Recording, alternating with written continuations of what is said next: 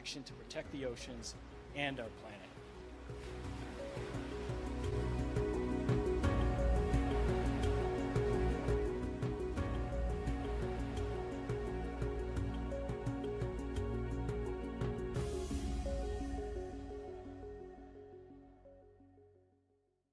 Hello, my name is Brandon Ballanger.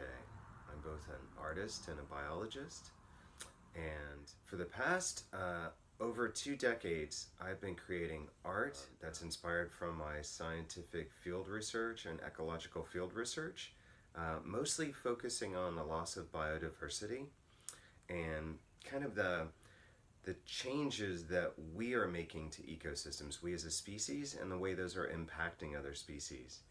And really the overarching goal of both my art and science are to learn a little bit more about what's happening at this moment in history and hopefully inspire people to try to take steps towards conservation and thinking through like how every one of our actions or inactions have an impact, and how some of our actions can be very positive and actually support life around us and biodiversity all over the world. So I've been studying biology and terrestrial ecosystems, specifically amphibians, for almost 2 decades. Big focus of my primary research, the work that I was doing for many years was focused on amphibians, specifically frogs and toads and what are called anurans. Those are tailless amphibians, and the way that they develop in really complex ecosystems. So I was really interested to see how alterations to things like the food chain in freshwater wetlands could impact their development, or actually in some cases cause severe deformities. In a very complicated way, what we found is that certain types of parasites and predators can cause supernumeric limb growth or missing limbs in frogs and toads as they start to develop. But that's just a part of the puzzle. It turns out that at least in the agricultural wetlands we were looking at, that in the presence of agrochemicals and agricultural practices such as runoff or eutrophication, where too many nutrients are going into a wetland, it creates a kind of food chain that's often out of balance within those ponds. And as such, you actually get more parasites and certain kinds of predators which can then attack tadpoles, causing these kind of limb abnormalities. But there's still many unanswered questions when it comes to amphibian deformities. But specifically, I was interested in that because all over the world, amphibians have been disappearing. So in my lifetime, we've lost probably about over 40% of them. And so trying to figure out ways that what's causing things like deformities or these declines are really important so that we can learn how to protect them and make sure that they continue to flourish. So that deals a little bit with both terrestrial and aquatic ecosystems. In 2015, my family and I moved from New York City to South Louisiana. And since I moved down to South Louisiana, I'm no longer working as a frog guy, but instead as a fish guy. So working in the fish lab at Louisiana State University as a postdoctoral researcher. And my work is really focused on trying to gather information about endemic fishes in the Gulf of Mexico. Those are fishes that are found nowhere else on the planet as far as we can tell, but just some of those found in the Gulf. So what we know is, or what we think we know, is right now there are about 77 endemic fishes in the Gulf of Mexico that we recognize. Out of those 77, there's an awful lot that we know virtually nothing about, almost more than half of them. And one of the things that we started to look at is, since the 2010 oil spill, there are 14 currently that have been unreported in natural history collections. So that was the first wave of the research, and now continuing that research, I'm trying to work with shrimpers and fishermen and members of the public that are so involved with the Gulf of Mexico, that are really like living in the Gulf of Mexico a lot of their lives, to help me try to look for some of those missing fish. So one of the ways that I'm trying to kind of inspire, or at least try to start to get to know shrimpers and fishermen and oyster folks here, is through art. So it's the research side, the science side, but I'm also using lots of different artistic strategies to try to engage audiences in public settings. So one of the projects was called Crude Life, which was a whole team project that I was the PI on. And in this case, it dealt with looking for those missing fish from the scientific side, but also creating a portable museum where I was able to commission artists to create this portable natural history museum that traveled around to marinas and festivals and schools and places where fishermen and their families gathered. And also oil field workers gathered and just members of the public. And it was a really great way to get folks to look at some of the very inspirational and very unique diversity in the Gulf of Mexico we have. And through that, it was really a great way to start to talk to people, engage with them, talk about complicated issues like the 2010 oil spill. Since 2010, a lot of my work has dealt with the BP Deepwater Horizon spill. It's, as many of you know, it was one of the largest oil spills in human history, if not the largest, at least occurring at one moment. It's been called the worst environmental disaster in U.S. history. So literally the 200 plus million gallons of oil that was spilled into the Gulf had a tremendous impact on ecosystems in the Gulf, and we're still trying to figure out what those long-term ramifications are almost 10 years out.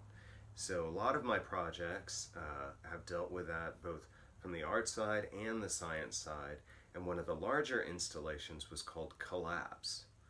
And this was a large pyramid sculptural installation which involved over 26,000 specimens stacked in these glass jars on glass, so that it literally kind of created a sculptural representation of the Gulf food chain, but only a tiny representation. It was over 26,000 specimens representing less than 400 species, which is a tiny little fragment. You imagine Collapse, if you had another like 97 of those, that would be closer to just what we know about the diversity in the Gulf of Mexico. So the underlying goal of that piece, if there is, one was self-expression and working with a team of other science folks, but also a way to speculate what we thought might be happening as a result of this spill, how species might disappear, and what impact on the food chain that might have. But also to show people just a little bit about the complexity of huge environments like the Gulf of Mexico. I mean, there's so much diversity, and there's so much interconnection between all the different species that we're still learning about. So on one hand, I hope that the piece would be a kind of memorial to the organisms that were lost and the human lives that were lost during this spill, but also a way to kind of inspire people to want to learn more about this amazing, our Amazon rainforest in the United States, and how and why this is just such a special part of the world, and why we should be concerned for it and want to protect it. Much of my work has dealt with wanting to inspire people to protect and conserve biodiversity. And I think one of the first stages, and one of the ways that art can really work in a very special way, is just that, to inspire people by giving a visual presence even to an absence of a species can have a powerful impact when somebody's viewing a visual work of art.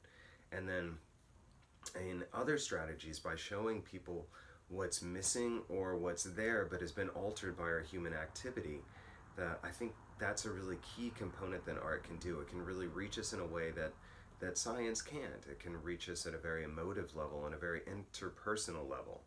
And I think that's one of the first stages to try to inspire change in behaviors for us. So a lot of my work over the years has dealt with changes to marine ecosystems and the world's oceans. And as we know, the oceans are the origin of life on our Earth and the origin of the lineage that brought us here.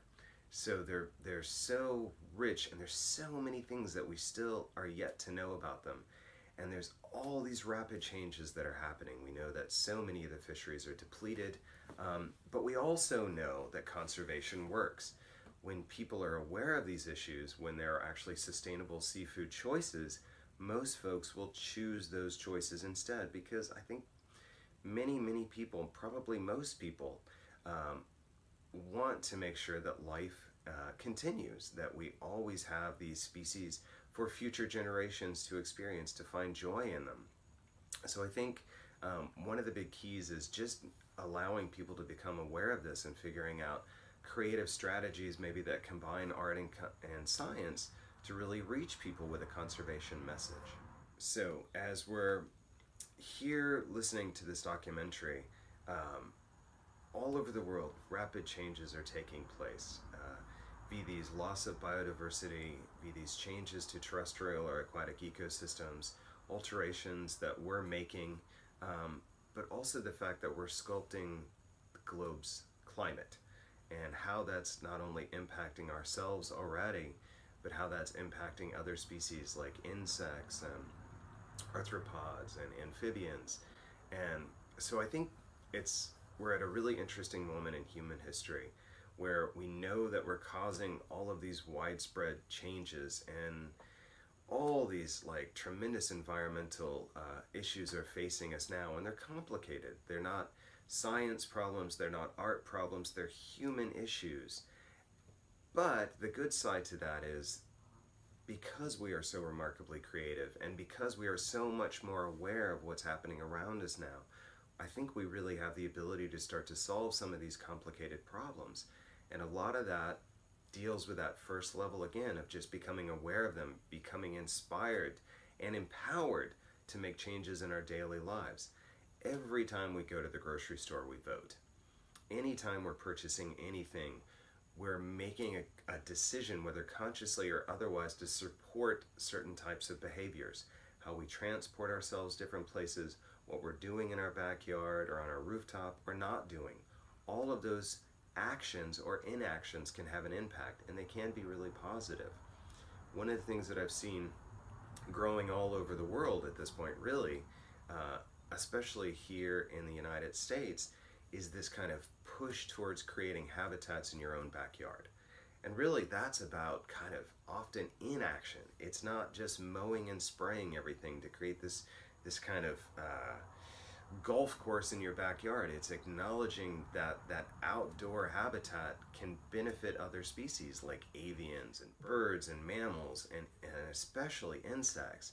So just things like that, becoming aware that even through a small behavior you can make a contribution to biodiversity. As we're recording this documentary, the Amazon rainforest is on fire. In Southeast Asia, the forests there are burning. We know that most of the global fisheries are in decline. Some are on the verge of major collapse. There are all these pressing environmental huge issues that are happening right now. Our endangered species just got chopped. However, we have to stay focused on trying to do what we can. We can and we will save lots of different species, and in turn hopefully save ourselves in the process. Life wants to persist if we let it. It will thrive if we nurture it and just allow space for other species to exist too. And the more that we learn and the more we become inspired to be aware and learn about these different species and try to protect them, the more that we're going to have a positive impact on the future. So I always say, no matter how negative things look around us, focus on what you can do every day to try to make something helpful in your backyard or in your community or around the world in a different way. All of those little actions have an impact, and they can be incredibly positive. From a tract of agricultural land in South Louisiana, the Balanger family created the Atelier de la Fête, a nature campus and eco-reserve creating wildlife habitat, planting over 1,000 baby trees, and designed to sequester carbon. It is the world's greatest challenge to reduce the warming of our planet, driven by increased CO2 emissions that can be seen dramatically rising since the Industrial Revolution. But more concerning is you can see the rapid rise in just the last 30 years. You have seen how it is affecting our ocean life, and it is dangerously warming and shrinking our ice sheets in Greenland and Arctic oceans. But there are solutions to sustainability, and they can be found in the actions of turning to renewable energy, countering CO2, hydropower, wind, and solar among them. And each are growing exponentially. I'm John Purvis from Solar Revolution in Erie, Pennsylvania. This is a residential ground mount for a home that we've done. We're doing about 2 residences a week for the last almost 11 years. Many people are going solar now is because the payoff is there. You're getting all of your electricity paid for in under 10 years for a system that makes power for 25 years. Even without a federal policy or some state policies, we're seeing it happening more and more just because it's smart business. It's environmentally friendly, it has the financial payoff, and it provides a good product. We're going to see more and more county and city and municipal policies rather than huge state and federal policies coming up. I love what I do. I get to change of scenery and talk to people twice a week. My scenery changes. The wonderful thing about why we're successful is not this, but it's the math. We sell a product that everyone feels good doing, and it works. The math works. The payoff is there. It's a win-win all around. And we recycle the cardboard that it comes in. You know, the only thing that I could do probably better is get rid of the gas-guzzling work vans that we have and go with green vehicles. But, you know, that's coming up in the future. There's no downside to renewables and solar. As we journey through solutions to save our clean air and water, it is critical to understand how our oceans, lakes, and land are compromised by drilling, and the urgency for us to turn to renewables as our temperatures are rising and the extreme weather events are growing in ferocity. We live in one hydrosphere.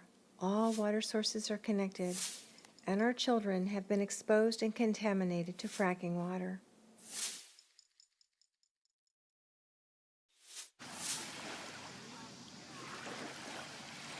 Only 1% of the water on our planet is drinkable water.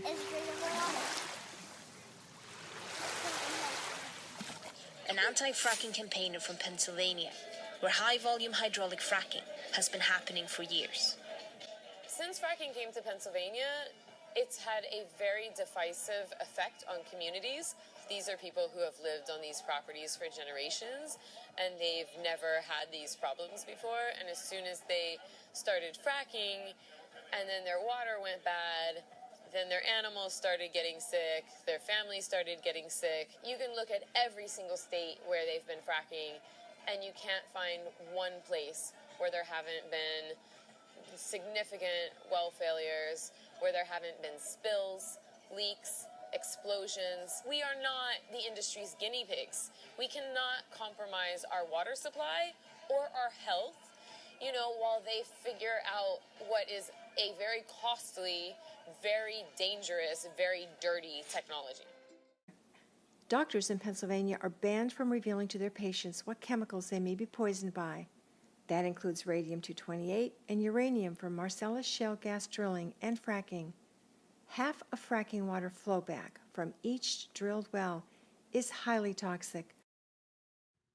Our Earth's water is compromised by any fossil fuel drilling, as watersheds carry the toxins silently and insidiously to the innocent.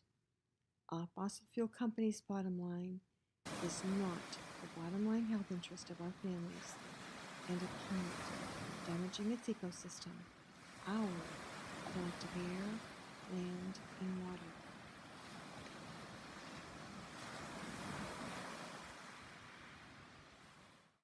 But we see a world turning away from fossil fuels to energy-efficient transportation. We see New York City, a leadership example with their massive multi-layered people-moving grid, building energy efficiency and green urban infrastructure. We have a world looking to transport their people with energy efficient transportation. There is hope. We also have a world looking to our legislators. And we, the people, each one of us can become proactive in working with our legislators. It was very, very visible down in Miami. Scientists are saying that the 42nd parallel or above is good for climate change for the future. So I've also encouraged my children to think about that when they start setting down roots. So Juan's a climate refugee before it becomes an issue. Yeah. Well, it's an issue down in Miami already. It is, but It it goes is. to the foresight. Yeah. So, And coming to Erie. Sorry for interrupting. yeah. No, so it's just very important to leave the world a better place than we came in. And renewable energies are here now. There's more jobs in renewable energy in the state of Pennsylvania than there are fossil fuel jobs. And our youth want to be part of that conversation. Which is 100% renewable by 2050. You can let Dan know that there were 7 constituents from his home area. They're in support of seeing this SB 630 get passed. And our legislators are listening as citizens young and old continue to grow in large numbers on Capitol steps, looking to renewables. Because, as you have witnessed, the cost of climate is sparing no communities in any country.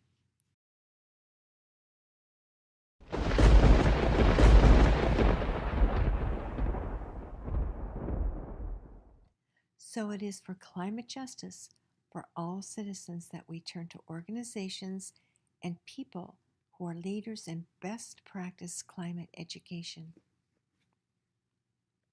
David, if you had something you could say to a community and its planners, what plans would you propose? If I were king, I would encourage municipalities to look at these regulations that Mill Creek and others have adopted. Encourage the greening of parking lots for all these benefits that we've already mentioned. I would encourage people to put green rooftops. There's so many benefits to having a green roof. You know, I'm all about green energy. I'd have solar panels and green rooftops everywhere, just like France now requires. Any new commercial building must have either a green rooftop or a series of panels on their rooftops. It's just required. And it will address climate change and so many other benefits, stormwater and heat reduction and property value improvements. So green infrastructure is just something that makes common sense. And David, that being said, I wish you were king. And we also find leadership in climate justice in the nature of cities.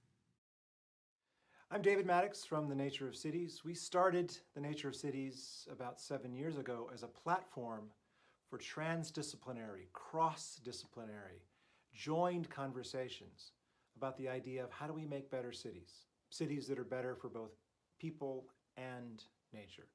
In that sense, a key word in The Nature of Cities is the word of. That is, it's not the nature in cities, it's the nature of cities. What is the character of the cities that we want to create? Well, we want to create cities that are resilient, sustainable, livable, and just. Now, we want to do it through a green lens. We want to do it using nature-based solutions, parks, open space, biodiversity, but through the idea of community building, community engagement, and lots of different points of view from the city engaged in the conversation. Because cities are made up of many different points of view, many different needs, many different disciplines and ways of knowing and modes of action. We need to incorporate those different ways of knowing into these conversations if we're going to have cities that are better for everybody. Now, the thing that I want to, with respect to climate change, one of the most important things, resilient, sustainable, livable, and just. I want to talk about that idea of justice for a minute, equity. If we truly believe in the benefits of green for people and nature, nature-based solutions, green space, parks, open space, biodiversity, if we truly believe in those issues, the benefits of green, then we must also ask ourselves the question, who deserves to enjoy those benefits?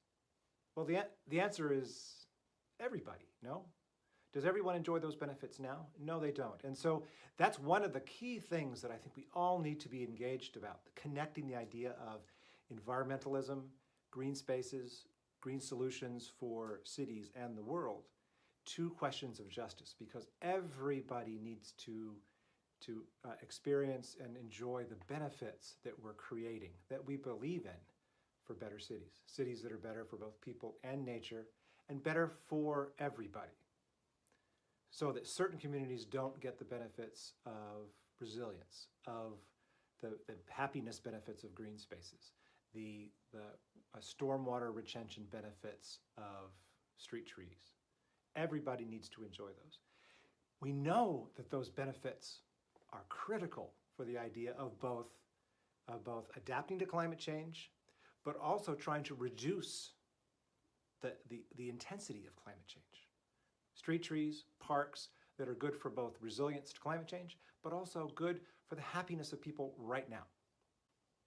So in the work of the Nature of Cities, we are a platform that explicitly tries to engage multiple voices, different ways of knowing, different modes of action. So we are an organization that gathers the stories, the work of architects and scientists and social scientists and community workers and activists and artists, policymakers from all over the world, because we believe that joining these conversations across ways of knowing creates something that we could not have created by ourselves. So it's not just the ecologists over in one corner talking amongst themselves and the architects over there talking among themselves and the people who manage the city and create the master plans talking with nobody. The idea at the Nature of Cities is to have joined conversations across different points of view, so we can actually negotiate those points of view in ways that reveal the idea of the things we believe in, the things that we believe are important, and negotiate the different needs that we might have, and actually bridge the idea of mixing value conversations, so we can all get something that we need in this regard. So at the Nature of Cities, it's those different practitioners from around the world talking about their work to each other. And so we might learn from each other in that way. That was the idea behind doing a physical version of the Nature of Cities virtual platform online at thenatureofcities.com in Paris for our first Paris summit, where we had almost 400 people from around the world, all those different points of view, in workshop conversations about how do we build cities that are better for both people and nature, cities that are resilient, sustainable, livable, and just. With the core idea, the core motivation is how can we collaborate to make better cities? As we conclude this documentary, we will be meeting NOAA's Climate Education Coordinator, Frank Neopold. Frank, representing NOAA, was one of the 45,000 participants voting at the Paris Climate Accord.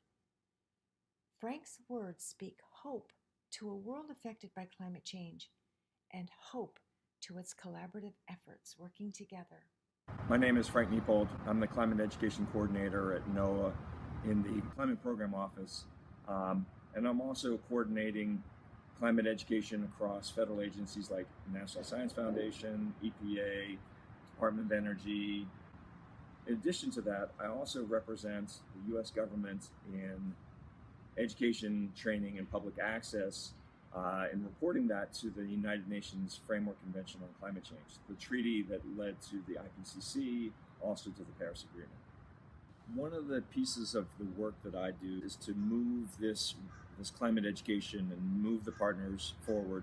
Back in 2013, a group of us put forth initiatives to highlight and extend that partnership and development and at Paris, at the Paris Agreement. In addition to that, also I was as part of the delegation, civil servant, the youth and education delegate for the United States government at Paris in COP21. So what you got to see there were the young leaders, people that weren't the young activists on the stage, but thousands of young students who had chosen, independent of all of us, to focus on becoming the next financier manager for this, or the communications for that, or an economist or a social scientist trying to help communities in rural communities deal with sea level rise. And you would just get to meet them on the trains and on the buses and all over where we were convening, and you got to see the results of what education can do. But the most important thing there, I found, was that the youth were pushing education to serve what they saw as a critical need going forward, as opposed to what we were calling for. So we're really responding to their requests and expertise to invest in them so that they can continue to carry on the work that we were committing to in Paris. So, as we were talking before about Paris and the Paris Agreement, one of the reasons why it is such a critically important meeting and conference and agreement was that before Paris, 20 years of the Conference of Parties and the UN treaty process really couldn't come up with an agreement. And then we came up with a new way that countries could work together on this issue. It says every form of humanity, whatever grouping you want to use, could agree to the same goal. So when you were there were 45,000 people all working collaboratively together across those 2 weeks. But you felt hope. The task before us actually isn't really about nations anymore. What it is, it feels like, and it looks like, and in reality is that cities, communities, towns, states, subnational entities, if you will, that's more the technical jargon, are really taking on the heavy work of transforming their economies and communities, both to deal with the carbon emissions side, but also to deal with the increased need for resilience to the impacts that have already started to grow and affect communities across the country and across the world.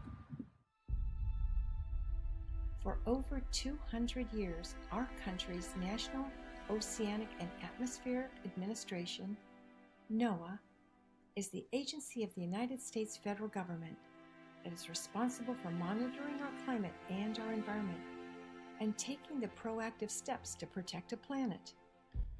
It is also the agency that is in the alignment with the Paris Climate Accord to globally reduce fossil fuel emissions that are the driver of climate change.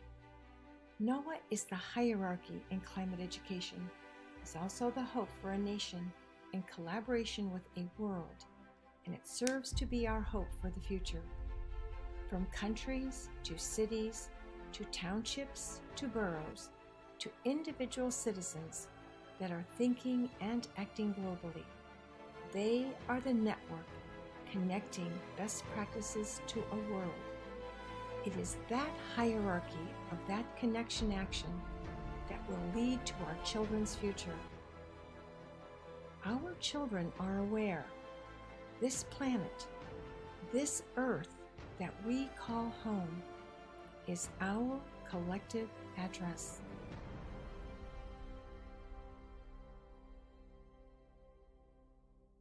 As we conclude this documentary, our nation has been withdrawn from the Paris Climate Agreement, but the people of the world, from every country, every state, every city, understand that the only viable future is with renewable energy and a green world.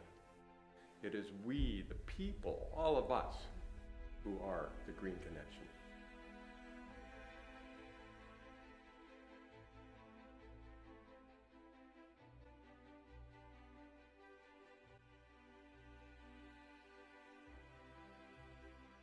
people live on our earth if we can't support them? Listen, we want to help, but we need your help. We need you to listen to the earth. Listen to us, to act. And yes, we need you to go green. In some parts of the world, many people have a miserable life, and life will change for all of us. Please don't let the lives of the future generation be miserable because you chose to do nothing. Act now! Do something with your lives to improve the lives of your children and grandchildren. Do we really have to wait until the planet is dead to come together like we do during other natural disasters? This is a climate emergency! The president doesn't believe in climate change. Well, President Trump, it's time to take action. Our house is on fire!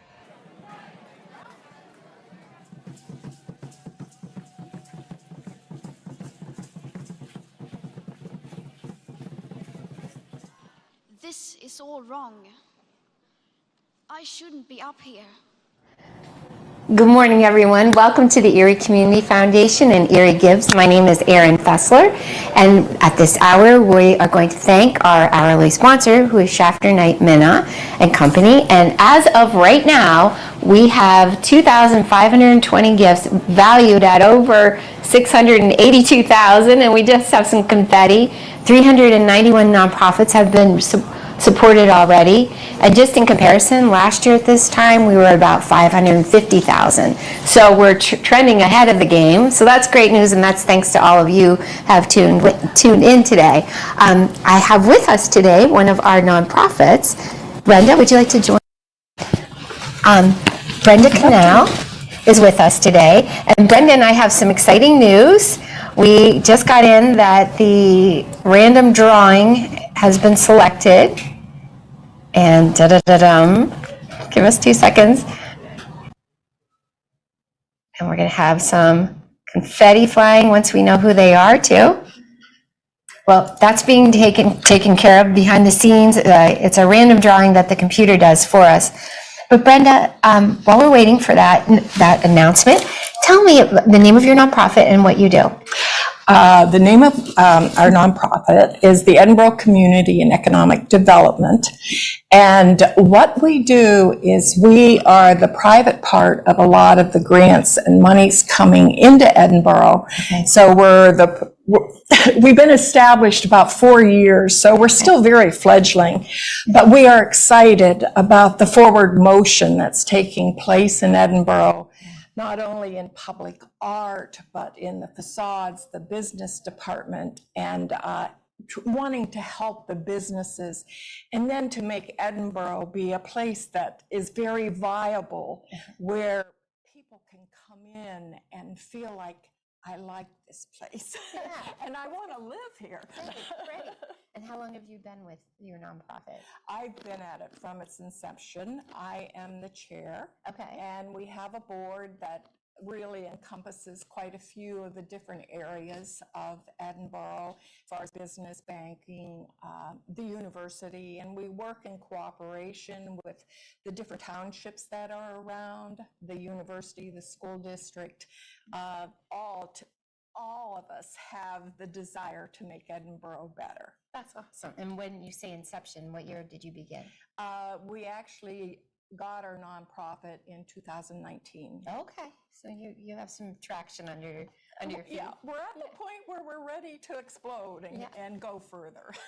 What does Erie Gives mean to you, and what do you plan on doing with your funds today? Well, Erie Gives, this is just dynamic. Yeah, we think so too, but we're biased. So, and it's just wonderful to be here. But Erie Gives gives an opportunity for the people in the communities to be able to give to their nonprofits that they want to support, and the investment on the dollar is so good. And for the ECD, monies, of course, make things go further. So we would just appreciate any dollar, any amount, to help further what we're doing. Okay. Our meetings are public, and you're more than welcome to join us at any of our meetings. Okay. And how often do you meet? We meet once a month. Okay. The first Monday of every month, and there's Zoom, so you'd have to contact one of us. Okay, so there's not a meeting actual place. It's not at this Zoom. point. That's even in the evening hours? 5 o'clock usually. Okay, so it's really convenient for it is. those listening out there. Yes. All right, so we have some good news. Tell us who the winner is. Thank you, Jackie. Jackie is interning with us this summer. So Schaffner Knight Minow and Company, the accountants in town, have made a $500 grant to the Neighborhood Art House. Congratulations. That's awesome. So we are so most appreciative. Do you have any other thoughts you want to share with our audience? And just, we thank and appreciate each donation, and I just know that all the nonprofits that are represented here, everyone appreciates. Great. So I just appreciate what Erie Gives is doing. Good. Well, we're welcome you to the day, and best of luck today. Thank you. So thank you to Brenda for joining us. Thank you to Schaffner Knight Minow for sponsoring the 9 o'clock hour. The name of this hour was, I don't know, I think it was Rise and Shine or Donut Delay. So that was the name of this hour. So join us in a little bit at 10 o'clock when we do another random drawing. And thanks to one of our community partners. And Brenda, thank you for joining us. And we'll see you in about an hour. It was on. Oh, I left mine in the car.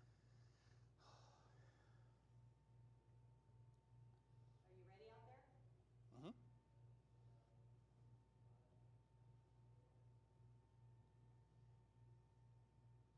Okay, welcome back to our first performance. That was our first live update from the Erie Community Foundation.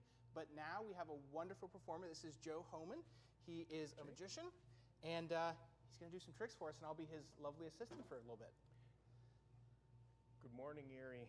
Welcome to Early Morning Magic. We don't usually do it this early in the morning.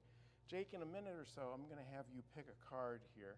But first, what I'm going to do is, I should also mention that Jake inspected these cards earlier, and they're totally normal. Yes, I did. I think I bought them at Walmart.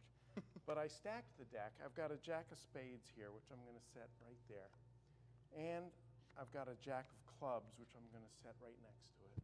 And now I want you to pick a card. Okay. Any one you want. I'm going to go with this one right there. Okay. And go ahead and show that to the audience. And I can see it too, for that matter. It's not that kind of a trick. There we go. It's the 9 of diamonds. So what I'm going to do with that 9 of diamonds is I'm going to make a sandwich, a 9 of diamonds sandwich with, with the 2 jacks. But if I just snap my fingers, you'll notice that the 9 of diamonds has already vanished. It is no longer in between them. It is no longer in between them. But what happens if I promised you a jack sandwich at the beginning of the trick there, or a 9 of diamonds sandwich. And you see that if you can get a shot there, we have the jack of diamonds and the jack of hearts face up in the deck. I'm going to separate those. I'm going to separate these. And what card do you, and I want to point out too, as I said, this is a, not all the cards are the 9 of diamonds. What card do you suppose is between those 2 jacks, Jake? How often do I get to say that? 9 of diamonds? You would be correct, sir. Very good. Now I'm going to do another trick with these jacks, as long as we've got them here on the table. You fan the cards somewhat, and I'm going to put them back into the deck, up-jogged, in 4 different locations. Yep, all different locations. And let's space that out a little better. Okay, so now if I show your camera, you can see that these are all in different spots. Yep. If there's a shot that shows that, you can see they're all in different locations there. What I'm going to do is I'm just going to press those down into the deck, give the deck a cut, and I'm going to give the deck a couple shuffles. And then, Jake, believe it or not, you're going to do the rest of the trick, because I think audiences... If you're sure. No, you're going to take it from here, because after I shuffle these... Okay. What I'd like you to do is, I would like you to cut the deck. It doesn't have to be perfect, but in about half. Take the top half and put it about right here. Okay. As close to half as you can. Okay, now take, of this remaining half, take half of that and put the top part right here. Okay. It doesn't have to be perfect, but it should be pretty close. And then the same thing, take the top half of that half and put it here. So now we have roughly a quarter of the cards, roughly about 13 in each pile. And as I say, you're going to do the rest of the trick. I'm not even going to touch the deck. Pick up the first pile, and what I want you to do is I want you to, where the first pile was, deal 3 cards right off the top and just put them on the bottom. Yep, that's fine. Okay. And now, deal a card onto each of the remaining piles on the top. Very good. And now you can just put these back where they were. Okay. Now do the same thing with the second pile. Put 3 cards, deal them face down onto the bottom. Okay. And then put 1 card onto each of the remaining piles. And then put that pile, yep, and now you know what's going on. Keep doing that with the third pile, 1, 2, 3. And then 1 on each one of the remaining. And then the last pile. Okay. 1, 2, 3, and then that can go on top. Now, Jake, I cheat like a son of a gun. I have no special powers, okay? But after I shuffled and cut the deck, I had you cut the deck anywhere you want. Yep. And you followed that procedure equally for all 4 of those piles that you had created. I would like you to turn over the top card of each pile now. Okay.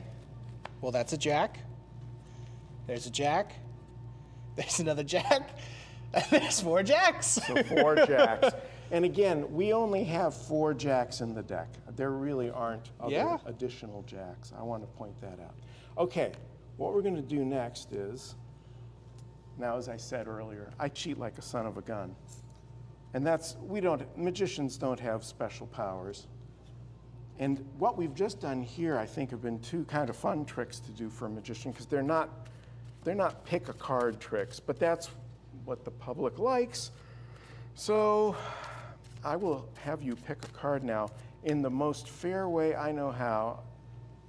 There's no force involved. I'm just going to have you take one, and this time I don't want to see it. Okay. You can show the cameras, show the folks at home, but I don't want to see the card. So you go right down there on a nice close shot. There Nice. we go. Okay.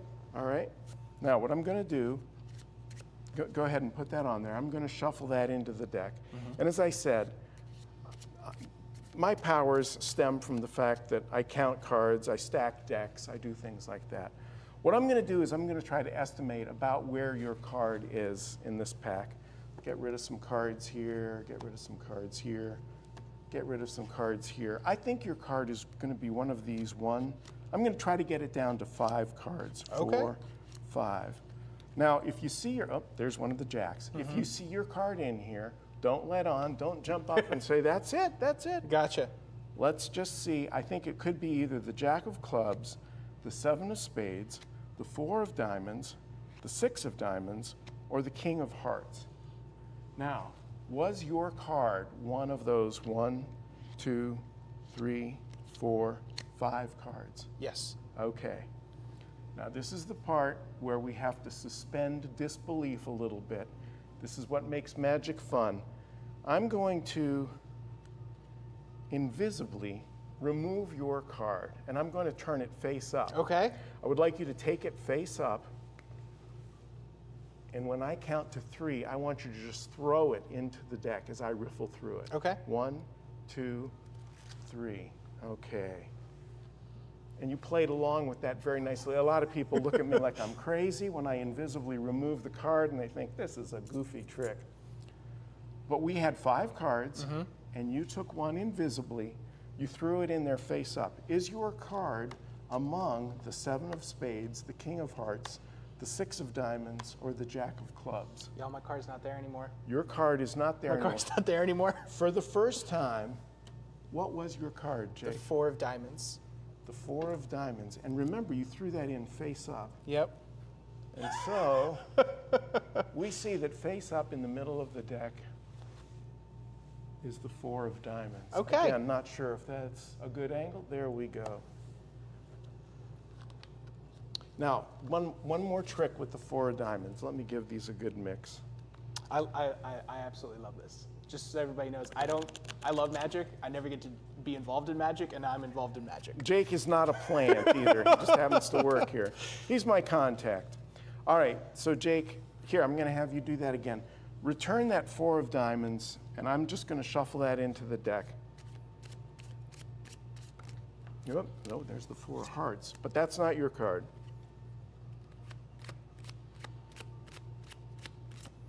All right, now again, because of the fact that I count cards and I can control cards and do all kinds of things like that, you're probably watching me like a hawk at this point because we've been doing this for a few minutes.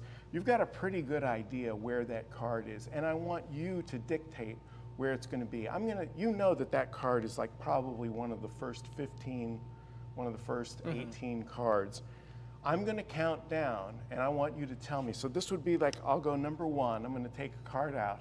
Now, your card was not the 5 of spades. We know we're looking for the 4 of diamonds. So what number do you want that to appear at? 4. 4. So that's 1, 2, 3. 1, 2, 3. The 4th card for the 4 of diamonds. And it's all Jake positioning it there. Okay. All right, Jake, I'll tell you what. I'm going to go on to my coin tricks now, but maybe if there's still time at the end, we'll come back and do another card trick. We'll see what happens. That would be lovely. Thank you, Jake. Thank you. Okay, as I mentioned, I'm going to move on to the coin trick portion of the day, and I have 3 American Morgan dollars. They're not really Morgans because, my gosh, those are expensive. These are replicas. I couldn't afford the real ones. They're going for like $125 a piece. But these 3 have a special affinity with each other.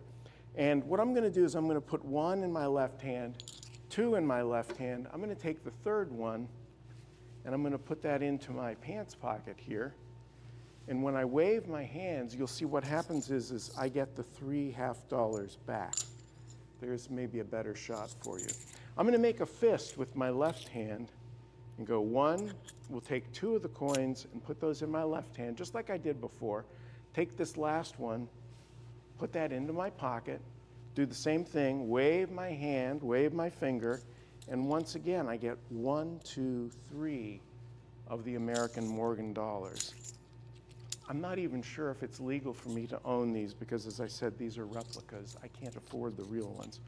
I might be owning them illegally. I'm going to make a fist with my right hand. 1, 2, put those in my right hand this time. Put this one into my left pocket, wave my fingers, wave my hand, wave my fingers. And once again, I get 1, 2, 3 of the Morgan dollars.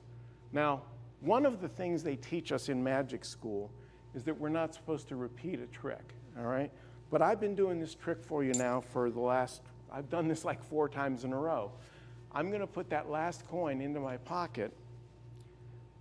But now Jake's behind the camera, and he's zoomed in on my fingers, so we're going to say that the trick is over there. And we'll call that the end of that one. We'll move on to another coin trick. This one is with American half-dollars. And Jake was kind enough, just before we went on the air, he examined my little box here. This is just a brass box with a lid. It's round, and it's just big enough to hold the half-dollars. And I've got 4 of them.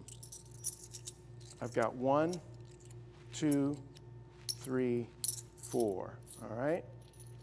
So let's put those into the box, put the lid on. I want you to see my left hand is empty. I'm going to rub my hand and invisibly, again, take one of the coins and throw it in there where I get 1 of the half-dollars.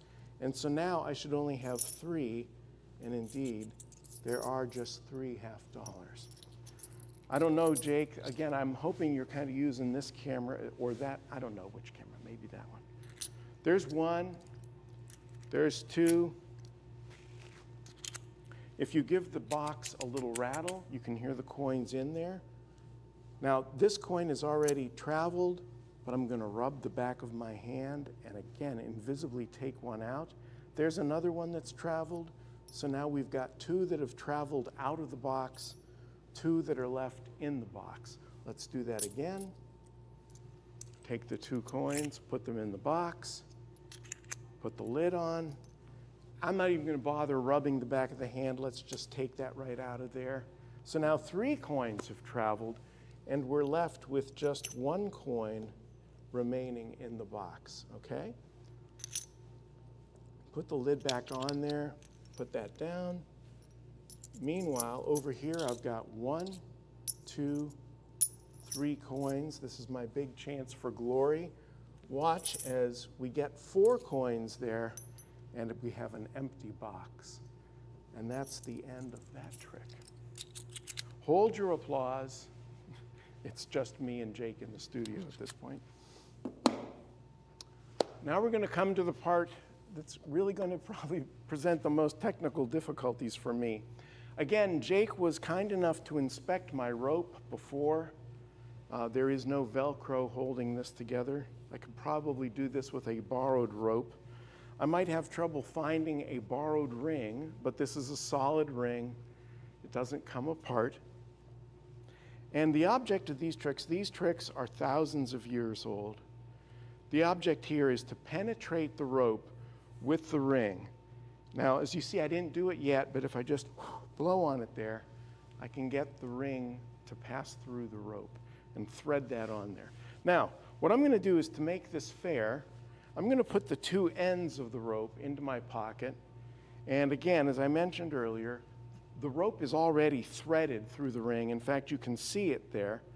But if I just reach through there, I can pull the rope. I can pull the ring right off of the rope, pull the rope through the ring. I'm going to repeat that. I'm going to do that again. Let's put and thread the rope through the ring, put the ends in my pockets so you know there's no funny business. And if I just snap my fingers and blow, again, I can take that ring right off of there. How does he do it? It's years of practice and a misspent youth. Now, I told you that there was no hole in the ring. Of course, there's one hole in the ring. Sorry, that's like a union gag. You have to tell that joke every time you do these tricks. But if I look through there, you can see that the rope is behind the ring. So if I just slide that through there, I can get the ring to penetrate the rope one more time. Now, I'm going to take that off, and I want the camera, if possible, to zoom right in on that piece of the rope, because right there is where I'm going to get the ring to go one more time back onto the rope. All right, so the situation right now is that the rope is threaded through the ring. I'm just going to tie a square knot and tie that on there. A simple square knot.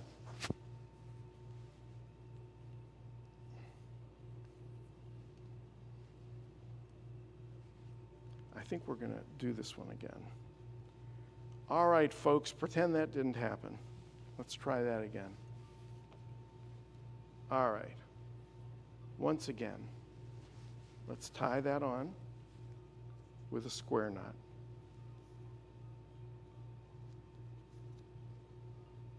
Make that a little tighter. There, that's better. I think it's going to work now. All right, so I've tied the rope. The ring is on there. I could entertain myself like this for hours because it's pretty simple. But what I want to point out to you is that this strand of rope is not through the ring. This strand of rope down here is. And I can raise that up and down like an elevator. But if I snap my fingers and blow, I can take the ring right off the rope there, even though it was tied on. Now, if I undo the square knot, you can see I've got one knot here, and I've got the ring, and the ring is not on the knot. In fact, the ring isn't even on the rope, is it? But what I should be able to do is I should be able to just put it on the knot just like that. And so now the ring is knotted into the rope. And we'll do this one last time. This is probably the last time you could stand to see such another penetration. I want to point out that these are the ends of the rope, and they're going to hang down and they're going to be visible at all times. I'll have those hang down here. You'll be able to see the ends of the rope. This is the middle of the rope, and this is the ring. And again, notice the ring is not on the rope. So what I'm going to do is just, with my middle finger, hook that rope and then have the ring pass right on there. And that's the end of that trick. Now we're going to come, I'll get that out in a second. I have 3 cups, primary colors, red, yellow, and blue. And I have 3 balls. This is the famous thousands of year old cups and balls trick. And to do the cups and balls, you need the 3 cups, you need the 3 balls, and you usually use a magic wand. I'm going to use a pen because, let's face it, you can't just carry a wand around with you anymore in public. This is 2023. Now, I'm going to put the first ball under the red cup, the second ball under the yellow cup, and the third ball under the blue cup. And the magic will happen when I tap the red and blue cup, because you'll see that the ball has disappeared. And if I tap the yellow cup, all 3 balls will appear under the yellow cup. Now I'm going to do that again. In fact, I'm going to do it so many times that you won't be able to stand it. There's 1 ball under the blue cup, there's a ball under the yellow cup, and there's a ball under the red cup. Now let's pick the yellow cup. I'm going to tap that, and I'm going to tap the red cup. And when I do that, the ball will leave the yellow cup, and it ends up under the red cup. Now, let's suppose I take that ball, and I put that in my pocket, and I use my wand. I do that crazy little dance move. I won't do that too many times, I promise. And I tap the blue cup. You'll see that that ball travels from my pocket and joins his brother under the blue cup. Now we're going to move to the part of the trick that you're probably familiar with, and this is the penetration of the cups. Again, if I tap, you'll see that that ball has penetrated that cup. Do that one more time. Tap, and we will penetrate the cup, so now there are 2 balls. I'm sorry, I hate to do this for those of you that are watching, but I'm going to do that crazy little dance move. And I won't tap the ends, I'll tap the middle cup. And of course what happens is there's nothing under the end cups. They all assemble under the middle cup, like so. Now, you've been watching me do this trick for a while. I'm going to put a ball in my pocket, and if I tap the cup, you see the ball comes back. But what happens if I don't tap? What happens if I start to tap and don't and stop? Well, what happens is nothing happens. The ball doesn't come back. So let's do that again. Let's take the ball from the blue cup. Let's put that in my pocket and then not tap. Well, what happens is nothing happens. The ball doesn't come back. Let's take the ball under the red cup, put that in my pocket, fail to tap, nothing happens. Now, you really want to see what happens when I tap now, don't you? Well, now you're going to find out why I use these little red, white, or red, yellow, and blue, because we get a yellow ball under the yellow cup, we get a blue ball under the blue cup, and we get a red ball under the red cup. And the moral of the story here is that you have to keep your eye on the cups and balls at all time. And that's the end of that trick. Jake, how are we doing for time? Oh, 2 minutes. That's just enough time. I've got one more card trick I can do. Perfect. And this won't require a spectator.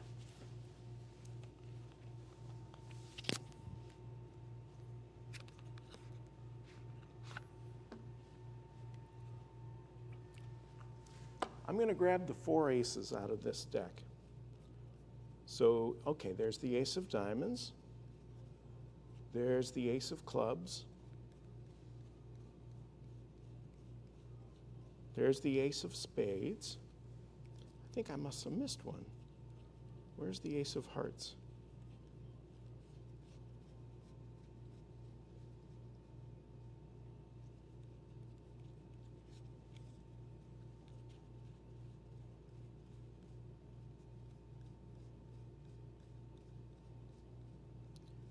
Well, it looks like my deck is incomplete. All right, I won't be able to do this last trick, so that's very strange. I thought I had an ace of hearts, and yet I don't seem to have included it. All right. Well, anyway, that was fun. Thank you for having me. I'm going to be returning tonight at 7 o'clock with my band Psych Patrol. So if you get a chance, check us out at 7 o'clock this evening. We'll be performing for a half hour doing classic rock from the 60s, 70s, maybe even a 1980s song or two. Thank you very much. Thank you for coming. Thanks, Thank you Jacob. so much. That was awesome. I got to be part of Magic. I'm very excited about this. Next up, we have our Cam Jam from earlier this year with Rusty B. It's going to be fantastic. He's a wonderful musician, so enjoy it.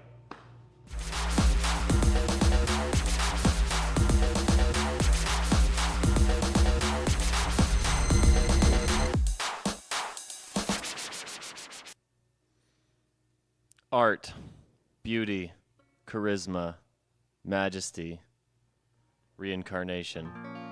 What does it all mean? No one really knows. I'm Rusty B. These are some songs that I wrote.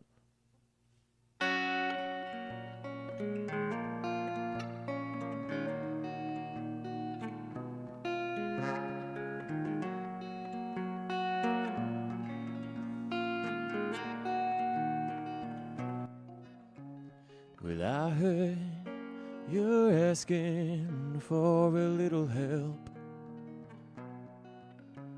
advice that you could use. You're in a bind. Things are looking shaky, son. Oh, I can tell. You think you're in the dark because you're blind.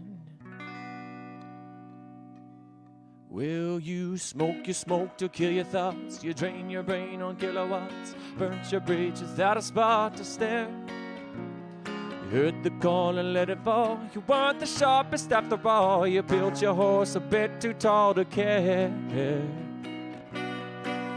And now I'm out on the hunt to losing my quarry. Bound to get drunk just to say that I'm sorry. Meet the eyes of a lie. I can't take a joke, and I'll try to make fire, but I'll just get smoke. Maybe I'm wrong or right. I got a book of weight matches that just won't lie. You had the nerve to shirk the herd. Your spine's unwind, you lack the courage. Hate the game you're playing, you won't quit. You flag and try and nothing more. Understand your anger, write the score. You say it's all for laughs, that's just it. Now you're standing out above a wishing well, hoping things will work out. Now wouldn't that be swell? If you can't stand all the things that you think, if not you'll try to swim, boy, but you just might sink. Because I'm out on the hunt to losing my quarry. Bound to get drunk just to say that I'm sorry. Meet the eyes of a lie. I can't take a joke, or I'll try to make fire, but I'll just get smoke.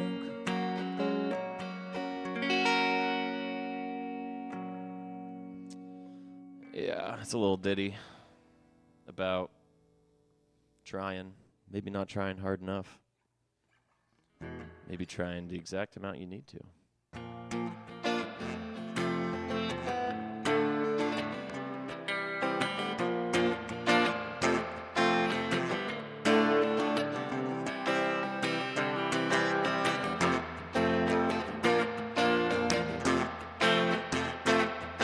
Where we scarred this house with the dirty young man's lies. I always thought that the others would make it. Still surprised that I survived. And when we swam in the summer like pigs, where the water dried quick. Yeah, we swam where the dead dog died, and we never got sick. Oh, but you can breathe breathe out. It's the summertime slipping by. Watch it flowing through your muddy fingers. Make it all worthwhile.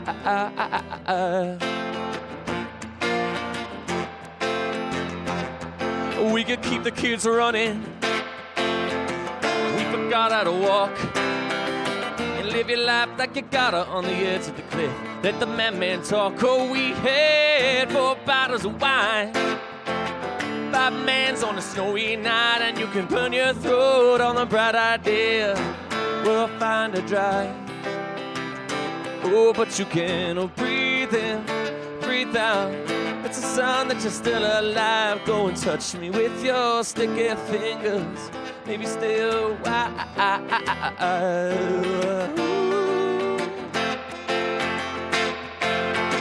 Sing for me loudly, hey, hey, hey, while your voice is crass and hoarse. I'm not asking why you're dancing, but I love you a little more when you come up short. No, we ain't paper men. I ain't gonna crumble like a paper can. I'm living life like I'm living forever. Hold it down with a trembling hand. But you can, breathe in, breathe out. Let the fire burning by your side, and the heat is gone, but the feeling lingers. Have you been there all the while? Breathe in, breathe out. Keep the fire burning by your side. It's gone, but the feeling lingers. And have you been there all the while?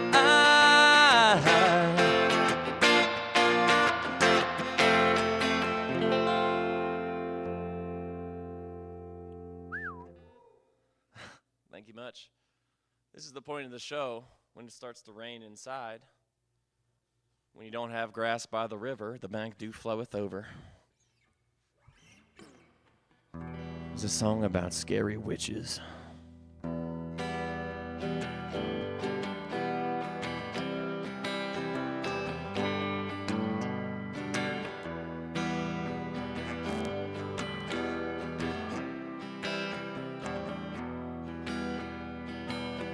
I went down to the river today, stood where the water was clear. Downstream it was mud and blood, on the pale rocks it was smeared. It was clear the damage was done before I ever was here.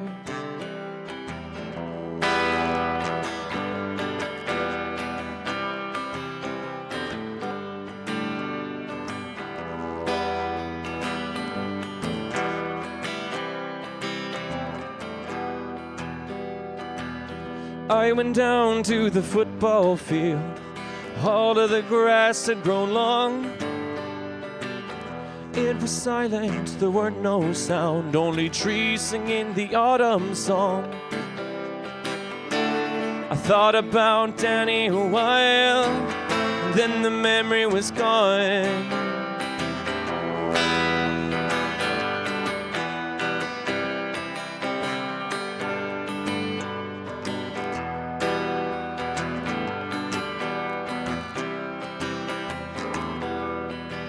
There was something in the water, something in the air. It took what we held dear, made it dearly departed, but there were no left to care.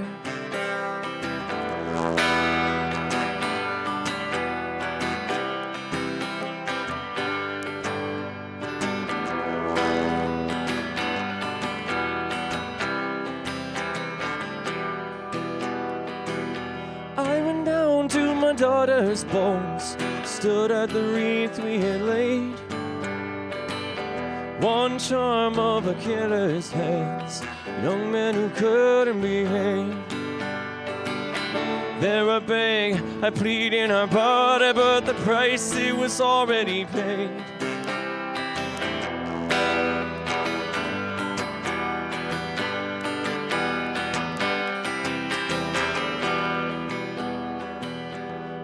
Down to the old worn home, and past the hex market and door, and found the remade beds, no one to keep them whole. There was something in the shadows, something overgrown.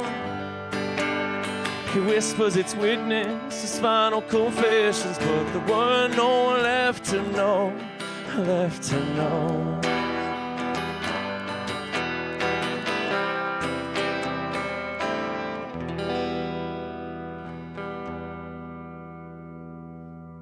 I'm not crying, I'm just sweaty. What is sweat but a skin's tears?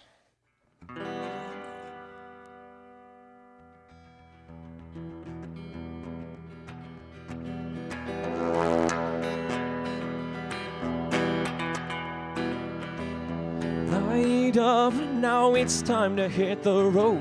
I didn't think that my finale would be a halftime show. I like how you listen to me now. Don't pretend that you've been a friend or stand up, take a bow. I ain't going out easy when I'm too used to the loud. Tell me that I had to go, or you wouldn't tell me how. I won't be broken hearted, don't get me started on what you deserve. I don't plan on dying just to get hurt.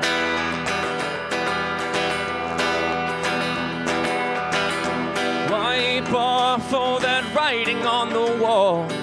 Don't make me a pretender when you don't know me at all. I should be exactly as you say. There won't be no apologies, you can't bury me this way. I ain't going out easy when I'm too used to the loud. Tell me that I had to go and I hate to let you down. I'll take fire off Olympus, forsake forgiveness, and still they give you the bird. I don't plan on dying just to get hurt.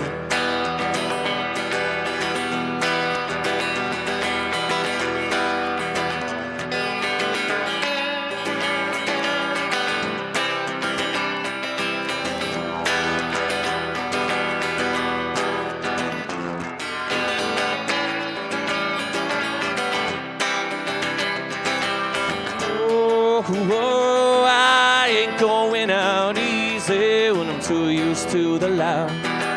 Tell me that I had to go when I see myself out now. I'm more man than a martyr. I will not ever bother, no, not for the last word. I don't plan on dying just to get hurt, no, not just to get hurt. I don't plan on dying just to get hurt.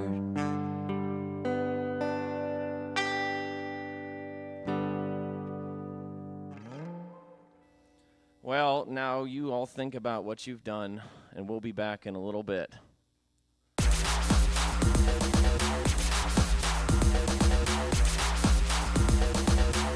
Want your band or small music group featured on CamJam? Now's your chance. Send us your band bio along with a photograph to info@camerie.org.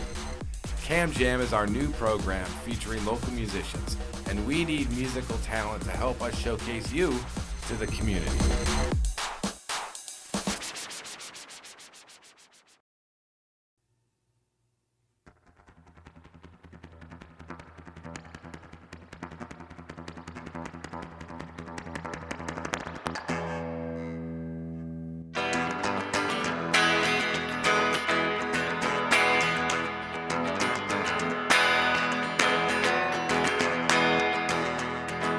Down the road, I'm down on my luck. I'm in a red devil pulled up in a pickup truck.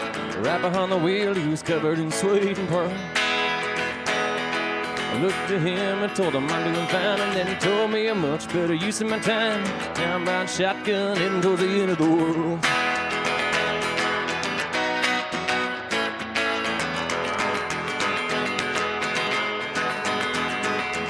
I I looked through him and I knew it was real. Then he told me the ins and the outs of the deal, how I had no use for any of your mama's advice.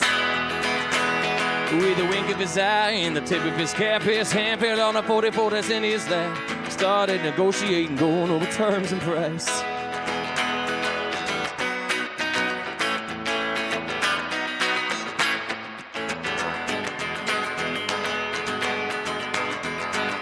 Well, made you say this sort of mine till I saw the fine print beneath the dot of the line. I asked myself how the hell I get here again.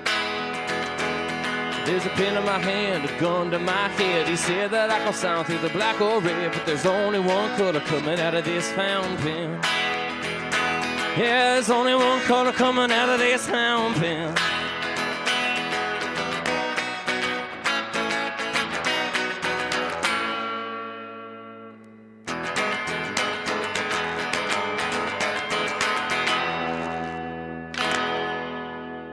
It's a true story.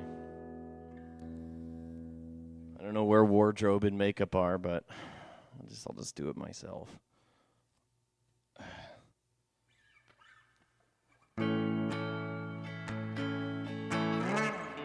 It's a song about a cat.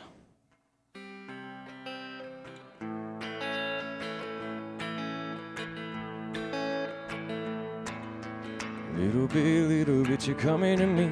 You bought a little pot in off a pocket of bees, and you fought not to frolic, but you dirty old knees. Just a little bit coming to me. Little bit, stomping in the grass. You fought off the feeding, but the feeding won't pass. You wonder the reason, never did ask. Just a little bit there in the grass. Hey there, little bit, what you gonna do? Well, I met a lot of folk, I never met you.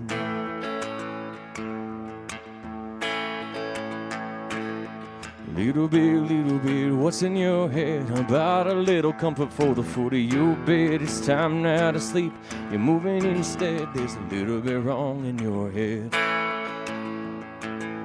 Little bit, why you going hide? I ought not to dwell, but you're well inside, caught by the tail. I really don't mind, just a little bit, why'd you going hide?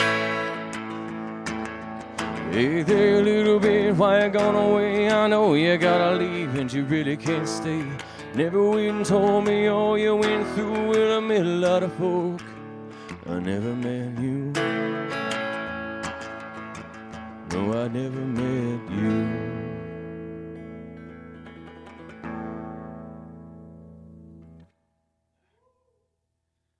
Woo-woo indeed. It is such a privilege to be up here at the famous Community Access Media of Erie, PA. Room full of wonderful people. Everyone should go out and tell everyone about Cam Jam and bring 3 people each.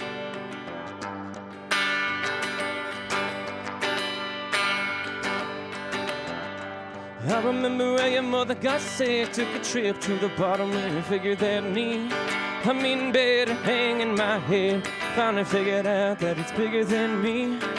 I remember how the weather got cold, a frost in the air that's been taken home. I watched your daddy get old, a hush, little child, go and do what you're told.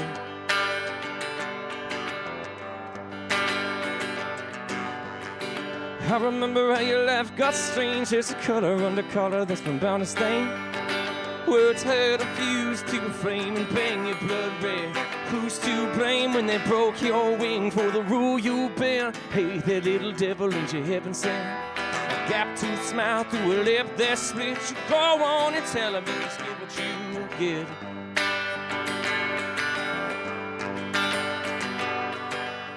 Oh, Steel City, red, pale blue. Oh, my sweet El Dorado, I remember you too.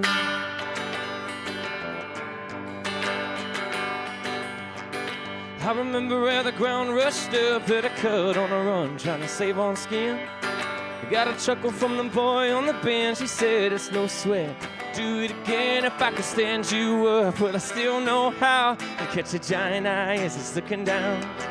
I see your shadow from your head on the cloud, but you go and keep moving. There's no crying here now.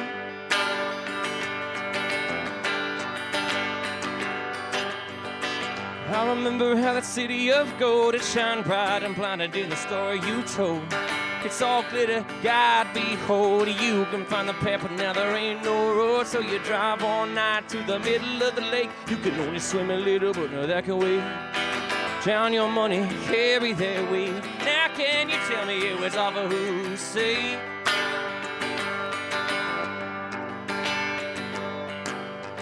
Oh, evergreen, where the river runs through. Oh, my sweet El Dorado, I remember you too.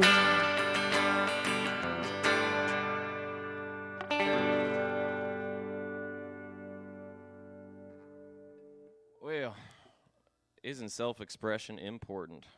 I think so. This song is called Golden Fool.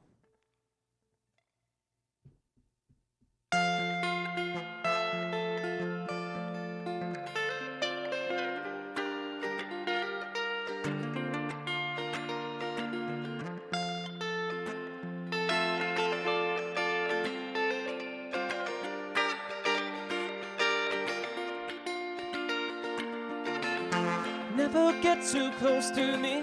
I'll take a dose that's meant for three. And more than most, I'm seeing ghosts, or so it seems. I missed the mark and found my friend. How can this just be the end? Got my wish and then what's next? But to burn it down again. I won't break, but I might bend. Tried to erase you, now I had to chase you. I'm running waist deep in the pool. I thought I would hate you, already forgave you. Then you're catching me, I'm breaking the rules of a golden fool. Yeah, golden fool.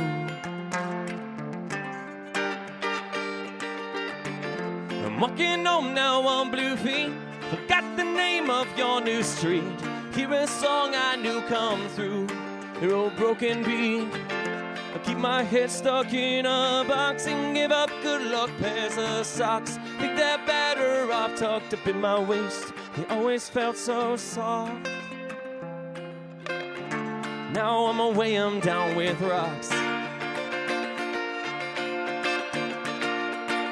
I wanted to save you when your body betrayed you. Now you're calling me and breaking the news. I don't wanna make you, but how could I take you if you're killing me and turning to cruel?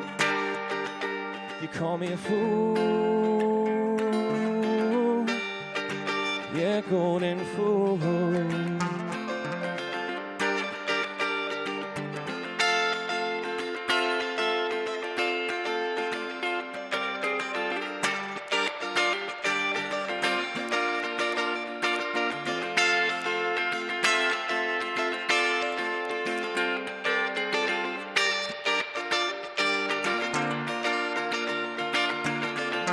Coming off as light and dumb, I've lots to learn, I'm not quite young. If you say the right thing then tonight, I won't come undone. But I try to mean well and confide. Sister, you I left behind. Work your magic, say your spell. If it works then I don't mind, as long as you're happy and alive. Won't try to debate you or ever negate you, cause you're better off keeping you cool. I don't wanna waste you, there ain't no more days to play around with somebody who plays a fool. Yeah, golden fool. Yeah, golden fool.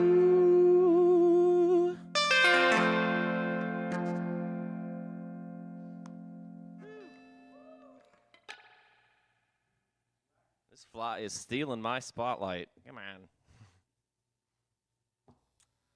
It's been a pleasure.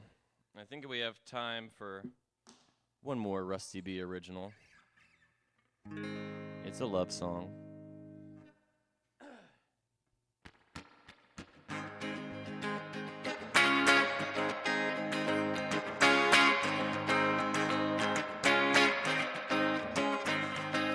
talk to me so seriously about what you and I have done, and set the pace of my heart to a beating drum.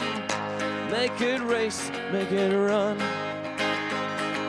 Perched on the cliff neath the thumb of the moon, oh, the shadow of the pack goes long. Eyes that are burned, now it spreads the stars, all the wolves howling out our song. And through the night we holler, up dawn in coffin collar, leaving bite marks on the ground. The townsfolk run, but we have our fun. Don't they know we're just kidding around?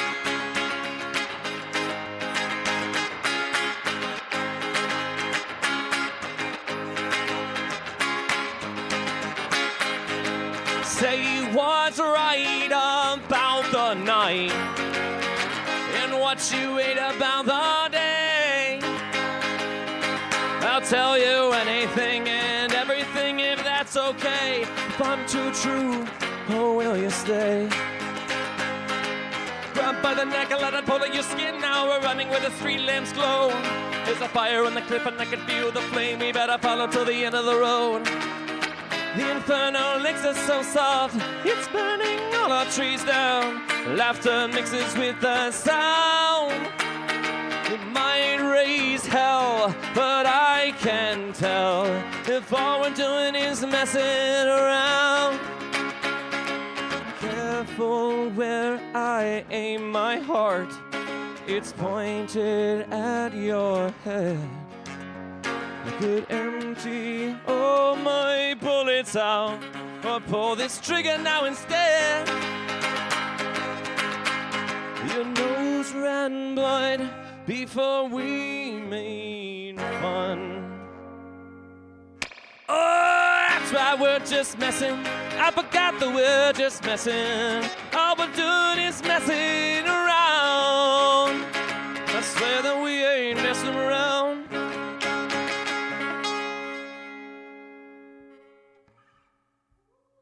Rusty B out.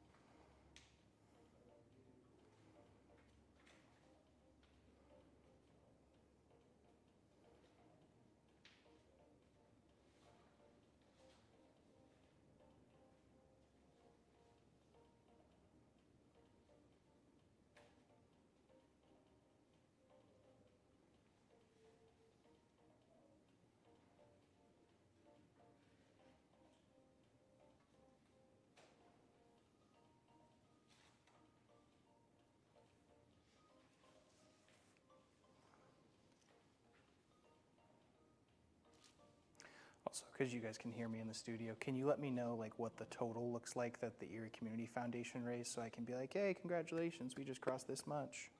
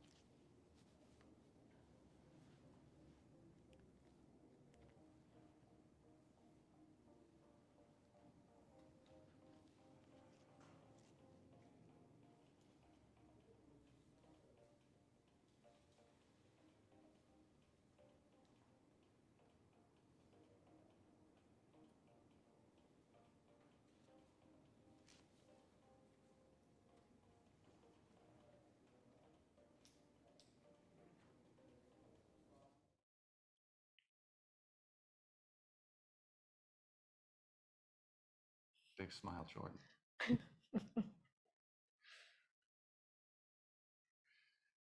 Well, good morning. Good morning, Facebook Live. My name's Pat Herr. I'm the Vice President of Community Impact here at the Community Foundation. I think my first job is to update you all on the Erie Gives amount raised. So we're almost at $850,000. We're off to a great start. Over 4,700 gifts already, and almost 450 nonprofits who this money is being directed towards. So congratulations on a great start. I think next up for me is to thank Chuck Peters and his team at Altair Real Estate Services. You don't have to dig too deeply before you run into the important work that Chuck is doing with the revitalization of Erie, working alongside a number of partners, including the Erie Community Foundation. So thanks to Chuck for the work he's doing. Thanks to Tom. Thank you to Tom Hardy and Amy Murdoch. Really important stuff that they're doing. And thank you for your sponsorship of Erie Gives. I think next up I have a $500 prize to announce. So the winner of that, congratulations to Erie Youth Soccer Association. Really important for them, I'm sure. Congratulations on that win. Next up, I'd like to introduce Stephanie and Jordan Clem from the Erie Youth Road Crew. The Road Crew is really all about helping to establish good behaviors and character with kids. Why don't you talk to me, Sue, a little bit about that organization, and welcome to both of you. Thank you. Well, our group consists of 7th through 12th graders throughout Erie County. Any student can join.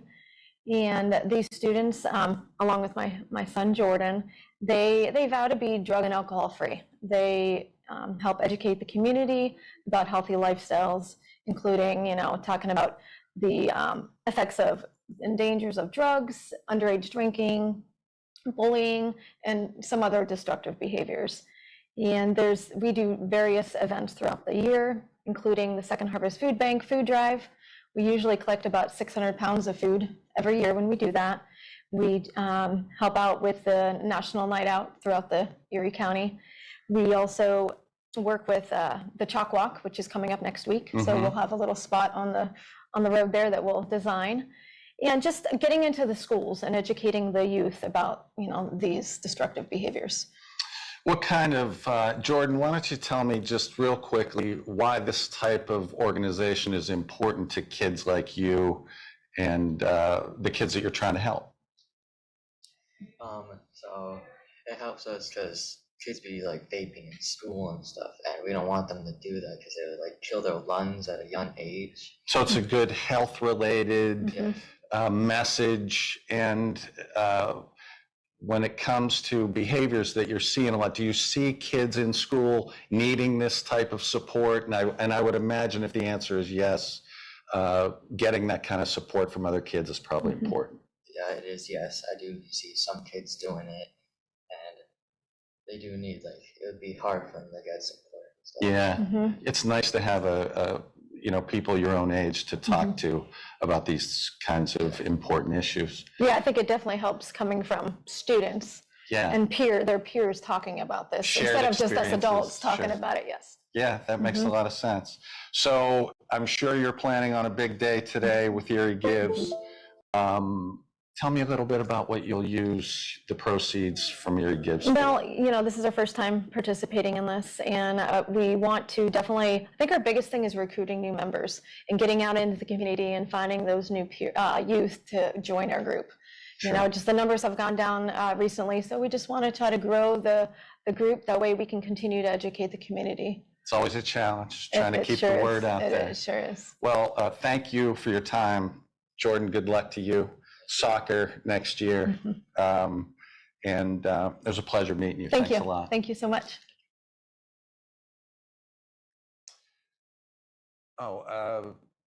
Thank you to everybody participating today. Thank you to all who are contributing to this really important initiative. Organizations like this one are really helped. Maybe in some cases, this is the biggest event they have of the year to raise money and to kind of get the word out. So thank you to all donors, large and small. Every gift matters. And thank you from the Erie Community Foundation.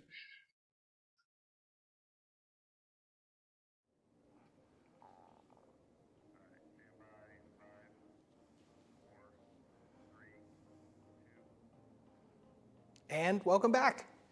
We just got another update for hour 2 of Erie Gives Day. Can you believe it? We're over $870,000, going to cross $1 million.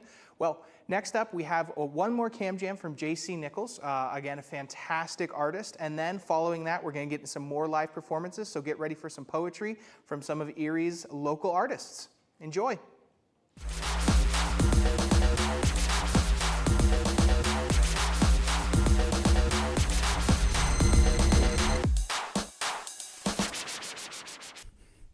Oh, hello everybody. Hi, I'm J.C. Nichols, here at the Cam Erie studio for Cam Jam. Is that right? I said the right name, right? It's been a while. So I don't know what number this is in, but it's been happening for a couple years, and we're at number 40, above 40, I think, so it's cool. I don't have my name on my shirt. If you look online, J.C. Nickles, and then there we go. I'm going to play a few songs. I get various. I did not plan to plan this out. This is kind of last minute. Like I got word they needed someone today, and I'm like, oh, cool. Yeah, I look forward to it because I haven't played out in a bit, at least this year in 2023, and it's good to see that they have this going on. Okay. Yeah, I'm done talking. In the silence, there's a science of madness to our brain. In our dream, we are defiant, relentless, but we're sane. Through our struggles, we are immortal, but morals can be stained. Living lifeless and so carefree, is this what we choose to be?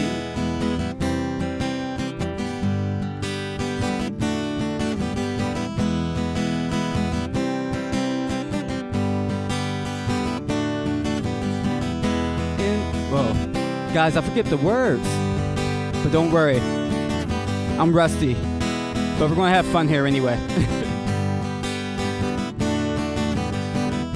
There's no light to shine, but if there was, where would it point to? Maybe a gold mine that exposes what we should do. But from this view, there's nothing left but ruin in our tomb. All that's sacred to me, we no longer see.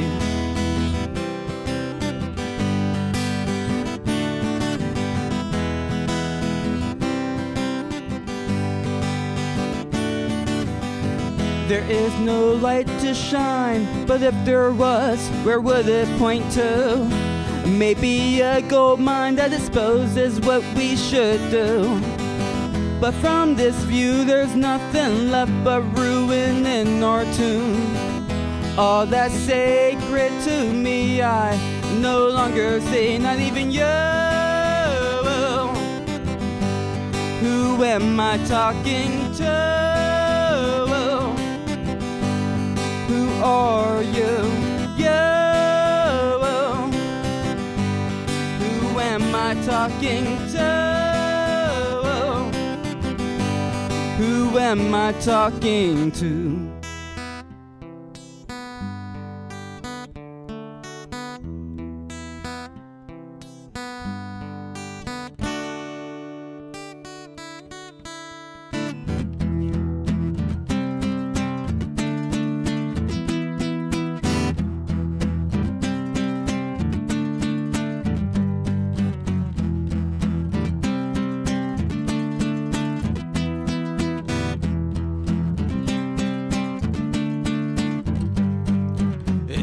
this the promised land? Is this what all I've done has come to? Is this the promised land? You said I can do anything I want to. Is this the promised land? Is this what all I've done has come to?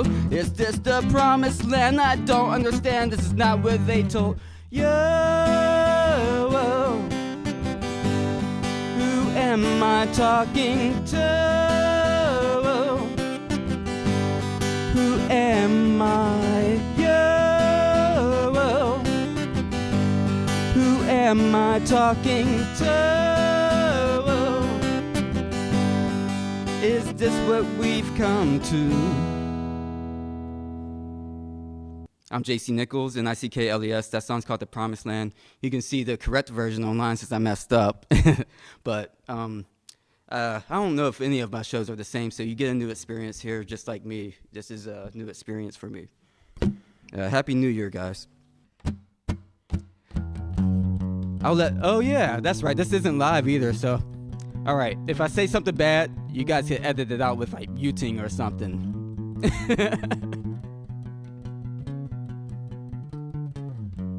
Born and raised in the comfort of love, surrounded by strangers as I grew up. The stoners, nerds, geeks, weirdos, jocks in the trends. I was a loner, didn't need to fit in. We started out on level 0. Became a sum of 1,000,000 kilo. We started out at a noble silence. Became a yell.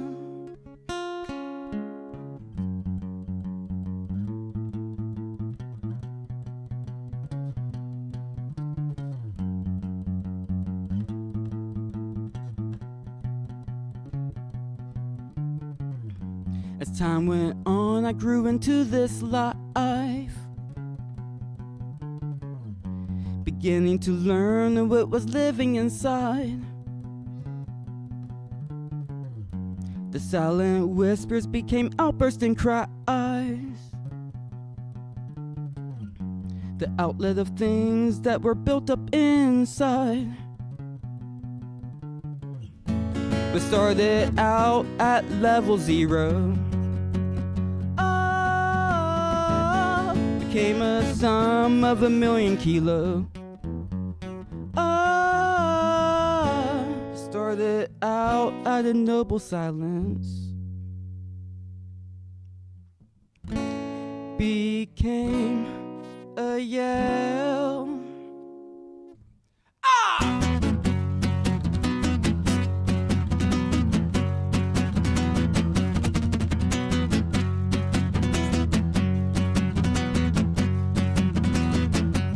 Now I'm fighting for a life that's bleeding from all this pain. You try to set you free, but you're too restrained. Killing and my giving is leading away. I'll just sit down, drown in the rain, giving you all the love, all that we hide away, hiding all that we have inside. You're the one that makes me feel so alive. No wonder why I want to die.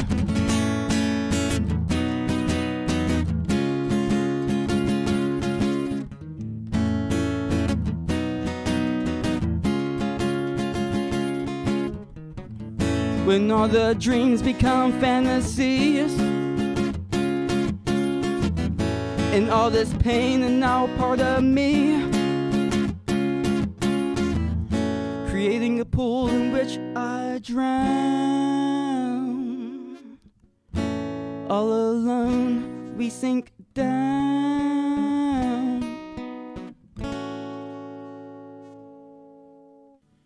All right.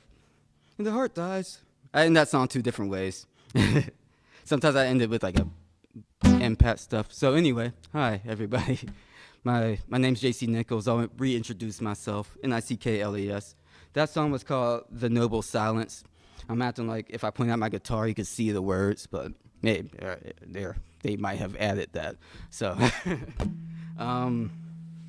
you can find me on YouTube, JC Nichols XP. It's like, I know some people don't think I say S, but XP. JC Nichols Experience is what that stands for. So if you're a gamer and you see the XP, that's what XP means. Not that time I might have messed up, but yeah.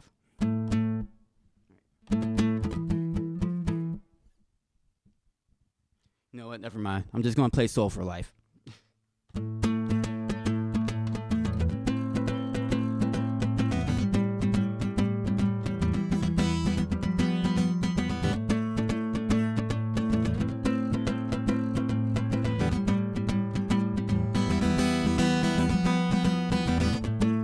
It's hard to believe it was some time ago. Looking back, do you smile? It's hard to believe it was some time ago. Who are we now? Maybe someone here can save me. Think I'm going crazy. Yeah, I fear thy neighbor. Maybe someone here can save me from going crazy. I fear that maybe.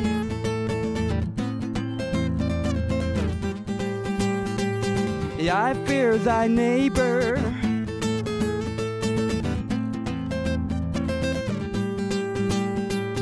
I fear that maybe.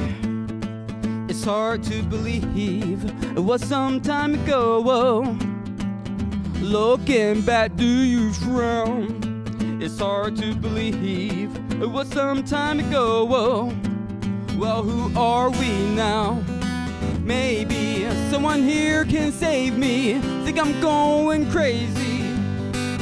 Yeah, I fear thy neighbor. Maybe someone here can save me from going crazy.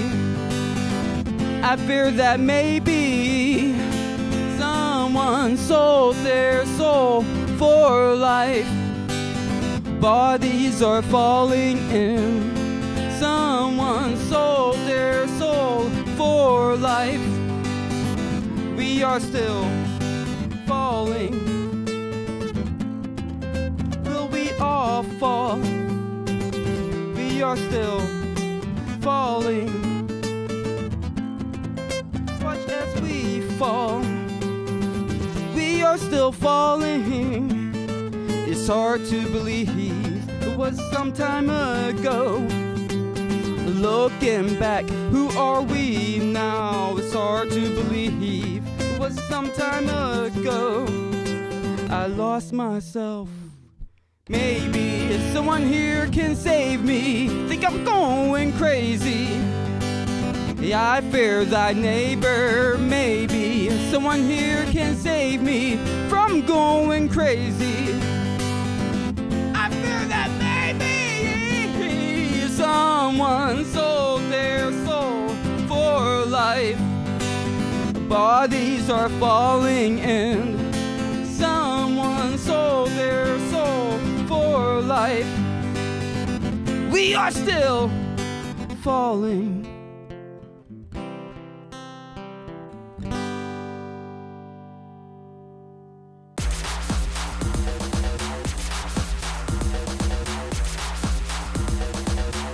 Want your band or small music group featured on CamJam? Now's your chance. Send us your band bio along with a photograph to info@camerie.org.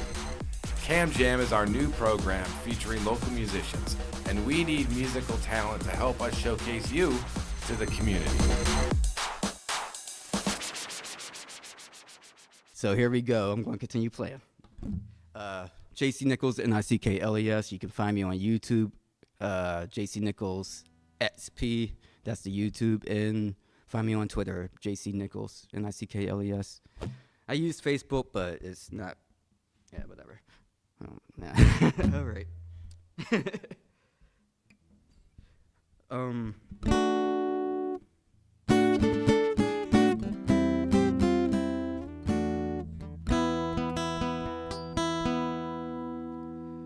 Okay, so I am going to maybe give you something a little bit oomphy, and then I'm going to give you something not oomphy.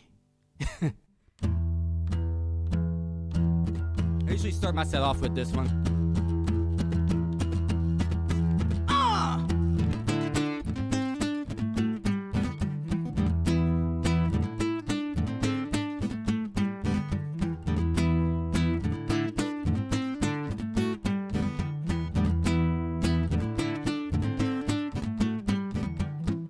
Prediction, intervention, and due place and time to distract the mind from that design that we define as due place and time. A prediction, intervention, and due place and time to distract that mind from that design that we define as due place and time. Sickening, the stomach's turning. These gathered hearts are slowly burning. The interest.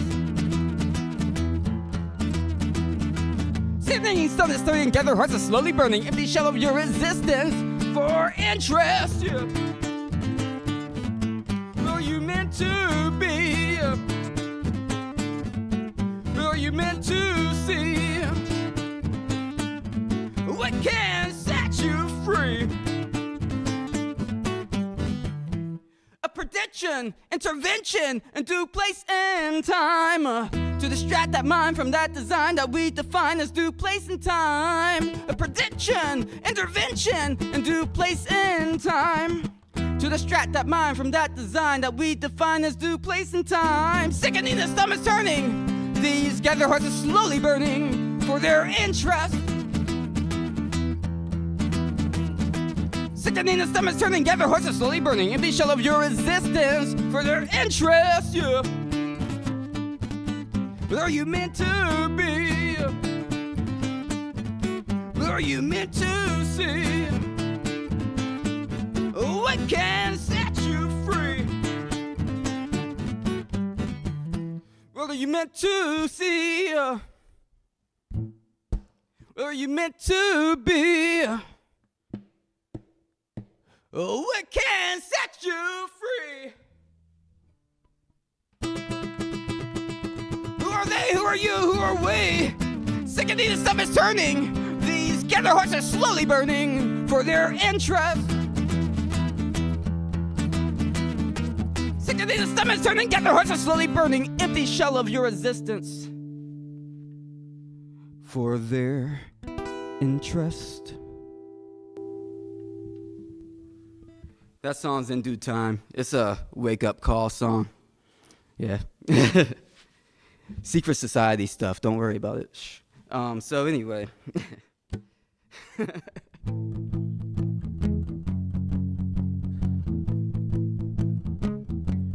This song's called Rain. Uh-oh. They're after me. The sky is falling.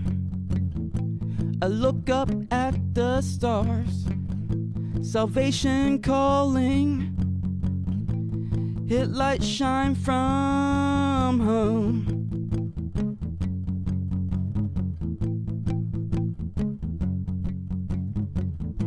The sun has set, the stars are lit, woken up to calm. In a tomb I sit, awaiting another bomb, with lost hope and broken dream, and destruction of our life. We're drowning in rain again. Will we ever find a light?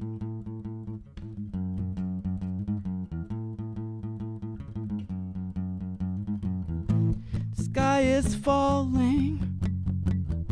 Look up at the stars, salvation calling, hit lights from stolen hearts, with lost hope and broken dream, and destruction of our life. Wake me up when this nightmare ends and we're drowning in rain again.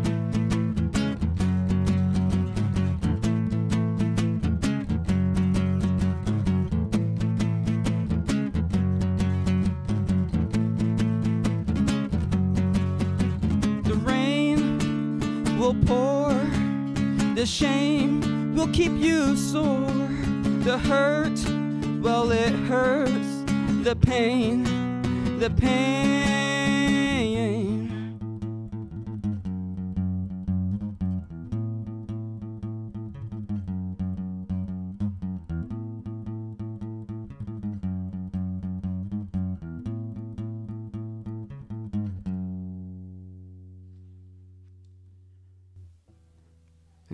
That song's called Rain. I think that is officially online through like the mainstream media. It's a different version. It's not an acoustic version. It's a full band version. So there's a drummer, distortion, even though I kind of want it to be a light too. So I kind of want to record it or re-record it. But there is a full band version online. R-A-I-N for Rain, because there's another version called spelled R-E-I-G-N. So 2 different songs, 2 different feelings. One's lighter than the other, and that's about it. Okay, so let's see what's next. This I always play without a set list anyway, so I use if you play back this, don't pay attention to that. If you play back this video, and this is in there, I mentioned stuff that doesn't need to be mentioned because we're gonna cut down on time. Give me a letter. Give me a letter. G. All right, so that's a chord, but I was hoping it would remind me of a song, and it didn't.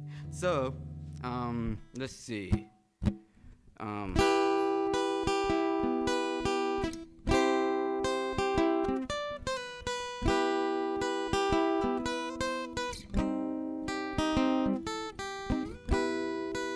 It did remind me of a song, by the way.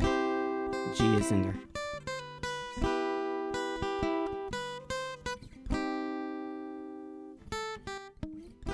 And now our eyes are open wide, letting out that pain we used to hide, disconnecting us side from side.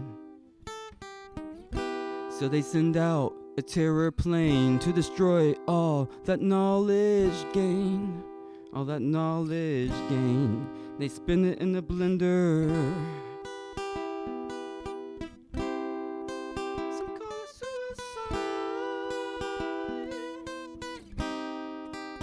Take us for a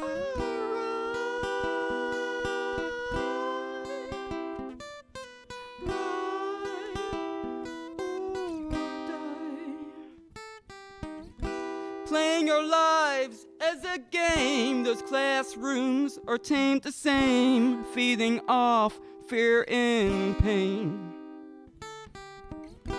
So they send out another terror plane to destroy all that knowledge gained. All that knowledge gained. They spin it in the blender. Betraying, separating, disguising. What are you hiding? Terrorizing, you're lying, disguising, taking all of our lives in that terror we're playing.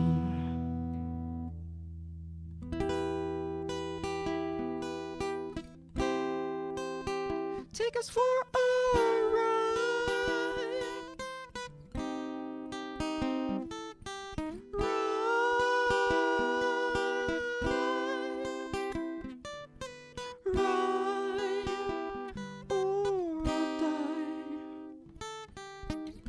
and now our eyes are open wide, letting out that pain we used to hide, but connecting us side by side. So they send out another terror plane to destroy all that love gained. All that love gained. They spin it in a blender. Betraying, separating, disguising. What are you hiding? Terrorizing, you're lying, disguising, taking all of our lives in that terror plane.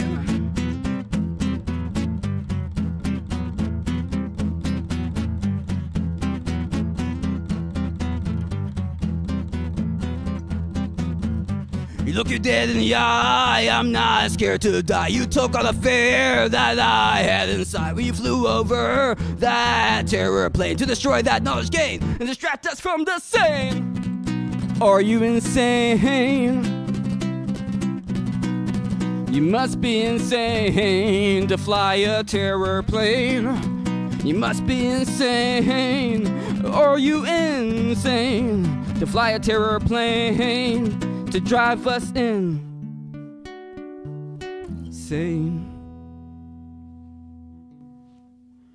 That song's called Terror Plane. I'm gonna play one more song for you guys. You cannot find it online. I mean, you can find it online, but it's other videos. But this one's the best version. So keep on watching. Especially when you have different edits. I mean, seriously, it's probably the best video.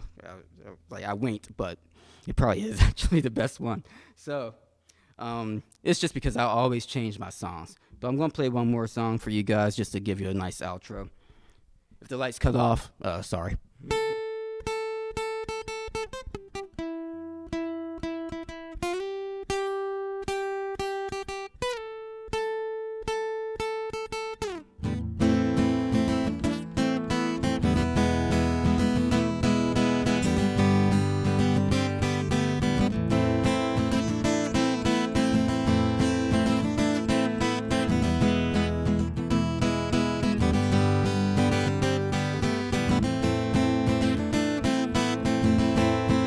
Love keeps drifting away.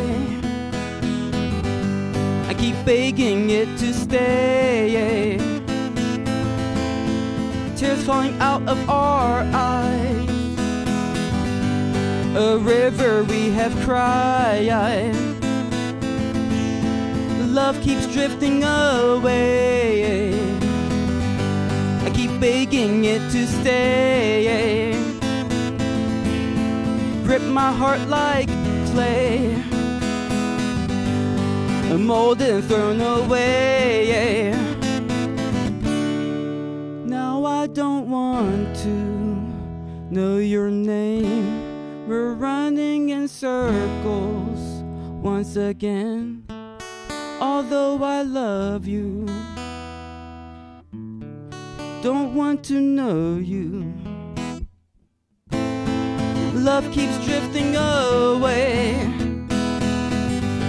I keep begging it to stay. Tears falling out of our eyes. A river we have cried. But now I don't want to know your name. We're running in circles once again. Although I love you, am I better without these permanent stains?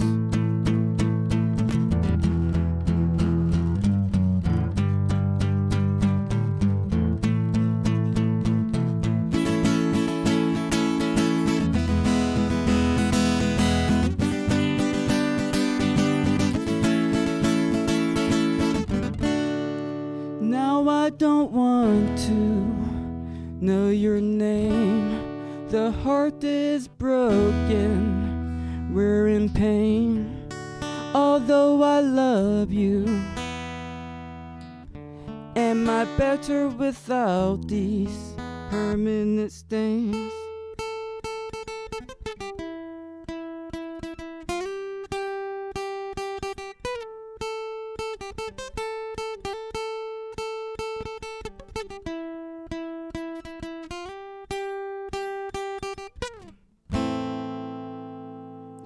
Good night, Cam Jam. Thanks for having me. JC Nichols and ICKLES.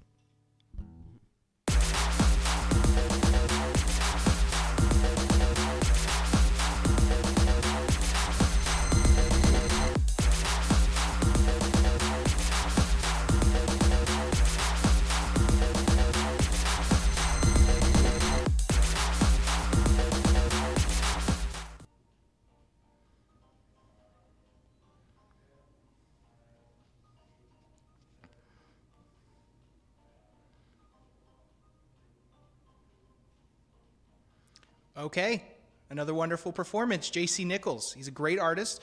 There is some information on the screen how to see him. And now we get into my favorite part of the day, where we're actually going to be going into some more live entertainment. So right now, we're going to cut to Janet McCartney, who is going to do some poetry for you. Hello. And actually, it's Jane McCartney, but that's okay. It happens. I have several here. I hope you enjoy it. Some people call it poetry. I just call it playing with words. Frontier. I shall rest my weary head upon the shaded grass nearby. As gentle winds caress my face, my entire being is consumed by the joy of contentment, named Frontier. Sisterhood of light. From brick, iron, and stone they rose. Alone, each was crafted. Alone, they still stand. A trio of lighthouses assigned to solitary posts where the land meets water, Lake Erie's that is. A beautiful lake she is, but know at any moment her enticing charm can become a deadly, raging tempest. Yet no matter the weather, the trio stands strong and unwavering. For over a century, these three have faced the ugliest storms Lake Erie can muster, yet today still serve those whose only intention is to arrive home safe and sound. Beacons of light, these three, like old friends with outstretched arms welcoming loved ones home. They remain the sisterhood of light. Stargazer. She stood in the field that night. Alone in the dark she waited, watching until she saw one, and then two. She spotted more, counting until she ran out of numbers. No longer in the dark, it was time. Beneath the canopy of glistening stars, she danced.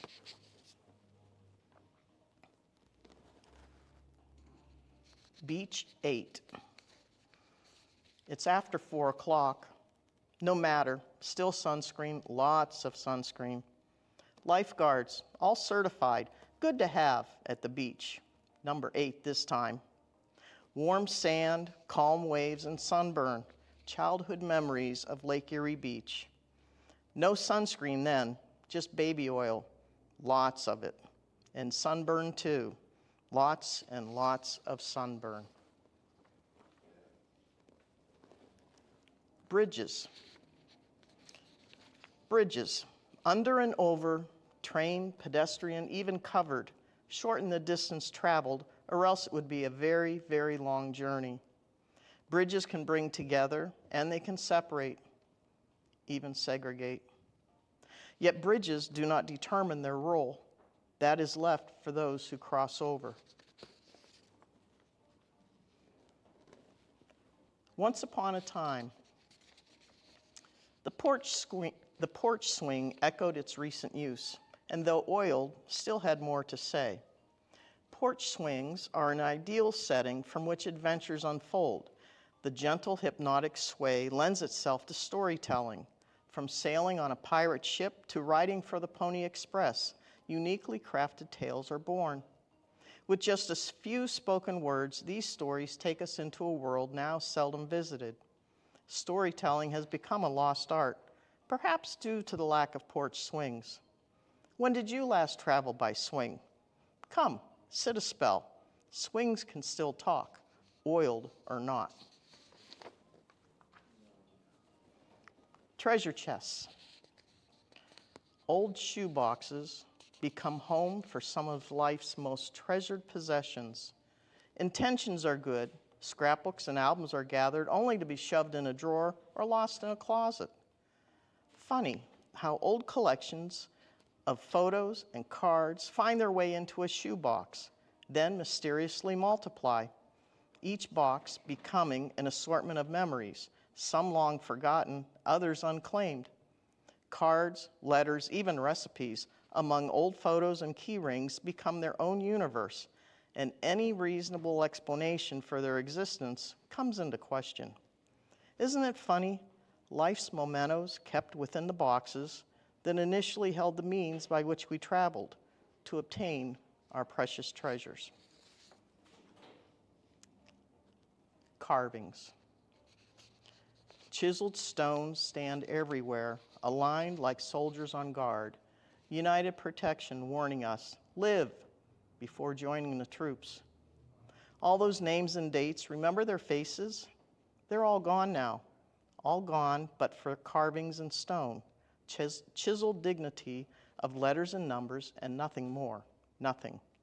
Stones guarding secrets to the lives they hold, lives reduced to carvings in a stone.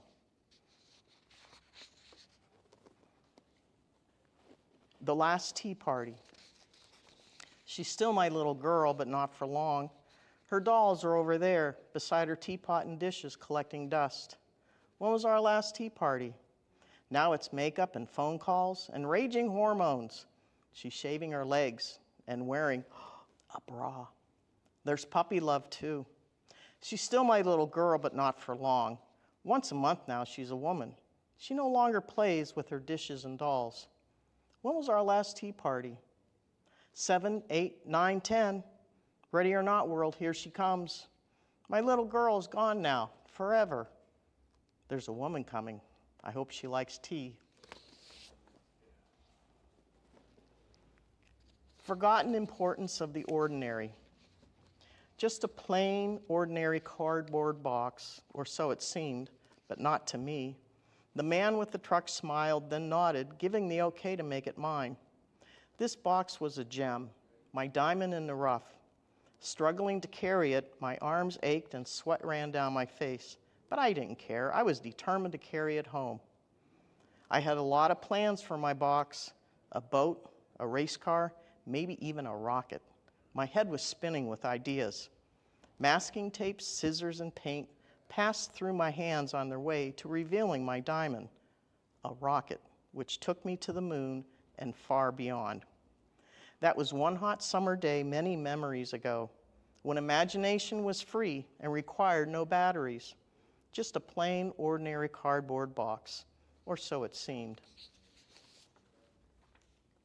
Time traveler.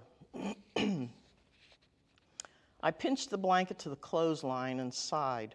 My back, aching from hanging wet laundry in the hot sun, gave me reason to sit on the porch and enjoy my iced tea. A breeze gently danced with the quilt, drawing decades of family history. Edges frayed and colors faded, evidence of a blanket well loved. It was a depiction of my family's past in fabric and threads. Patches joined together like a storyline spoke of the many lives it touched. Yellow swatches of my mother's baby blanket, pieces of emerald green from an apron my grandmother wore every day when making bread. There were also dark blue patches of my great-grandfather's overalls that paid homage to the hard-working coal miner he was. There was a time when a quilt's pattern held messages guiding runaway slaves north to freedom.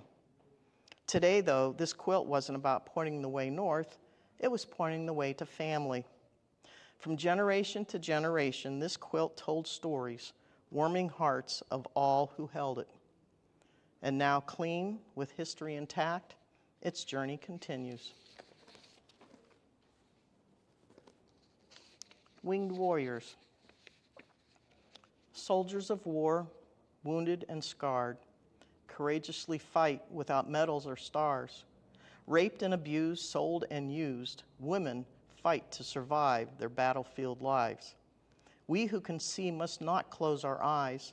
Look for the signs, don't brush them aside. Speak loud and speak clear till all the world hears. Women are not free when living in fear. Give wings to these women, they're ready to fly, determined and brave, refusing to die. Their strength is amazing, it's no surprise. These women with wings are warriors who rise.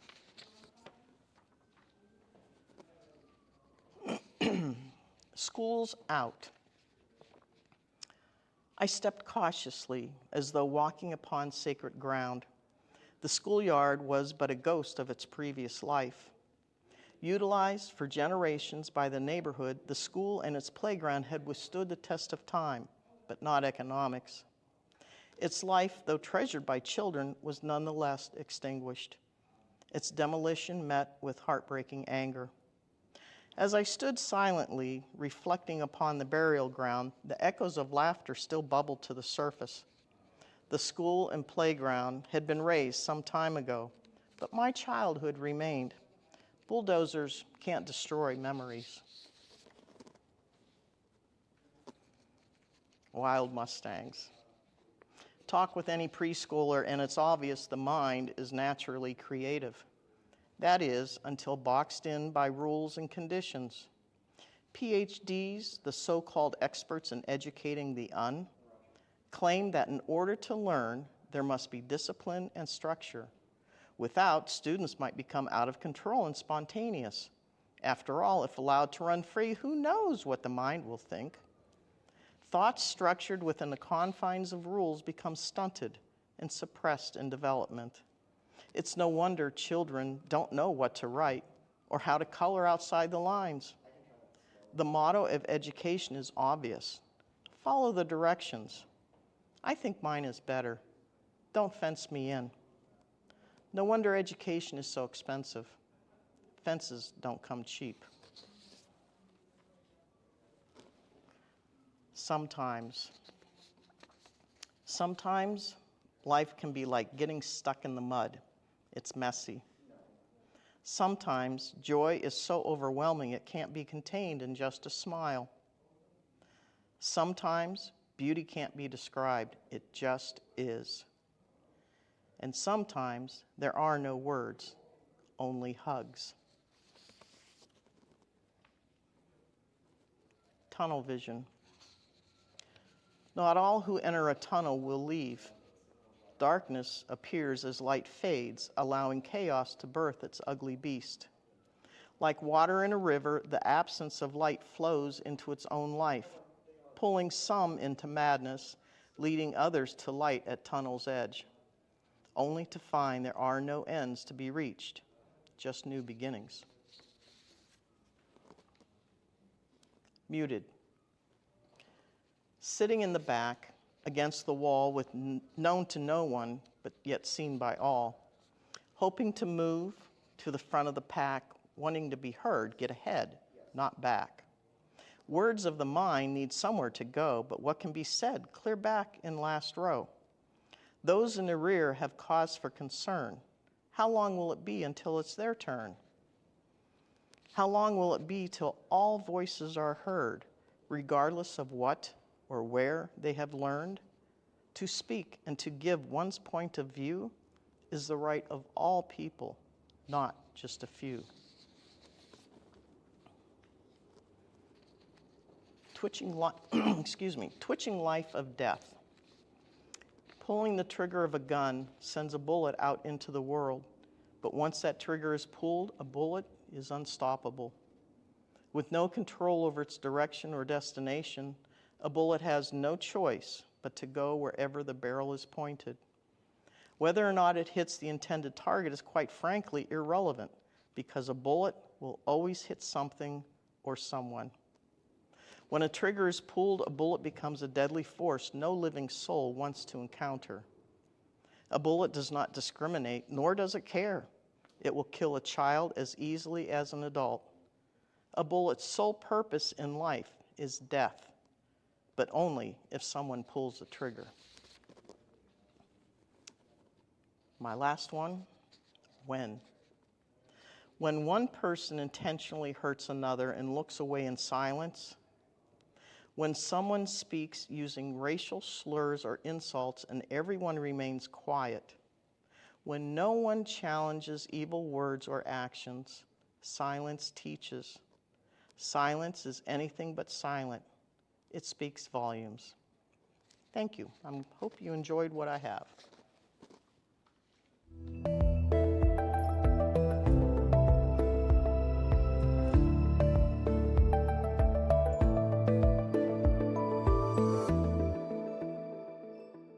So So the mission of Community Blood Bank is to connect blood donors with patients in our local hospitals that are in need of life-sustaining or life-saving blood products. There's no substitute for blood. We rely on local community members to roll up their sleeves and donate blood. 62% of the population is eligible to donate. However, in our communities, less than 3% do every year. Whether you realize it or not, you've probably been impacted by the need for blood.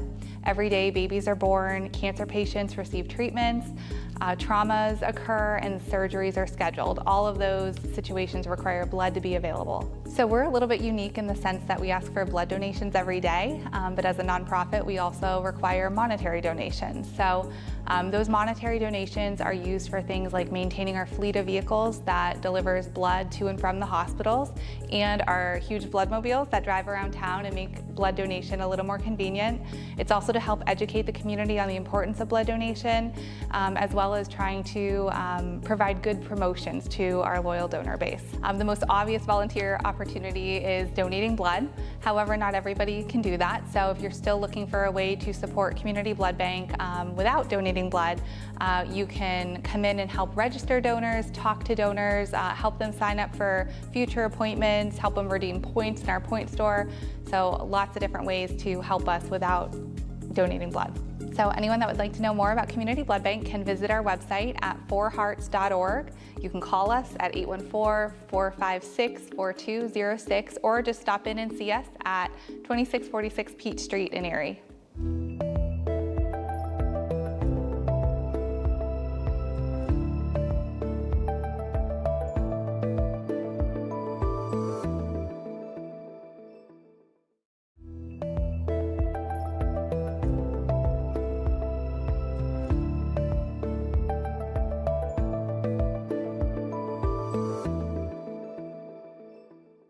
Jefferson is a nonprofit.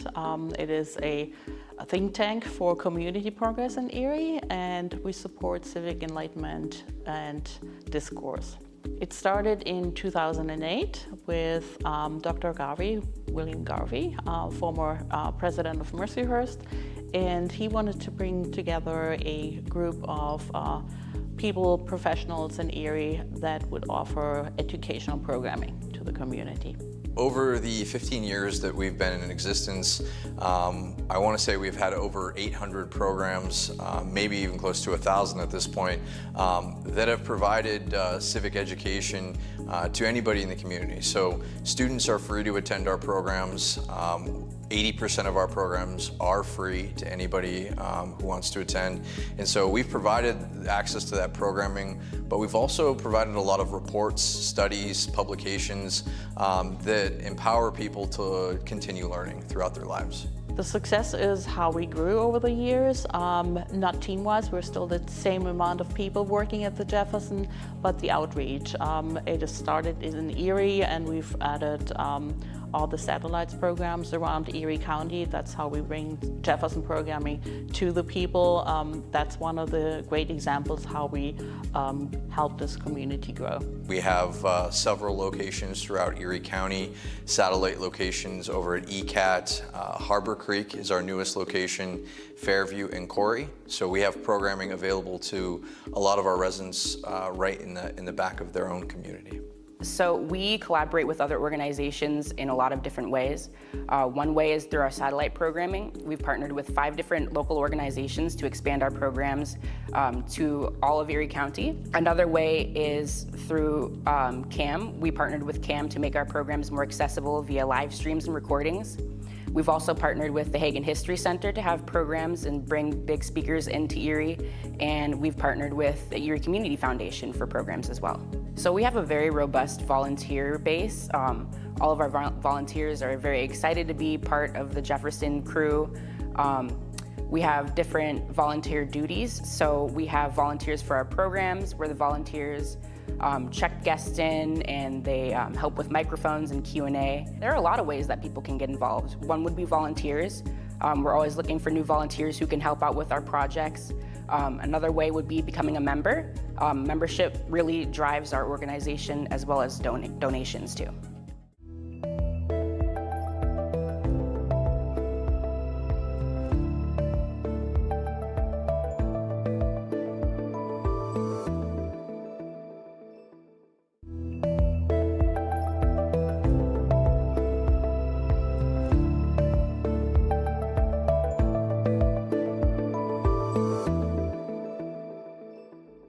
Achieva advocates, empowers, and supports people with disabilities and their families throughout their lives. So we work with men, women, and children who are close to the asset limit when you are receiving a government benefit like SSI or Medicaid. And instead of having those folks go over the income limit and lose their government benefits, we can talk with them about a special needs trust, which is a workaround. It does not count as an asset, and it allows the person with a disability to have access to funds that enhance the quality of their lives. Achieva is across the entire state of Pennsylvania. We're right here in Erie County. We have regional offices in Philadelphia and Hanover, Pennsylvania, and our main office is in Pittsburgh. And if somebody is interested in knowing more about a special needs trust, I can come to their home, I can come to their office and talk with them about the specifics about what we do. We have over 2,500 beneficiaries across the state of Pennsylvania, and right here in Erie, we've had our office open for about 6 years, and we work with hundreds of people across Erie County, helping to ensure they have access to funds so that they continue to receive their government benefits and Medicaid. We love to work with other organizations and tell other organizations about what we do, because we know that across the county of Erie, across the whole Commonwealth, there are so many people with disabilities who would benefit from knowing about the good work that we're doing. So we're constantly meeting with other like-minded organizations that work with people with disabilities to ensure they know who we are and how to access us if they are working with someone who's interested in a special needs trust. If people are interested in knowing more about what we do, our website, if you just go to Google and type in Achieva in Pittsburgh, our website will pop up. Also, I'll give you my contact information. My phone number is area code 814-504-5556, and my email is kreim@achieva.info.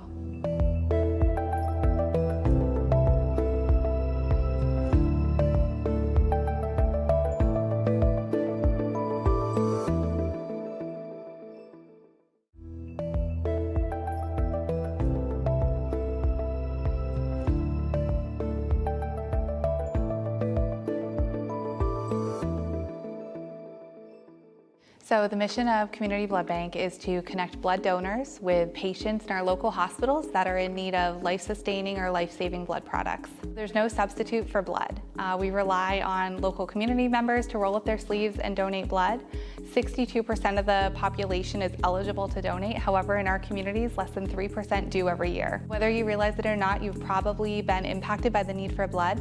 Every day, babies are born, cancer patients receive treatments, traumas occur, and surgeries are scheduled. All of those situations require blood to be available. So we're a little bit unique in the sense that we ask for blood donations every day, but as a nonprofit, we also require monetary donations. So those monetary donations are used for things like maintaining our fleet of vehicles that delivers blood to and from the hospitals, and our huge blood mobiles that drive around town and make blood donation a little more convenient. It's also to help educate the community on the importance of blood donation, as well as trying to provide good promotions to our loyal donor base. The most obvious volunteer opportunity is donating blood. However, not everybody can do that. So if you're still looking for a way to support Community Blood Bank without donating blood, you can come in and help register donors, talk to donors, help them sign up for future appointments, help them redeem points in our point store. So lots of different ways to help us without donating blood. So anyone that would like to know more about Community Blood Bank can visit our website at forhearts.org. You can call us at 814-456-4206, or just stop in and see us at 2646 Peach Street in Erie.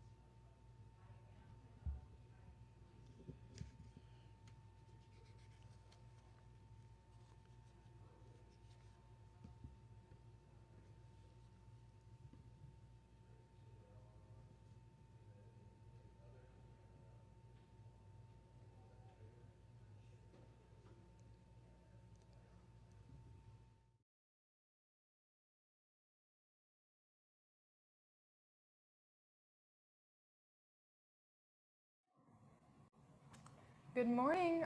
My name is Brooke Regal. I'm a philanthropic services intern here at the Erie Community Foundation.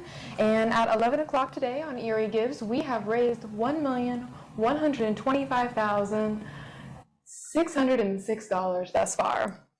At 11 o'clock, on behalf of our hourly sponsor, which is Shafter Knight, Minot and Company, I would like to announce our $500 prize winner.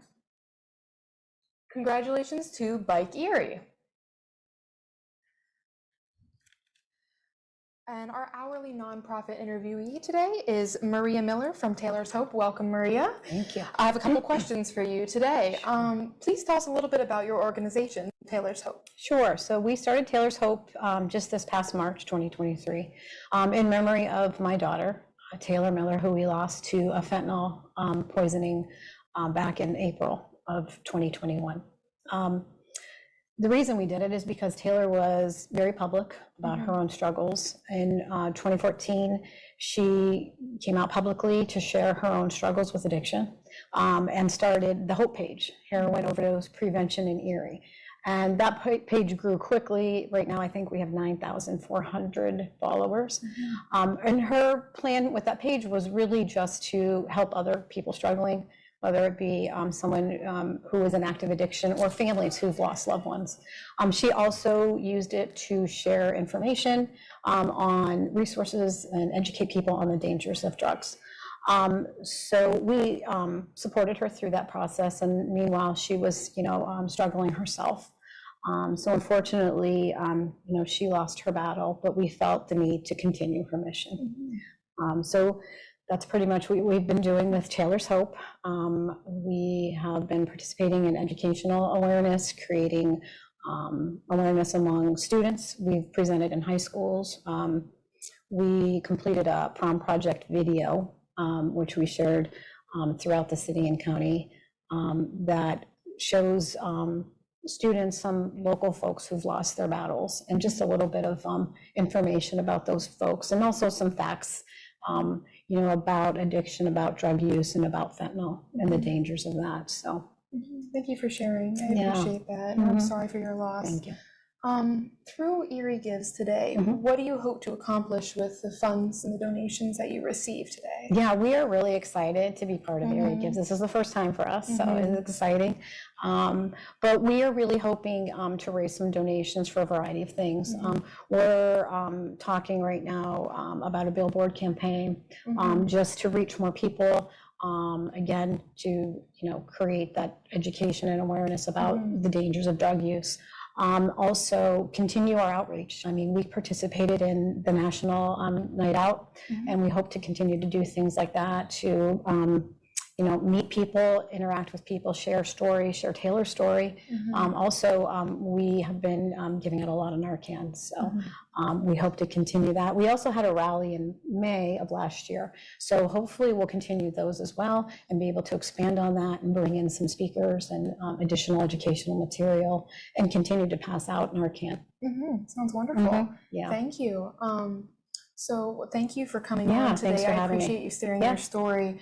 Please send out love and donations to Taylor's Hope. We're very happy to Thank have you. them on today. And thank you for joining us with Erie Gives today. And I would ask that you guys join the live stream next at noon today.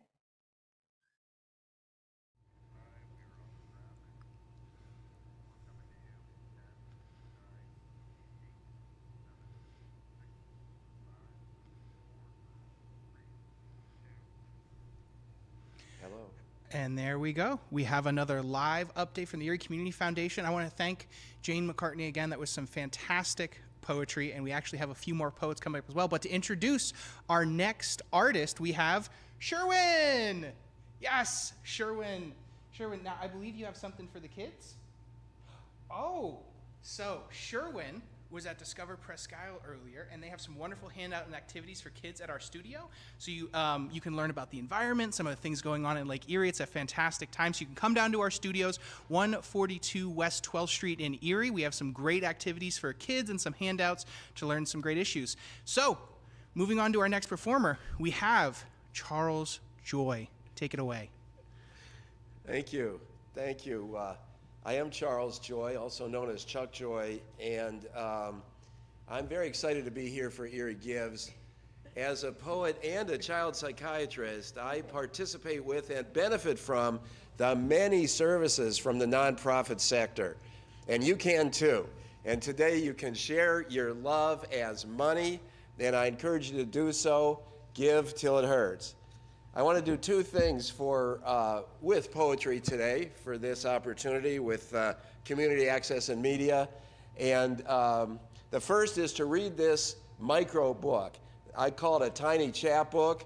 It's from Destitute Press in Buffalo, New York. Fred Whitehead, thank you, Fred Whitehead. This is from 2013. So here we go.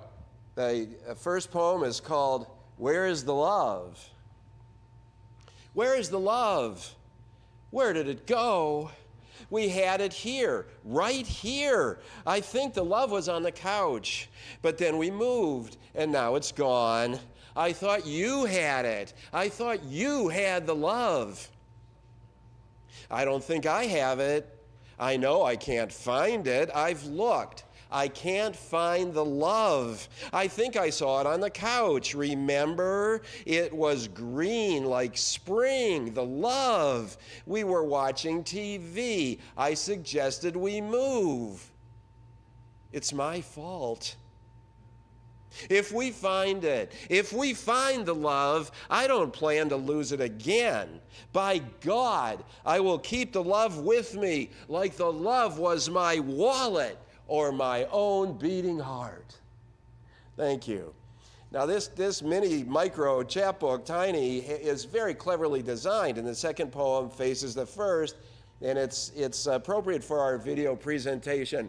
The poem is called Poetry Video. Two boots walking concrete sidewalk, stores in a row, restaurants, Starbucks, traffic slow in the street, one car with the driver's window open, music playing from that one car, the Black Keys. Inside the car, a dashboard, through the windshield, surprise, a wide valley, the far ridge, all brown forest, leafless trees, a settlement in the depth of the valley. Maroon loafers walk blue carpet, join a second pair of shoes, high heels, the view through a plate glass window, a yard, a cardinal. Poetry Video. Now here comes the title poem, All Smooth. Did I mention that this micro book is called All Smooth? Well, here's the title poem. Nail that home. All Smooth. Say something to lift this gloom, Mr. Fantasy. Please reach into your bag of poet tricks. Produce a clever line or many lines, a series of moves, all smooth. How about a vivid thriller set in New Mexico? Leave that one girl out of it. Write about your male friends. What about that guy? What was his name? Sammy? The Neil Cassidy of the Navajos. Like Kurt says, bring a smile or a tear. This suffering, it's pounding down like rain. Our best efforts, the high achievements, everything we love, ground to dust. Work your little magic, man, the way you poets do. Unhook us from these blues to touch the face of God and wordlessness. Thank you, and that was, of course, for Kurt Salmon here at Community Access and Media. Now, the penultimate poem in this little book, no, not quite. This is third from the end, Every Appearance. We earn this stage, every appearance, an entire existence, every artifice, convenient falsehood burned impossibly away. Best to be yourself, skinless carcass, bubbling consciousness, invisible, minimized, the membrane or filter between the poem and the audience. Thank you. Now, the penultimate poem. I don't read this one very often. It's called My Adversary. He doesn't like my poetry. Doesn't believe what I write is poetry. In my hands, his high art becomes quite low, unrecognizable. A member of the elite party, my adversary scorns our lot as circus clowns, our soft parade more like the cover of a Doors album than matching his superior vision. A man of action, he is not content stalking the halls of his royal digs, his crimson robe a swish around his slippered feet, his train adorned with peacock feathers. My adversary acts as he sees best, oblivious toward development. He likes to challenge what struggles to exist. He sides with death. Thank you. And finally, the last poem from the micro book, All Smooth. Thank you again, Fred Whitehead. My Lighthouse. I choose my solitary lighthouse, the ocean crashing all around. I know I will eventually go down, but here I stay until events overtake me. This violent weather, more sad and beautiful every day. Thank you. That's All Smooth, the mini chapbook. Now, the second thing I'd like to do is close with a poem from this book, which is new. This is from 2023. It's a book called Vinyl, published right here in Erie by What Why Aesthetics. Thank you, Todd Parapasic. And this collection, 15 fun poems, is available at Werner Books in the Liberty Plaza, where they have a terrific collection of books, including all kind of local publications, some of them by me. And if you haven't been there, get up there. The Liberty Plaza is happening, planned and growing. So I thought I'd read a poem from, a fun poem from toward the end of this collection. It's an ekphrastic poem. It's called Dr. Rick's Cafe Americain.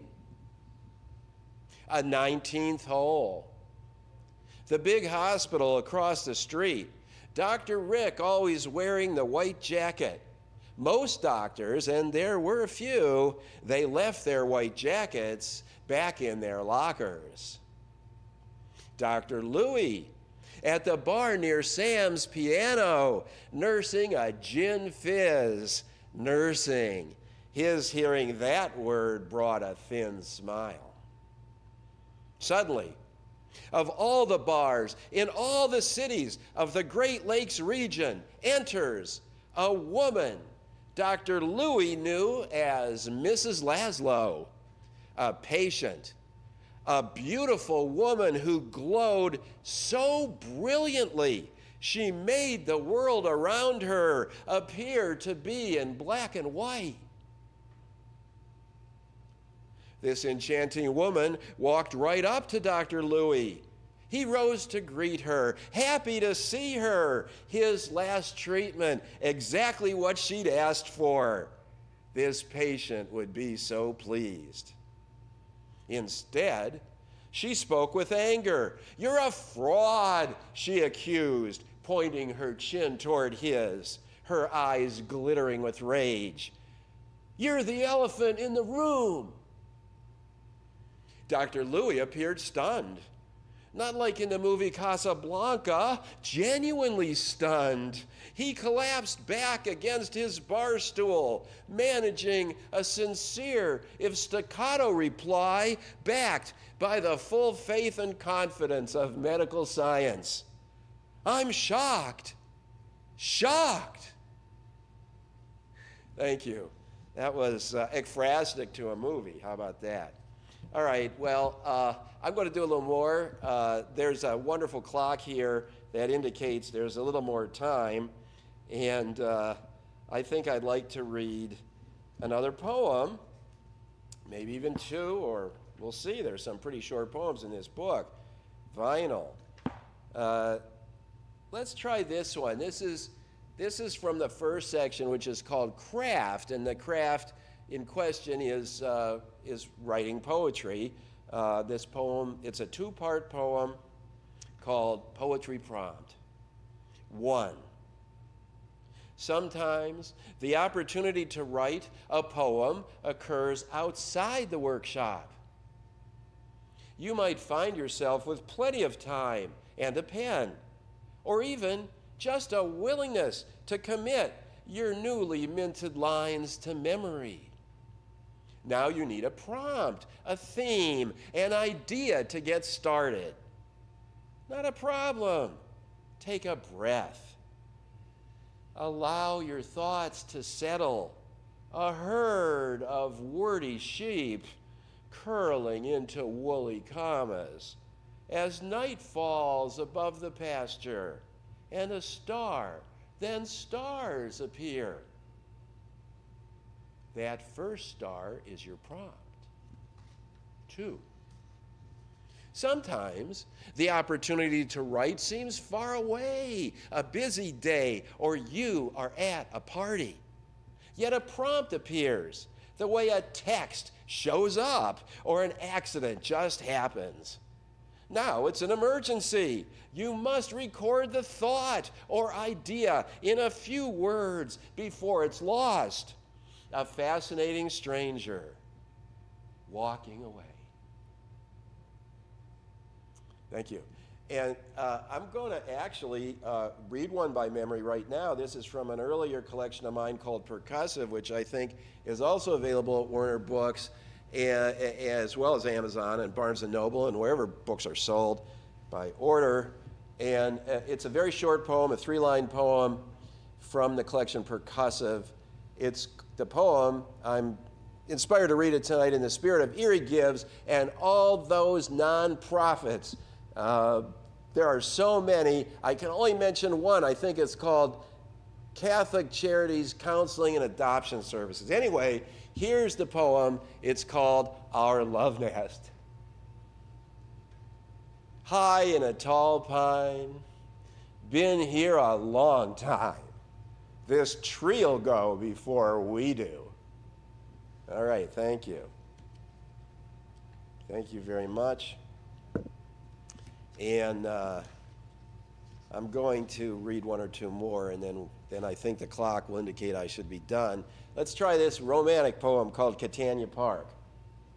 Me, standing on a street corner, a downtown park across the street, the glimpse of a trim brick structure, and suddenly I'm across a different street from that other park, Catania Park. Where Gina lives, one flight up, see her coming out the door. A quick trip to the bakery, leather skirt, long legs scissoring, black hair tied with a scarf. We met in the library. I complimented her choice of book. She admired mine. The next morning, she's standing in line at the coffee shop. I'm alone at a table, holding my breath until our eyes met. Hers went wide. She smiled. A thunderbolt, I tell ya. I stood, my chair banging the floor. We fumbled through an introduction. It seems we agreed to meet for lunch that day. The full moon. I saw her coming. She waved. It was a beautiful day. We carried our slices to the park, Catania Park. We used to do that a lot. Thank you very much. Thanks, KYX. It's going to stop now. Even though the clock says there's another minute, something might be wrong, and there's a lot to do. So thanks. Thanks a lot.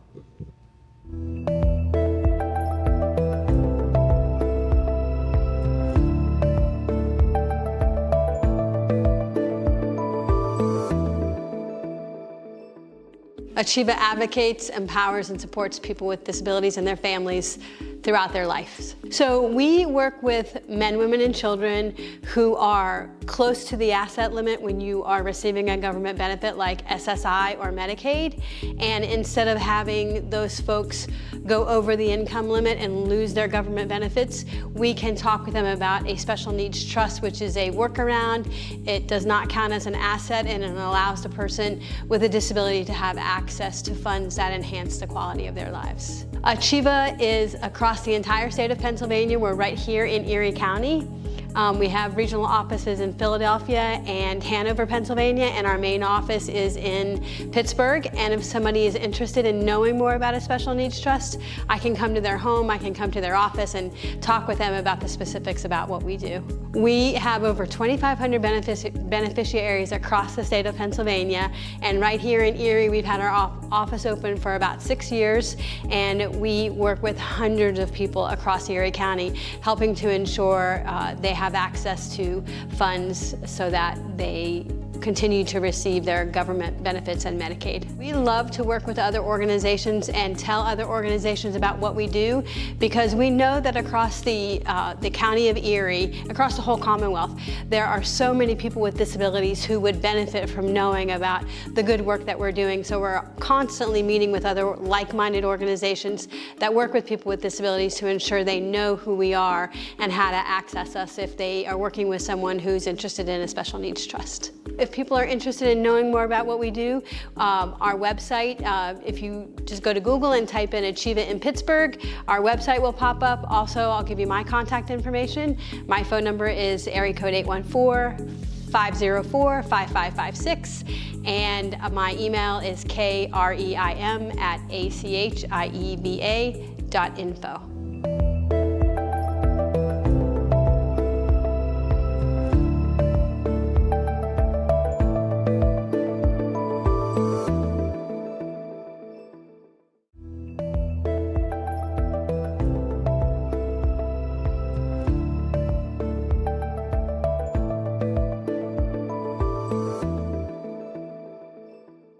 So our organization got started by a group of parents, mostly mothers, sitting around a kitchen table who were being told that their children with intellectual disabilities couldn't go to school like kids without disabilities. And that was just unacceptable. And through that initial conversation around a kitchen table, all of these mothers came together and said, no, we want our kids to be in school like all of our neighbors and friends' kids. And that's how the Arc of Erie County started. The Arc of Erie County has been around for a very long time, and the only thing that we do is advocacy. So when you call us, you're going to work with an individual advocate that will help connect you to a resource that will help you with whatever your need is. So if you have a need for an educational advocate, we can help you. If you have a need for getting through the Social Security system, if you're trying to apply for SSI or SSDI, if you're trying to apply for Medicaid, you can call us and we can help you get through that system. We get a lot of phone calls from parents who have children with disabilities who are looking for an educational advocate for their son or daughter.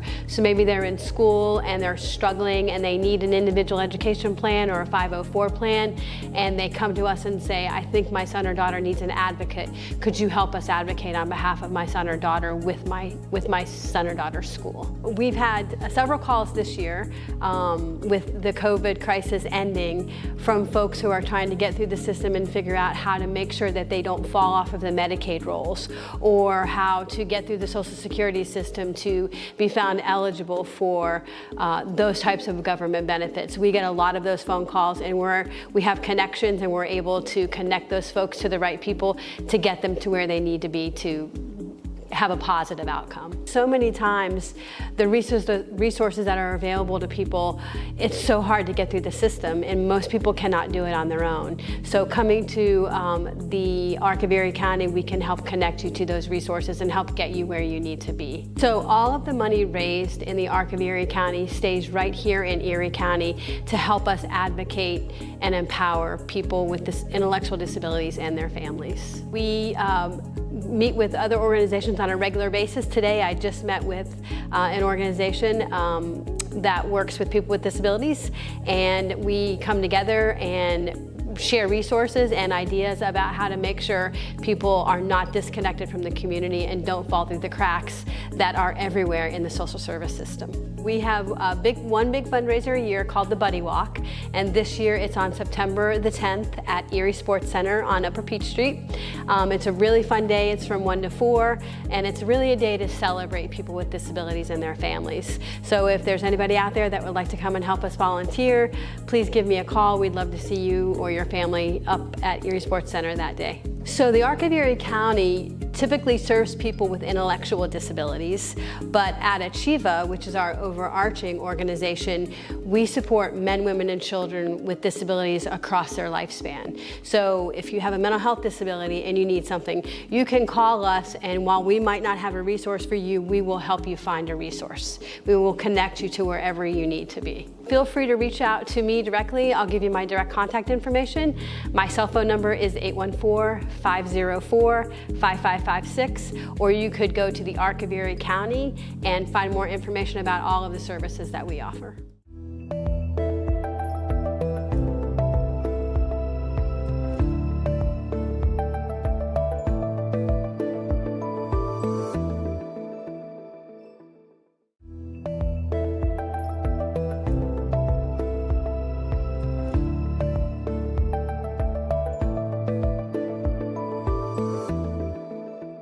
The Corey Higher Education Council promotes lifelong learning to empower individuals, produce a competitive workforce, and enhance the community's quality of life.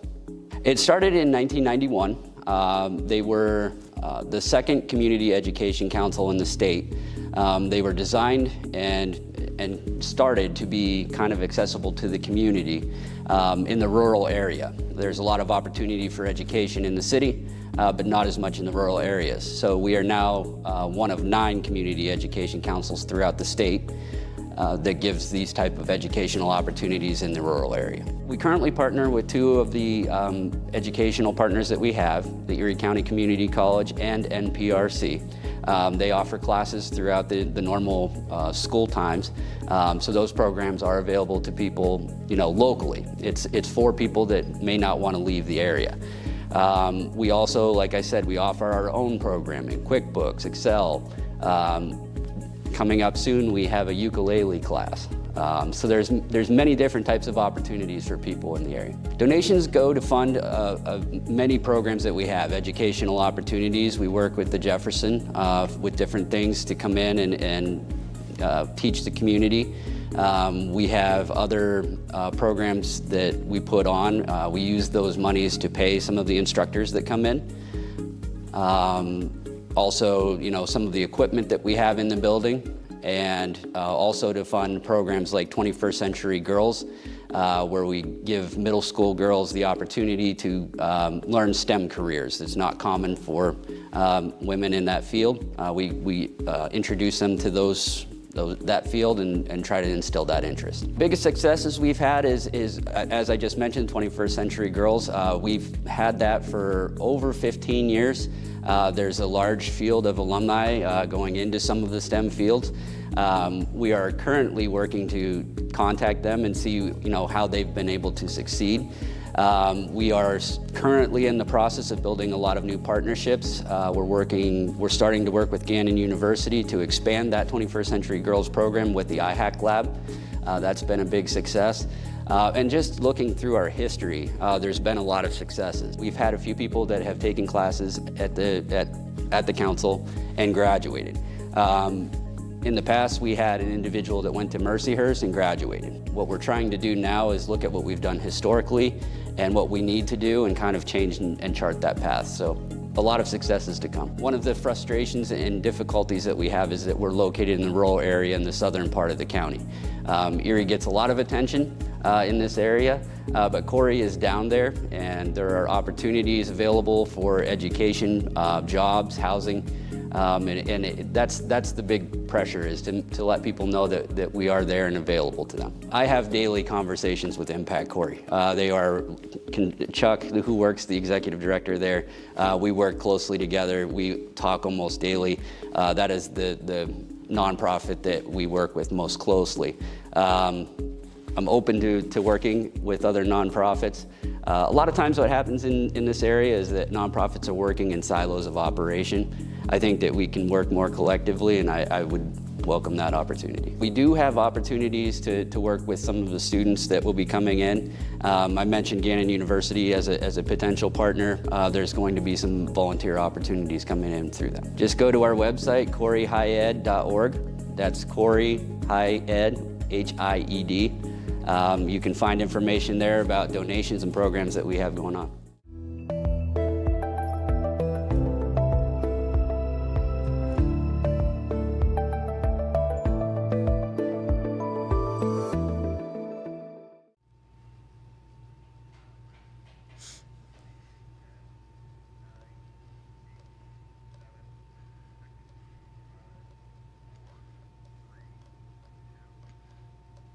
And there we go. Another wonderful performance by Chuck Joy.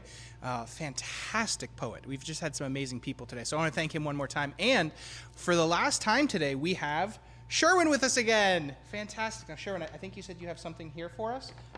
Oh, so we have here a leaf matching game for Discover Presque Isle, Asbury Woods, a lot of the parks in the city of Erie. So this is great for kids to learn about some of the plants in our area and learn their leaves. So feel free. These are going to be at our studio, 142 West 12th Street. Fantastic. We're going to have these here until we run out. So thank you so much, Sherwin, for bringing this. Thank you for being a part of Erie Gives Day. And you can help Sherwin by donating to Butterflies for Kids, which since 1995 has been educating children about environmental issues. So thank you so much for coming. Appreciate it, Sherwin. Okay, so now we're going on to our next poet. We have Thasia Ann, and she's going to take it away.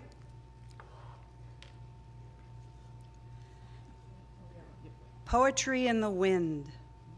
I read Poetry in the Wind, and my hair went wild. I've experienced 67 summers, not all good, thankfully not all bad. This season might be my best. I understand thankfulness.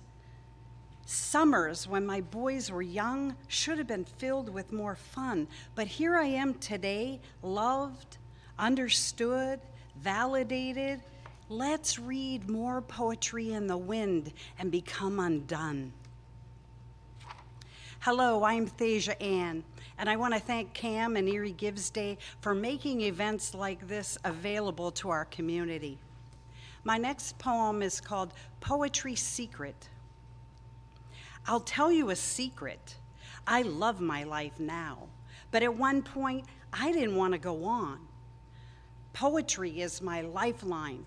I was in over my head, gulping water, going down for the mental count, and then I spit it out. Dirty water, dirty words, poetry put me on my back and floated me home. My job now is to go out, handing out word lifelines, showing folks how to save themselves with pen and paper. This little piece is by Laura DeVries, and then I expand on that.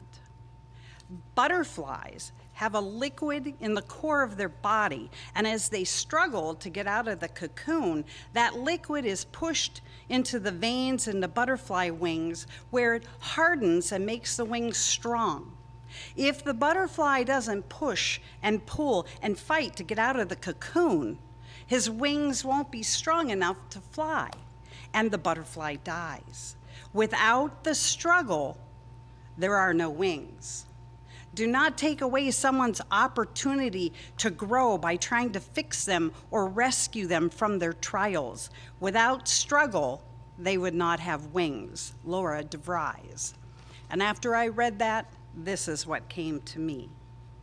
A child locked inside a cocoon, fighting to escape abuse and poverty, knowing it would never be soon enough that you'd not be their property. I needed to push, pull, and fight to gain strength within my wings. Fortitude alone brings about flight. Without struggle, there are no wings. My heart was the fighting butterfly that just would not quit. I stood my ground and always found the perfect way out of it. Once I achieved first flight, I knew there was no way back. I prepared for a fierce fight, not vulnerable to their attack. My heart was a fighting butterfly that just would not quit.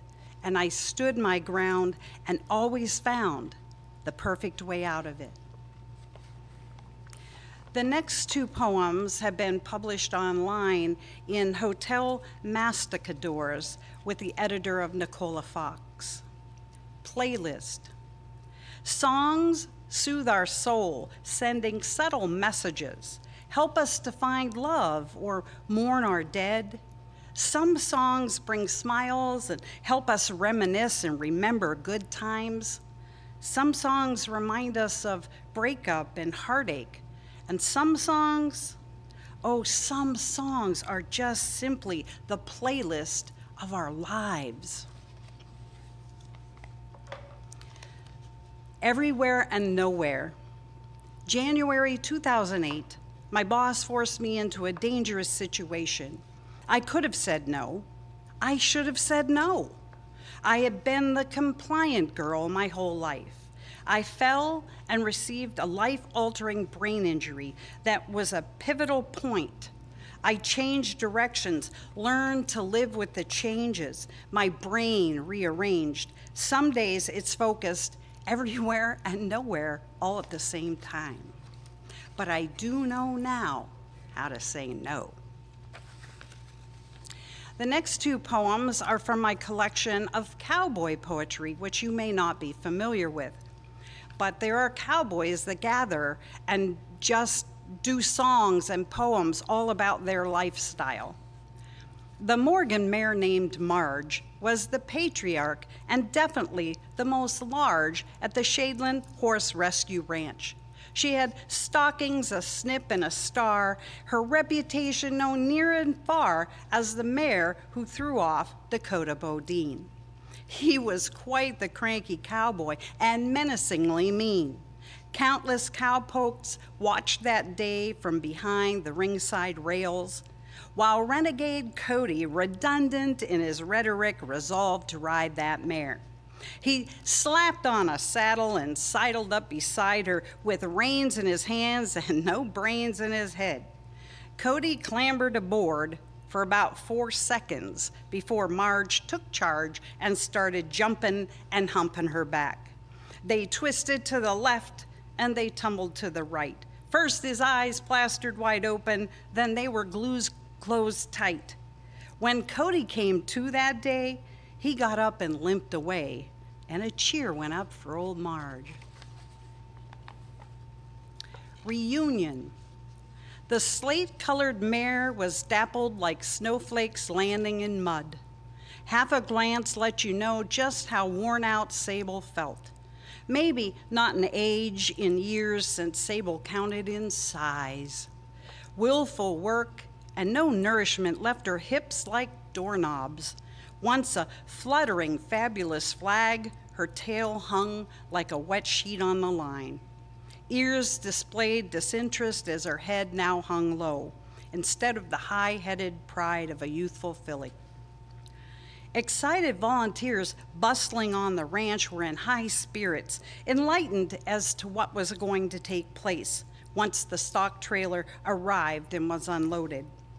Animals that lived on the Shadeland Horse Rescue Ranch were accustomed to new arrivals, a bounty of broken friends to cherish. The proprietors had never been able to propose such a reunion. Paperwork had proven that Sable was a mom more than once, and her third foal would now be her charm. A new guest gelding was led off the truck and let out a war cry. He was not aware that he was now in a safe forever home where peaceful pastures were made for grazing gracefully unfettered. A dream existence as he awakened from his nightmare life. Sable, who watched with mild interest of the new arrival, felt a serious stirring within as she consumed his cry. From within her, a new sigh, a sense that she was woven whole. The human swallowed lumps, and the gelding slightly jumped in response to the old gal's throaty warble in reply. Her head came up, and that tattered tail sheet did too. She went from a walk to a trot, slow and labored. her confident self-carriage, something never before witnessed. Her demeanor determined, she sidled along the splintered board fence. And that no-name gelding nearly purred as he pulled his nose toward Sable, his dam, his momentarily magnificent mother. Recognition ran between tired, tenuous creatures separated since birth. Trainers' tears tumbled as sounds rumbled from within each equine. Everything stopped for a time until Dan, the manager, responsible for this reunion, spoke with careful, crumbly words. Put them together forever and they'll be Sable and Able from now on. This next poem has been accepted into Pennsylvania Poetic Voices. Landscape of Unintended Memory. When faced with danger, unexpected worries, fears of bump in the night, as your heart fills with fright, take time to breathe, make anxiety leave, think good thoughts, push out the overwrought. Remember special times when skies were blue and you had true love and felt just fine. Follow the landscape of unintentional memories and it'll be a breeze. Some of you that know me know that my husband and I have been through a journey of cancer in the last year, and I didn't do this on purpose, but a collection on cancer has started to come out. So I will just read a couple of those. First words after the diagnosis spoken into the air like a ravaging windstorm, callous and clarifying, cancer, stage 4. Our lives were content and full. I had retired, his date was approaching. We are blessed with loads of love and large family, dreaming of travel, and then cancer crept in to the midst of our life with plans of its own. Little did it know who it had chosen to mess with, a couple blessed with prayer warriors and medical professionals. We got this. A healthy husband stumbled by a stroke, transformed by diabetes, and brutally attacked by cancer, biting deep teeth into colon, splatters of speckled cancer stippling liver, and still he marched on through thick and thin chemotherapy, immunotherapy, steroids, and topped off with anti-nausea medication. It's oddly specific and working terrific. The cure is bitter, and a battle that tried to rattle our resolve, but cancer never met Baranthesia. Okay, this next one is just to give everybody some hope, I hope. This is the poem. To all those whose parents lacked or were abusive, to all those who chose wrong partners, not just imperfect, but abusive bad actors, to all those who went to college to please someone else, who ended up being educated but not passionate, to all those who had children and felt that held them back, for all those who couldn't have children and felt that held them back, for all those with disabilities, visible or not, for those who felt failure or frustration, to those who gave their all and were rebuked, to those who served others and were not appreciated, to those who believed they were too young, to those who believed they were too old. This poem that has the answers, that salves the wounds. This is the poem that gives you permission. This is the poem that encourages. This is the poem, just do it. No excuses, no explanations needed. Take that first step, that art class, that dance lesson, run, however slowly, toward tomorrow. I'm down to my last two. The note, in 1968, my two girlfriends and I stood on the corner outside of school the last day of classes.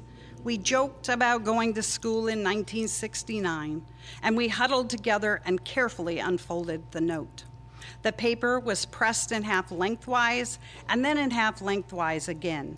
Bobby had taken the long, thin column and creased it triangularly all the way up the long paper white formation, and finally tucked that last 1/4 inch inside itself. After taking her time undoing as to not tear the precious piece, Charlene smoothed the lined notebook paper across her thigh with her hand. Finally, after inhaling deeply, she repeated what she read. Charlene, I really like you, Bobby. We giggled like schoolgirls because after all, that's what we were. But I remember this some 50 years later, and I wonder, will girls from today remember a text the same way? And my last poem, Team Dodgeball. I was the frail little scrawny girl that they always picked last and always went after first. And then in 6th grade, Pat Wagner, the kid who was already like 6 foot and the hero, was up. Ball in hand, he looked right at me and smiled. I knew this was it. I could see the blood in his eyes. The ball hit me in the stomach so hard that it took me off my feet. I hit the floor, wham, on my butt. I couldn't breathe. I gasped air in, and through the fog, I could hear cheering and I felt shame. But when I looked up, it was my team cheering. I looked down and realized the ball was still wrapped in my arms and I could taste red rubber, and Pat Wagner, mouth agape, was out. Thank you all very much.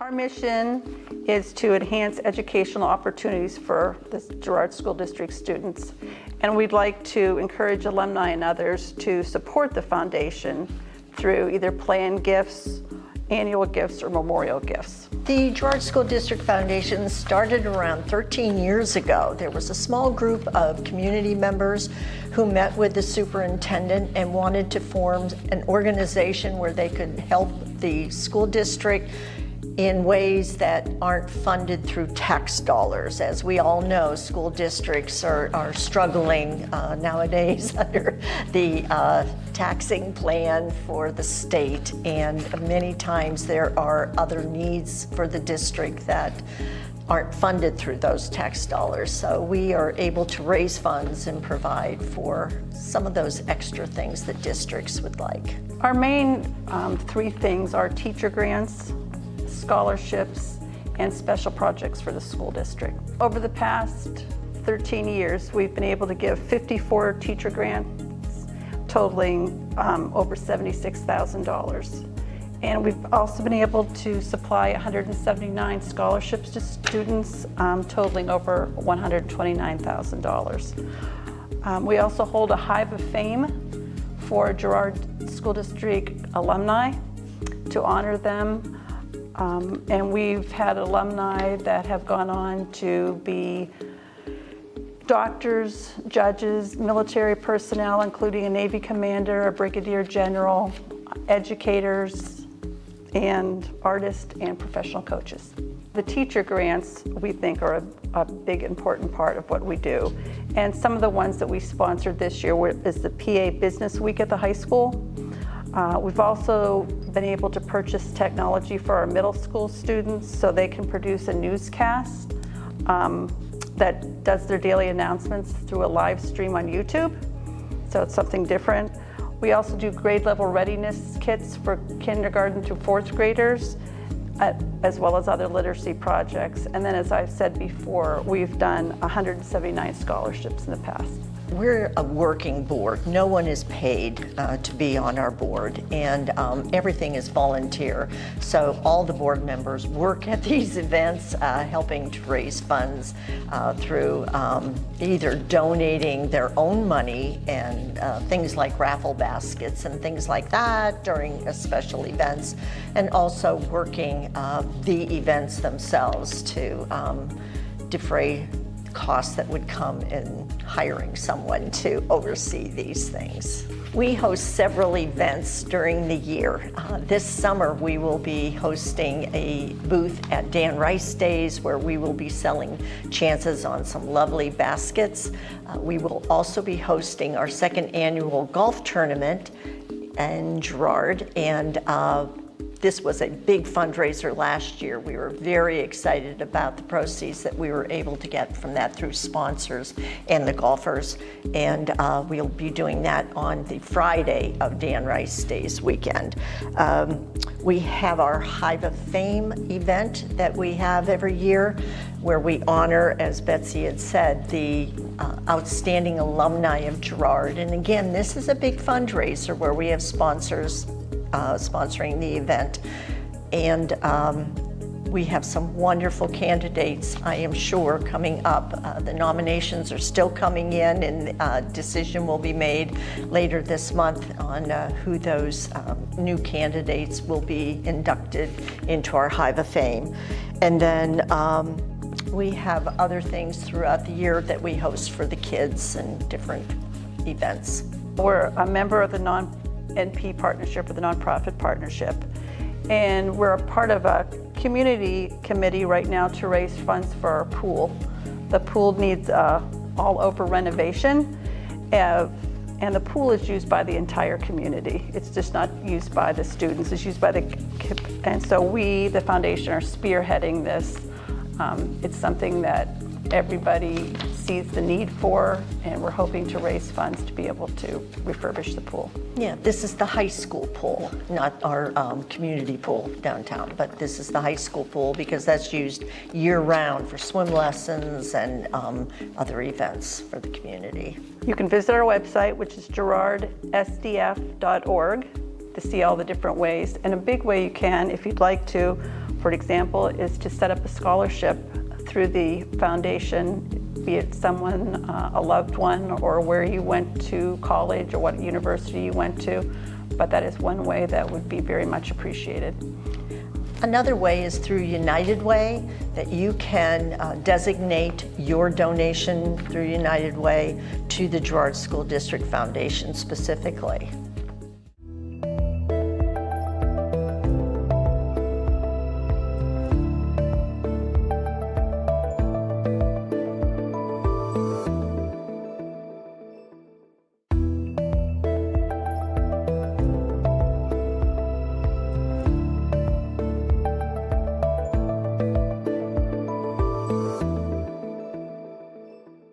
So the mission is to stimulate, educate, and entertain the public, Erie community. Well, a lot of people were surprised to hear this, but WQLN's first board of directors met on January 12, 1953. And if you take a second to think about what the world was like in 1953, there was one television station in Erie, Pennsylvania, one public station in the country. And so when I think of these this first group of people, they were businessmen, they were also representatives from the school district, I think of them as visionaries. I mean, really, because they were trying to use a brand new medium to teach people how to do better in school. And ever since that first meeting, way back in the early 1950s, they kind of set the course for the visionary attitude of WQLN. WQLN has had an incredible history of firsts in this community. It's funny to think of those early TV days, but we were the first station to have color television cameras. We were the first station to do remote broadcasts, but those are in ancient days. I mean, that was last century kind of stuff. Today, WQLN heads a robust education department that uses our stream machine to take our educational programs right to the neighborhoods where kids live, the same way that our television program signal reaches those same neighborhoods. So right now, like Tom mentioned, we have the stream machine. That's Kathy and Jennifer, and they're the stream team. So they go ahead and go into neighborhoods where they need educational materials the most. It's a hard time to get them for the children, and they're right there creating so many stream kits available, their crafts that they do with the children. That right there is something so big that Kathy and Jennifer were able to get it into the community. And I think it's so lovely seeing the kids run up to the table and immediately help them once they see the stream machine in the neighborhood. And then we have so many other programs, like we're doing Erie Eats. That's another one that we're trying to start up again for season 2 and really highlight the local restaurants and diners and eateries here in Erie. It really gives a moment for the people who make us this delicious food to highlight what they're doing and really pour in our love for Erie. WQLN, at the time that this was recorded, we were just nominated for 7 Emmy Awards, unheard of for a television market this size for our brand new history series, Chronicles. When we fundraise for WQLN, we tell donors that their donations support the programs they love to watch on television and the programs they love to listen to on the radio station. But there's also a secret sauce there, because WQLN gets 1/3 of its income from the Corporation for Public Broadcasting. Before we can see 1 penny of that, we have to reach a certain fundraising goal. So when somebody donates to WQLN, knowing that they're also donating towards this fundraising goal for the Corporation for Public Broadcasting, their donations are kind of doing double duty. They make sure that they're supporting the programming, but they're also keeping the station strong. WQLN collects a lot of data so that we can prove out our performance on, how we're doing with our educational programs. We produce outcome reports, logic models. Dr. Jennifer Ritter from the Northeast School District, she studied one of our programs, WQLN Families, and clearly demonstrated that children that went through the Families program did better on standardized tests than children that did not go through that program. But honestly, none of those reports mean anything. The true impact of our work is when you're working one-on-one with a child and you see that child reading out loud to his or her friends, and you see that the spark of education is happening right there in front of you. That's the true value of WQLN's work. So we have so many volunteer opportunities. We have fundraising events. We have also community events that we're a part of. So I believe last year they did Celebrate Erie and then the Blues and Jazz Festival. So being able to, even if it's just helping out, picking up phone calls or picking up donations for like our Great TV auction. We recently just had our volunteer party yesterday and we're able to have an award and party for everyone that helped us out. There's businesses in Erie, banks that help us throughout those busy times where we're on at 6 p.m. and we end at like 2 in the morning. So it's always nice to have those volunteers help us out, and they can reach out to Mary Beth, who's our membership specialist expert. So if you want to reach out to her to get more opportunities and give a helping hand, we'd appreciate that. For me, I want people to know that WQLN is more than just a TV FM broadcast station. There's so many moments that we're trying to create in the community to be able to really make an impact in an educational and entertaining way. So being able to do events and be a part of the community and pretty much collaborate with other nonprofits in Erie, that right there is what I want people to know. I want them to know when they see WQLN that we're right there deeply rooted into the community.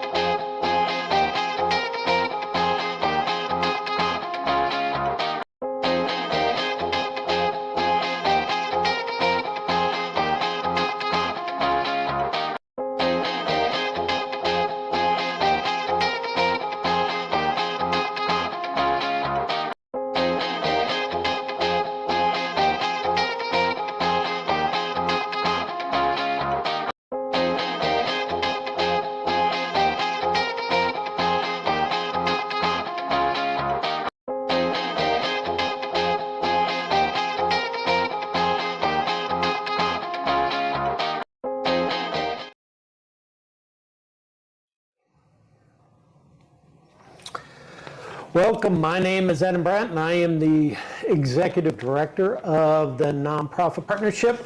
It's my pleasure to be here on Erie Gives Day and to announce for the noon hour that we have raised $1,715,000. So we only have about 8 hours to go before the end of Erie Gives. So if you haven't gotten your donation in yet, please do so now. It's also my pleasure to welcome Ann DePillo. Thank you. To Erie Gives. Ann is a representative of not only Red Letter Hospitality, the sponsor for this hour, but also the member of the Erie Community Foundation Board. So thanks for joining us today, Ann. Just asking our sponsors, why do you support Erie Gives? What better day to give back to the Erie community than this day? I think it's such an important day because this is one day truly that Erie comes together to make a difference. And you can always donate any day of the year, but this is just one day in particular that you can truly see your dollars being put to great work. So it's just a special day. Right. Yeah, it's an amazing day being here at the Community Foundation all day, and the energy that's here, and the number of calls that come in, the tracking of the donations, and the number of donations. I mean, we've got already 8,700 gifts that have happened in just this short few hours. It's been live. What does Erie Gives mean to Red Letter, mean to your organization in particular? What's the impact that you've seen, and that's a reason why you support? Well, a big part of who we are at Red Letter Hospitality is taking care of our community. And that's one of our biggest missions, whether our internal community with our employees, our external community is our Northeast, our Erie communities. And what we learned with how great of a place Erie is to live is you need to have each other's back and to always support one another. And the more we support one another, the more we support each other's businesses. So this is just one of the many ways and one of the many reasons that we do what we do, whether it be by providing great food or drinks or service, or providing jobs. So I think today is just one of those days, like I said earlier, is we can all get together and support not just one cause, but thousands of different organizations in Erie. And it's just one of the many reasons that we love being a part of Erie and we love giving back to our community. That's great. That's great. Red Letter is a great supporter of a number of nonprofits in the community, not only sponsor of this hour, you also have provided food today for the people working here, and it's been fantastic. So we appreciate that. We do have our hourly winner of the $500 prize, and you get to announce that. Drum roll is the $500 is going to the Girard School District Foundation. So congratulations to them. That's great. That's great. Fantastic. Yep, the school districts need our help. The foundations in the school districts do a lot to support the students there. So that's certainly a deserving organization. Yeah, so absolutely. Thanks for joining us, Ann. We do have a group represented as a nonprofit, but we appreciate your support. Thank you for including us, and make sure to give. All right, thank you.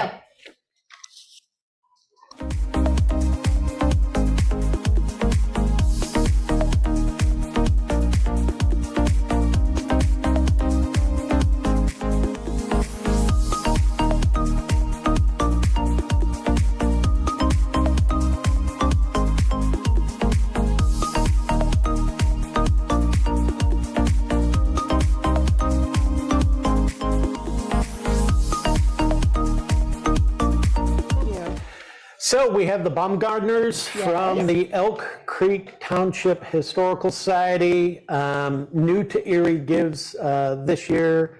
Thank you for coming.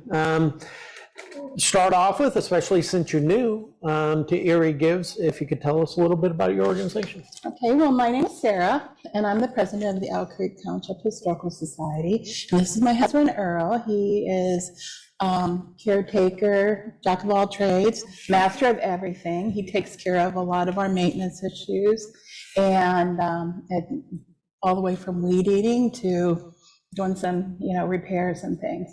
The Elk Creek Township Historical Society started back in 1981, and we're the caretakers of the Little Church on the Hill, which is a historical church that was built in 1855, and it's a Universalist church originally. So what we do there is we're very small, but we're very vibrant.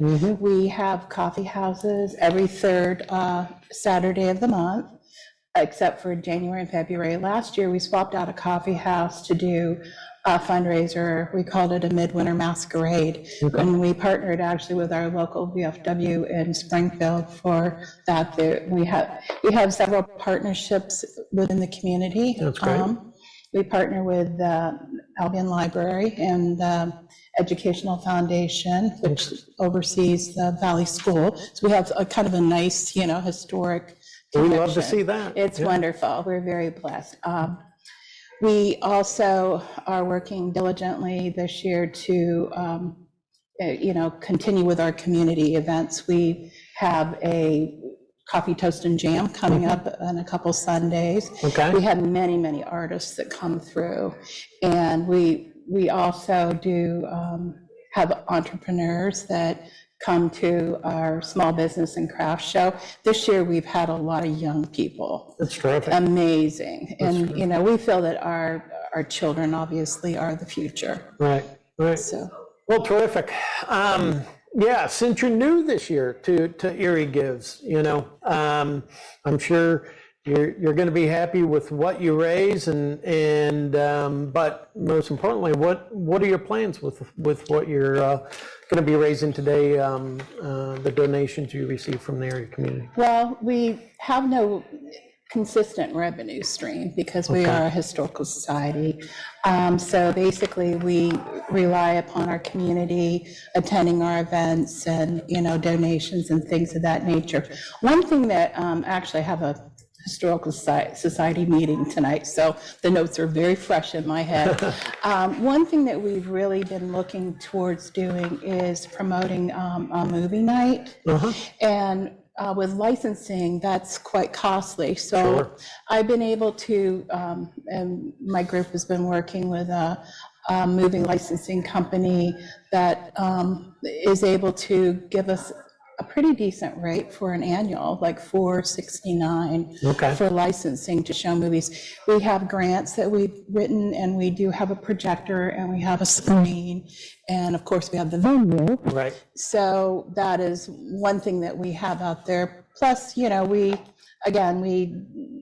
rely upon donations fully for our, day-to-day expenses. We do write grants. We're part of Erie Yesterday. Right. And we did receive an ACRA grant to help promote our participation in Erie Gives. It just kind of, the stars aligned, and the postcards went out. So we've been very thankful for that. That's great. Yeah, I don't think people realize how many nonprofits, especially smaller ones, rely on just charitable donations and grants and foundation funding to support their work. They don't have a lot of other revenue streams. So, we're very few, but we're mighty. There you go.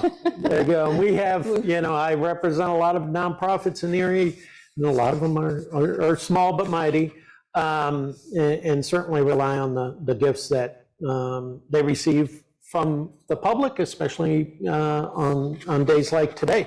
Anything else, just to wrap up, about the Historical Society? Anything you want folks to know?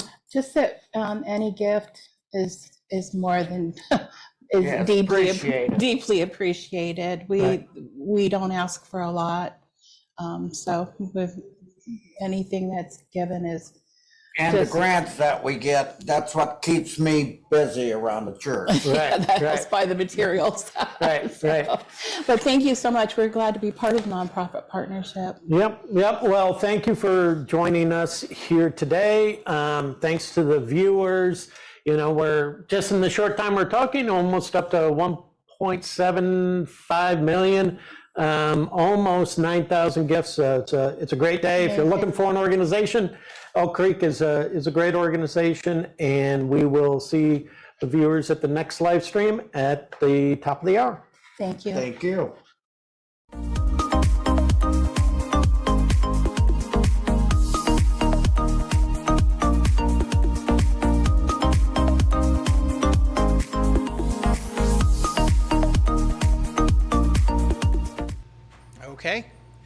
and another live update from the Erie Community Foundation. We are going to have Sarah Haggerty's Cam Jam up next. It was a wonderful performance we did actually a month or so ago. Brandon's on screen again. And then starting at 12:30, we're going to move into the live music portion of our live stream. So stay tuned. 12:30, we're going to have some live music. Enjoy Sarah Haggerty.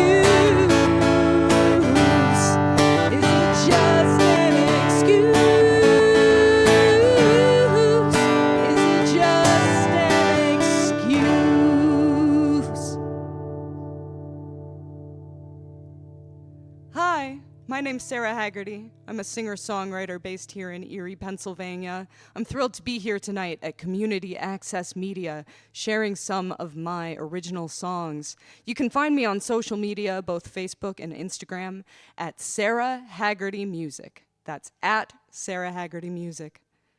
The next song that I'm gonna play is another one of my songs. It's called The Wheels.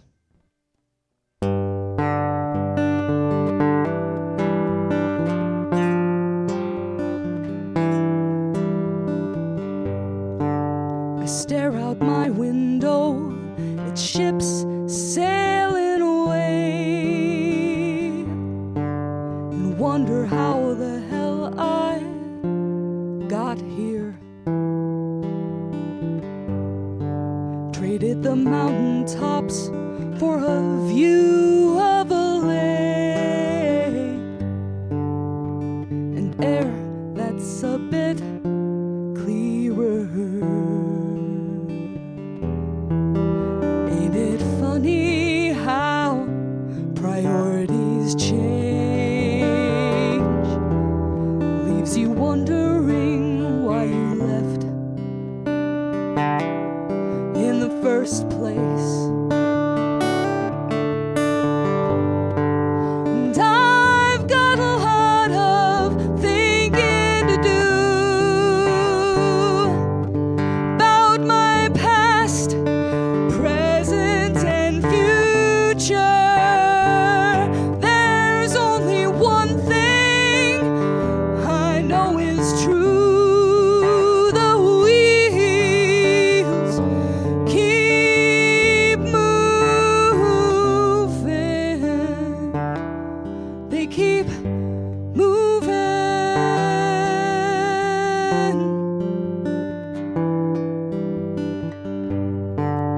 Many long years since the last time we spoke, and I'm still sorry for what I said. Wrote you a letter, sent you a note that I'm pretty sure you never read.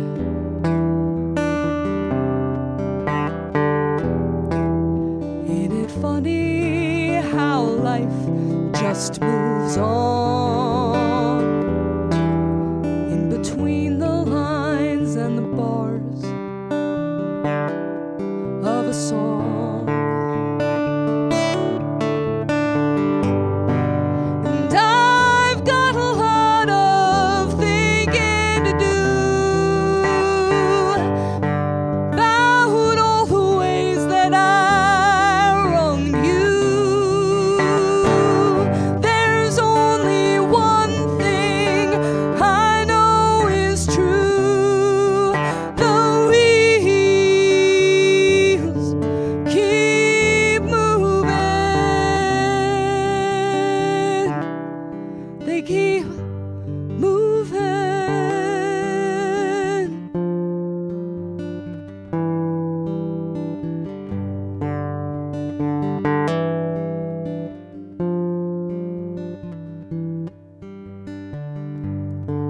I'll never forget that look on your face. Walk the fine line between disgust and disgrace, as if you'd seen a ghost.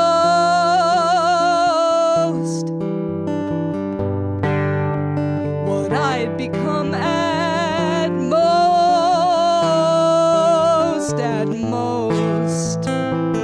I've been a ghost. At most, I've been a ghost.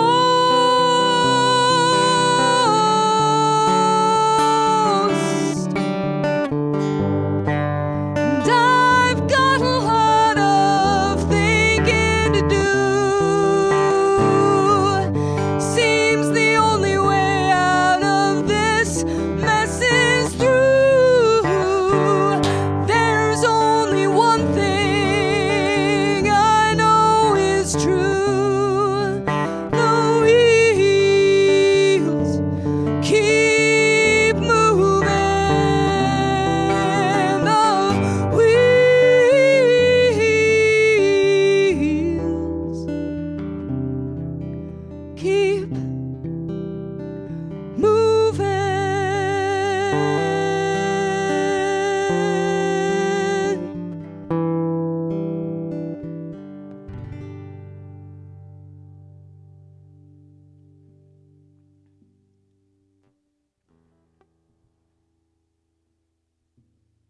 This next song is called Hard Lessons.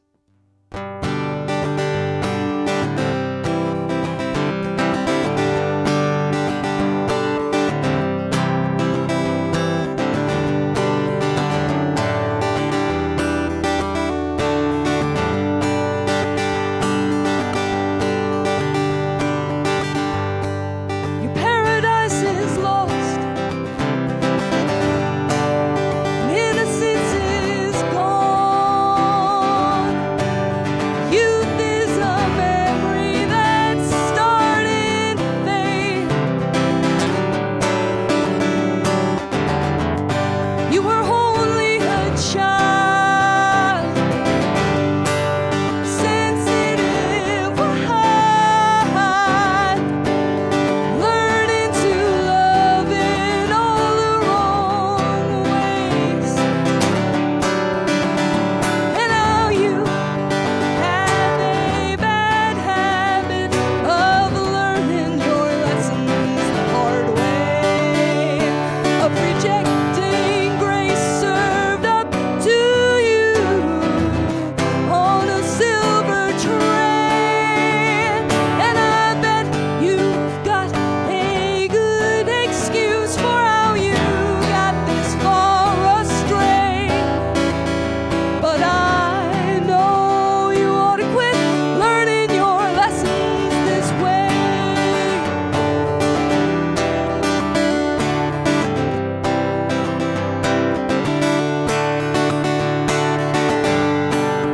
When she was near, you didn't hold her dear. You could not with a heart that was built for running away.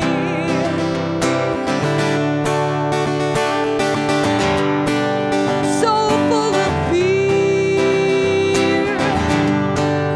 couldn't shed a tear or muster up an apology to save your life.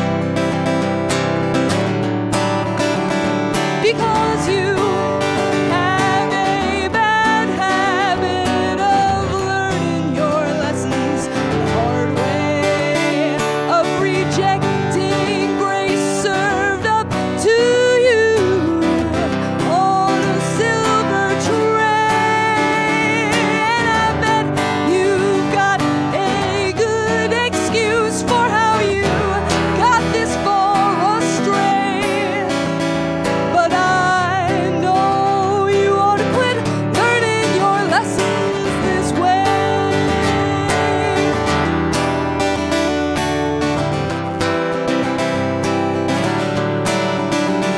Because you have a bad habit of learning your lessons the hard way, of writing checks and racking up debts that you never intend to pay.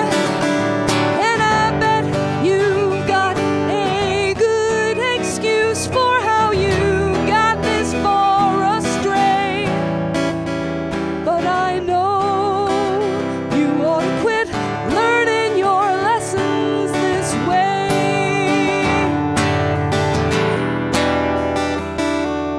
But I know you ought to quit learning your lessons this way.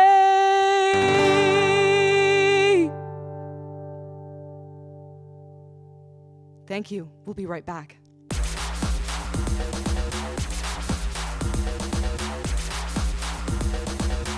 Want your band or small music group featured on CamJam? Now's your chance. Send us your band bio along with a photograph to info@camerie.org. CamJam is our new program featuring local musicians, and we need musical talent to help us showcase you to the community.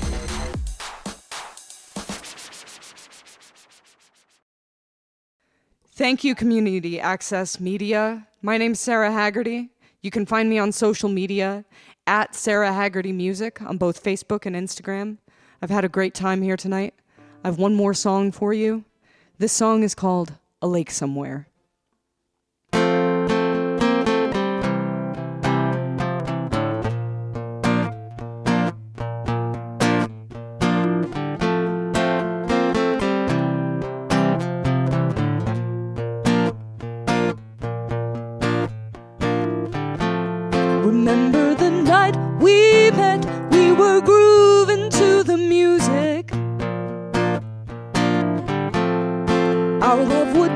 short-lived. We didn't have the guts to go through with it. Our hearts in separate spaces, and the timing wasn't right. But do you ever wonder what would life be like? Would it be everything I've imagined and more?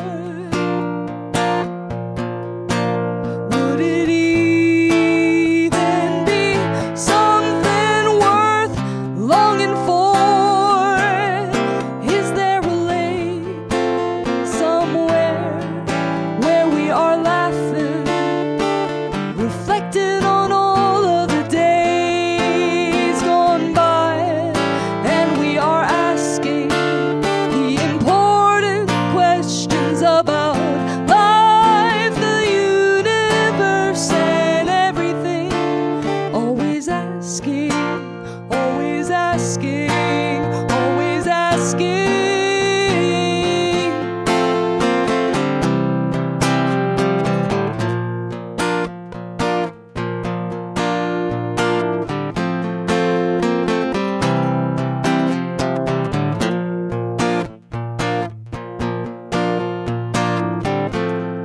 Look away for a second and a decade will go by, lost in time's illusion and the paintings in the sky. Never been one to believe that it follows a straight line. And if I'm being honest, it don't take much to take me back to that night. Would it be everything I've imagined and more?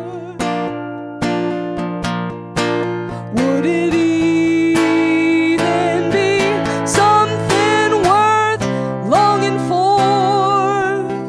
Is there a lake somewhere where we are laughing, reflecting on all of the days gone by, and we are asking the important questions about life, the universe, and everything? Always asking, always asking, always asking. Is there a lake somewhere where we are dancing and watching the ships sail by and by? And we are asking the important questions about life, the universe, and everything. Always asking, always asking, always asking.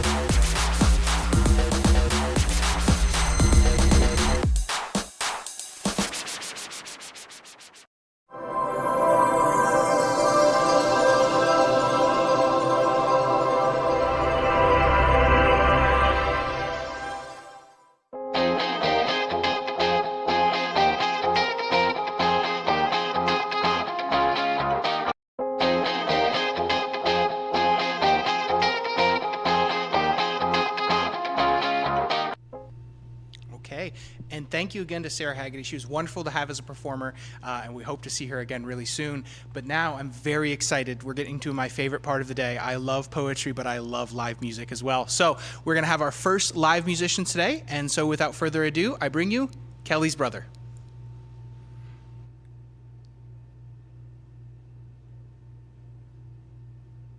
Thanks, Jacob. Thanks to Community Access Media for having us. We are Kelly's brother, and the first song we're going to share with you today is off our first album called Shades.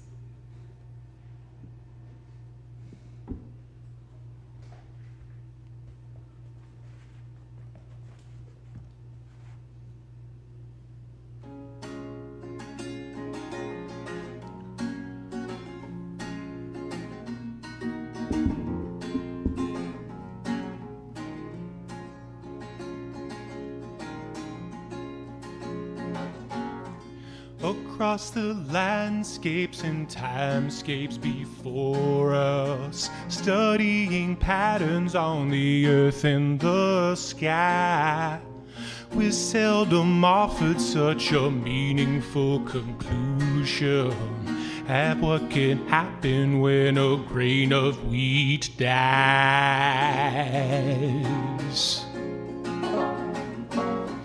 Oh, what a gift to be aware of our awareness. Lucid reasoning, we ask ourselves why. But we can change our mind by thinking a new thought and hold a gift inside that money can't buy. If you can say yes or you can say no, why do you say I don't know?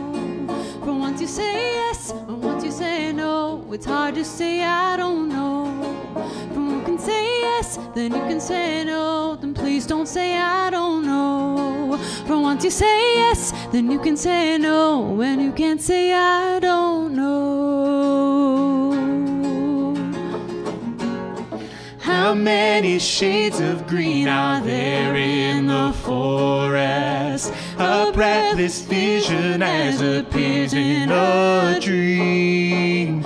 We feel the gravity of life in our existence, one timeless second in our consciousness stream. The precious winds of change usher in a new day, where consciousness evolves with love as the theme. The long arc inside is bending towards justice, as we realize our garment has no seam. If you can say yes, or you can say no, or you say I don't know. For once you say yes, or once you say no, it's hard to say I don't know.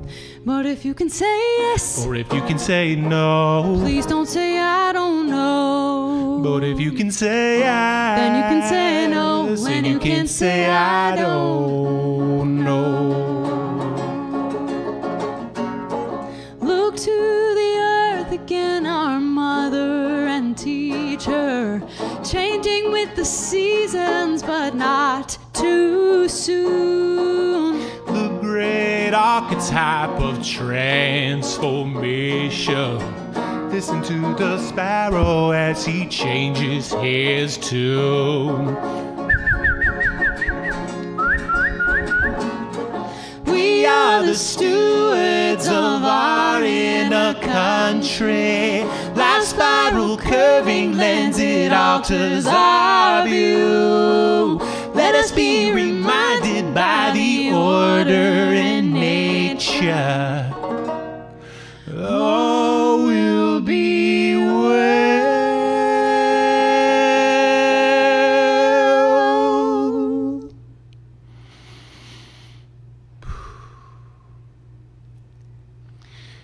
As the struggle ensues.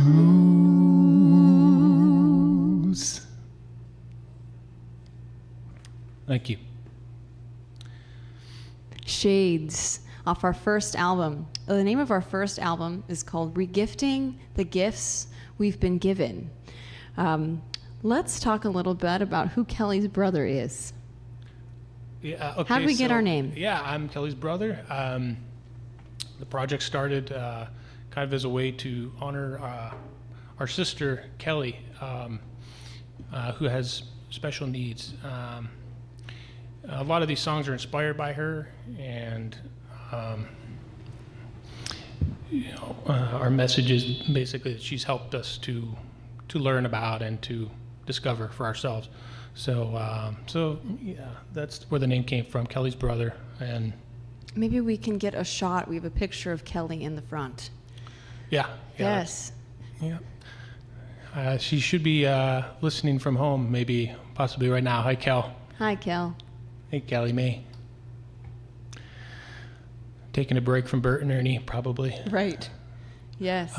So anyways, yeah, so let's keep going. It's important too. Kelly's brother has a name. His name is Charlie Kruger. Oh, and we are husband and wife. My name is Brittany Barco Kruger. And Charlie started writing these songs long before we met. And so when we met, we used our contrasting talents to create a really beautiful creation that not only honors our sister Kelly, but then eventually we're in the very infant stages of starting a nonprofit ourselves here on Erie Gives Day. Our hope and dream is to help and serve in as many ways as are efficient Native Americans with special needs. More information can be found at our website, kellysbrother.com. We're on Instagram and Facebook. We've been happy to play a few places locally and are just excited to share Kelly's story and uplift those that are underrepresented through our songs and our stories. So let's keep the music going. We're going to do one from our second album. This is called Hark. Yeah, thanks for saying that.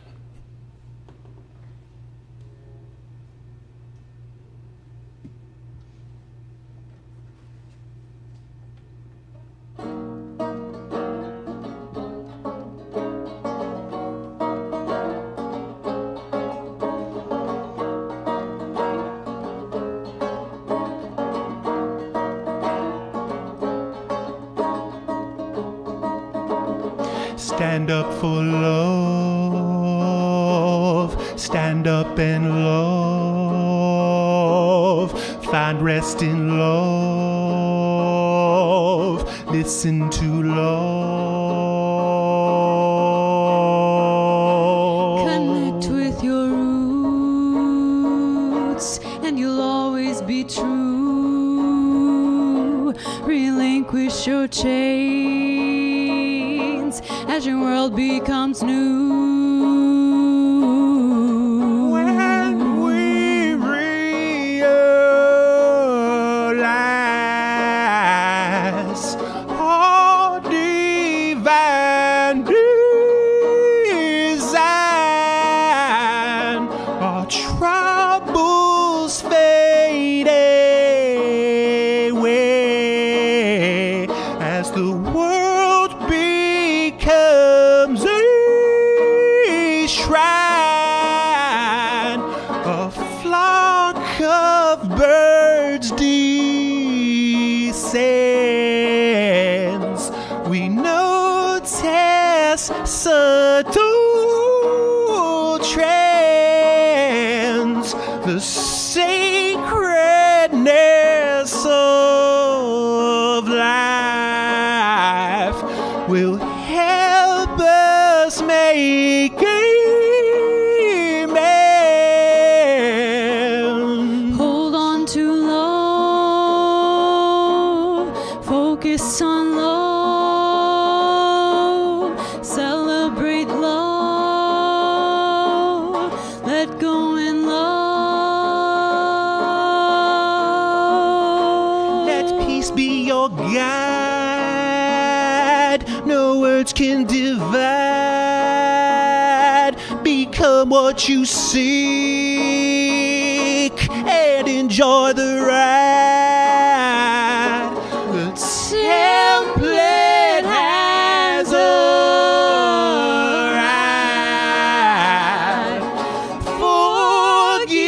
Forgiveness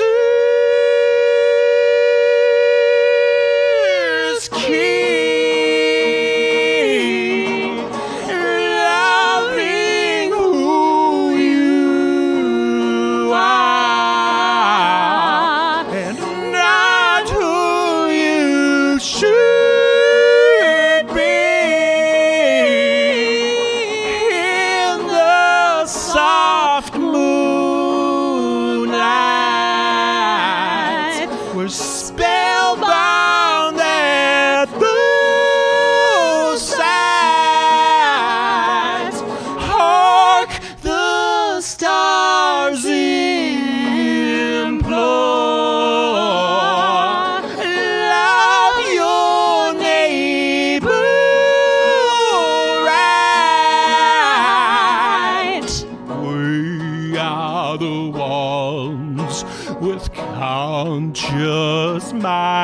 minds.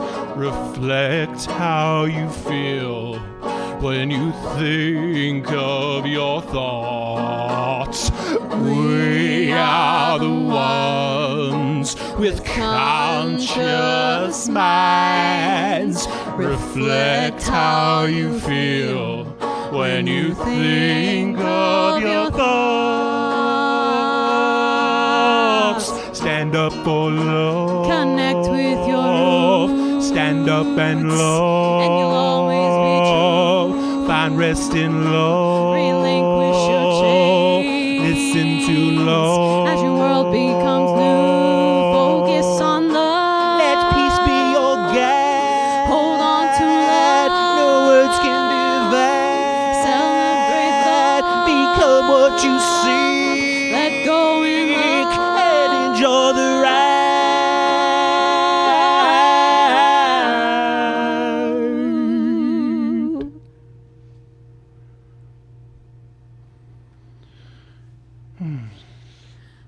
Nice.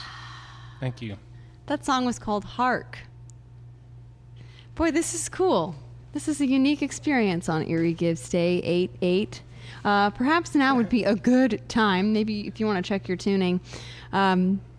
There's so many nonprofits to support today, some that are near and dear to our heart, especially with hearts for people with special needs, include l'Arche. Goodness.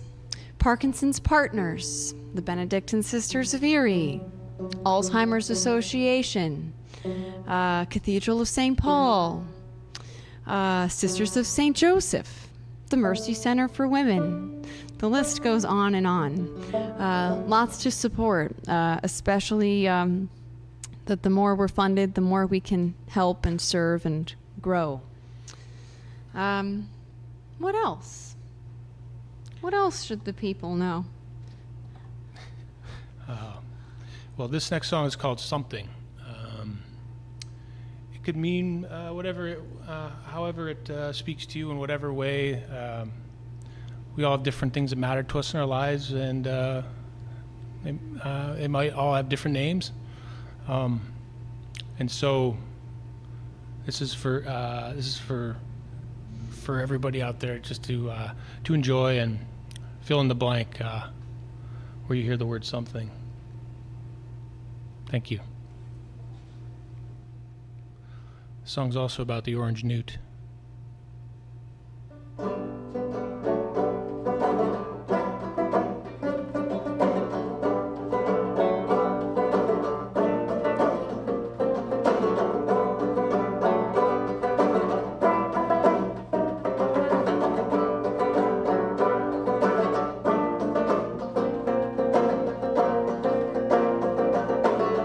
With no clear place to start, A seeking, yearning heart is looking for something new. While something looks for you, something will set us free. not something you can see. Bigger than who we are, something is in the stars. Trust the reliant sun. Will rise when dawn is done. Something is breaking in, something it stirs within.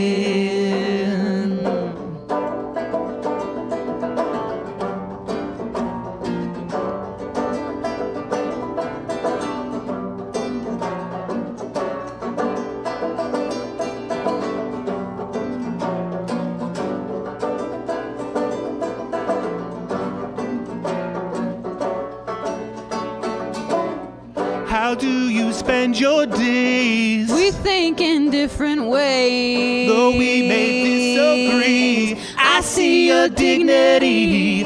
We're offered what we need. Birds are provided seed. Beyond what's right and wrong, they're free to sing their song. So gather, fellow minds. Take note and see the plan. Climb up and see both sides. Move where the Spirit guides.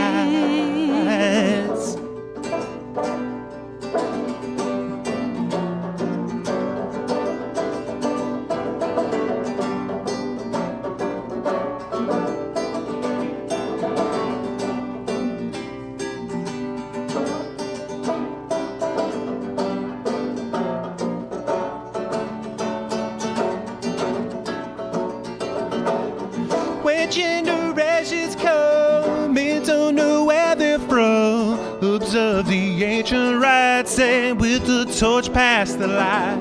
One day we'll see the prize and soon they'll realize, despite the doom and gloom, we're crawling from the womb. This place I felt I knew, could it be deja vu? Pieces of constant theme and this waking living dream. In this rib, all our airs of affectionate care and benevolence within. In the end, something wins. And when we think we know just how our plan will go, the unsuspecting moss reminds us who is boss. As moths take flight at night, when the timing is right, orange newts will appear. Is providence yet clear? In awe of nature's law that governs freeze and thaw. In balance, life will thrive. Stay balanced to survive. In awe of nature's law. In balance, life will thrive. In awe of nature's law. Stay balanced to survive.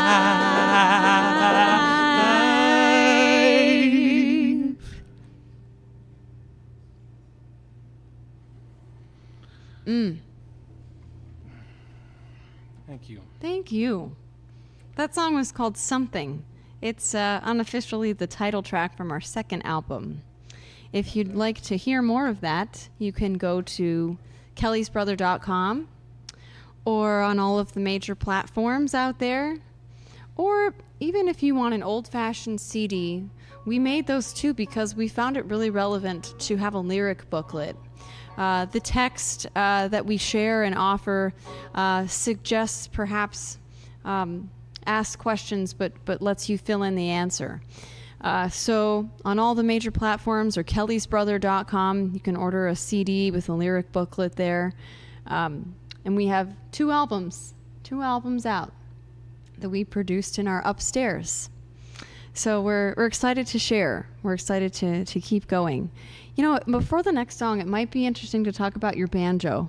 I don't know if that's a traditional banjo that folks are used to seeing. It sounds a little different, you know?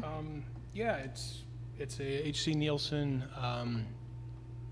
banjo, student grade. Yeah, it's neat. It's somewhere around 1880 it was made. I got it from an old timer in Tennessee, but yeah, nylon strings. I think it's a little bit of a shorter scale length, so but yeah, it does kind of have a unique little sound. But I think that's the biggest part, is that we're accustomed to hearing a banjo with steel strings, but we both have nylon string instruments, and so that gives us a sort of a softer sound. So those are nylon strings, and traditionally, in the roots of banjo in the African tradition, they would use actually gut strings. Nylon's just a little bit more easy to produce, I guess. Okay. So next is Reckoning. The song is was inspired by the situation in Ukraine, and it's written for Ukraine, but also for Russia, because it's just a tragedy, and anywhere where there's lives being lost, it's a tragedy. So this is both, to Ukraine and the Russian people, as we seek peace and a way out. It's called Reckoning.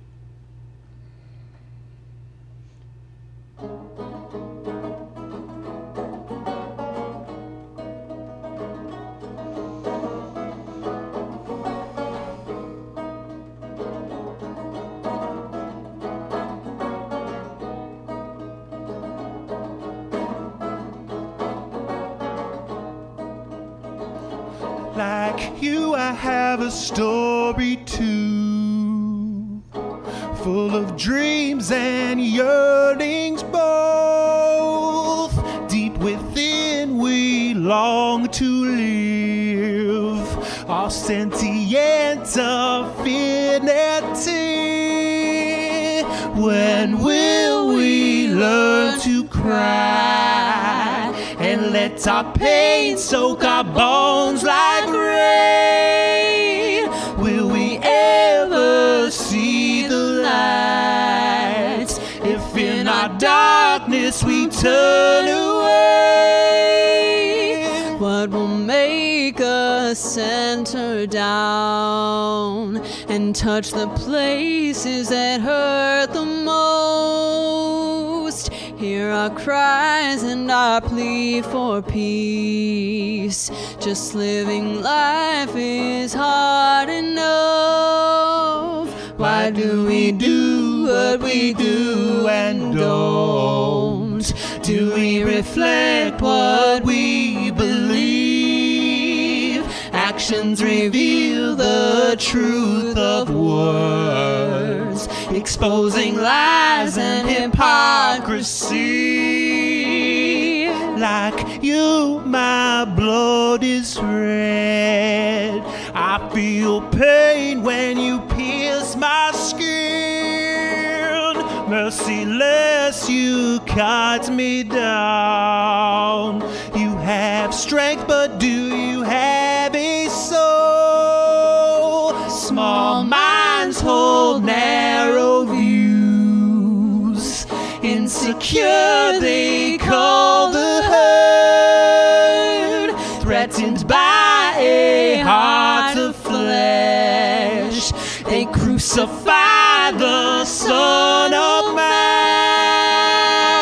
I am a human life, a masterpiece wearing clothes of skin. Right or wrong does not apply if you can feel my beating heart. If through our tears you look in my eye, you can then see the divine within. Then let your inner peace begin. Take a turn and allow love to win.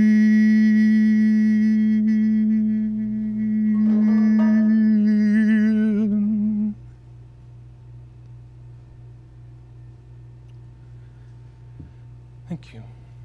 Our hearts go out to Ukraine with that one. Why don't we,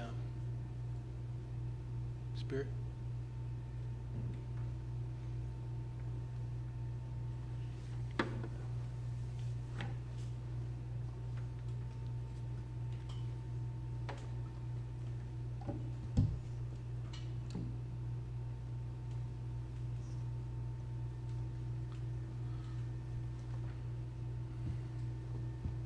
Our next song is about the butterfly. It's called Spirit Dancer. Drum? You gonna hold it? Okay.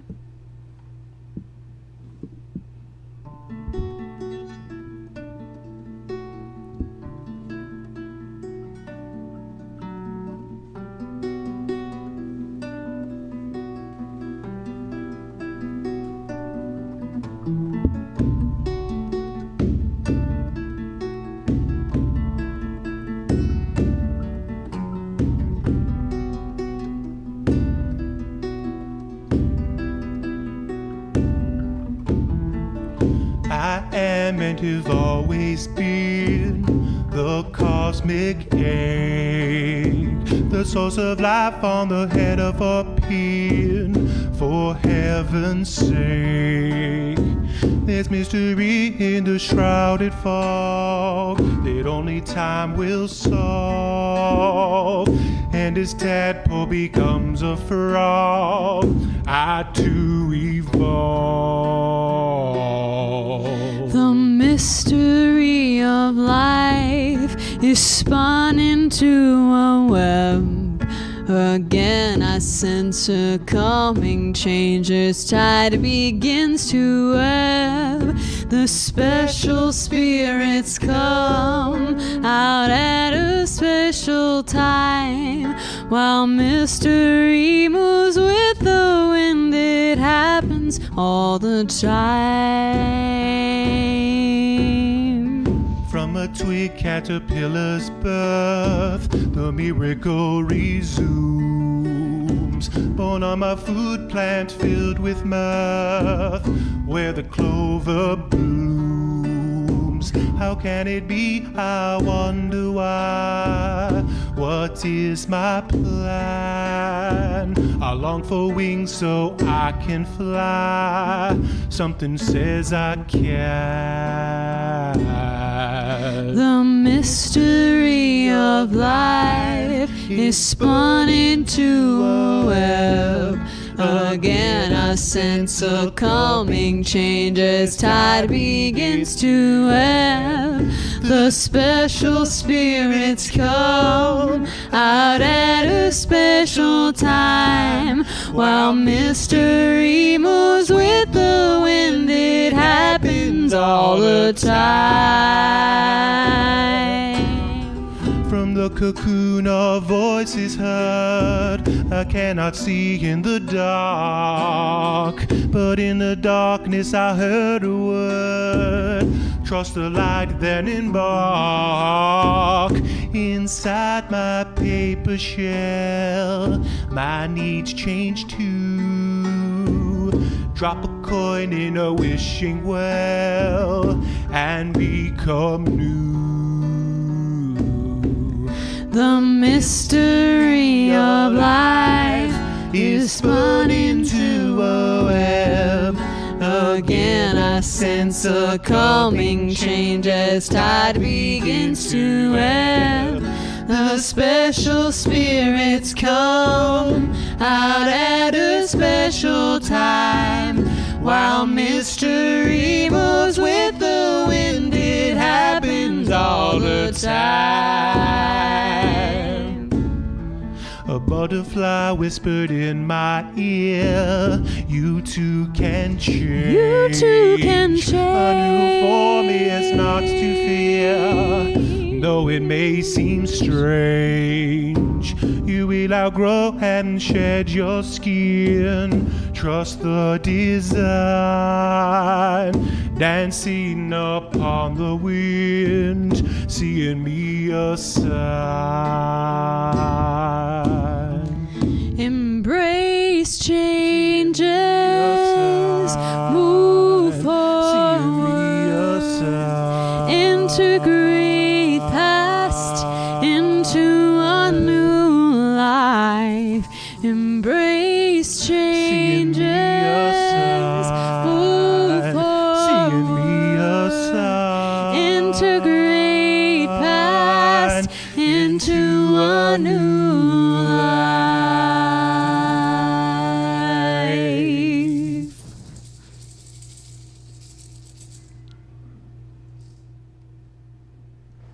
Hooray. Spirit Dancer. Before we cut to a break, you might be wondering, what is that beautiful instrument that Kelly's brother brought with them?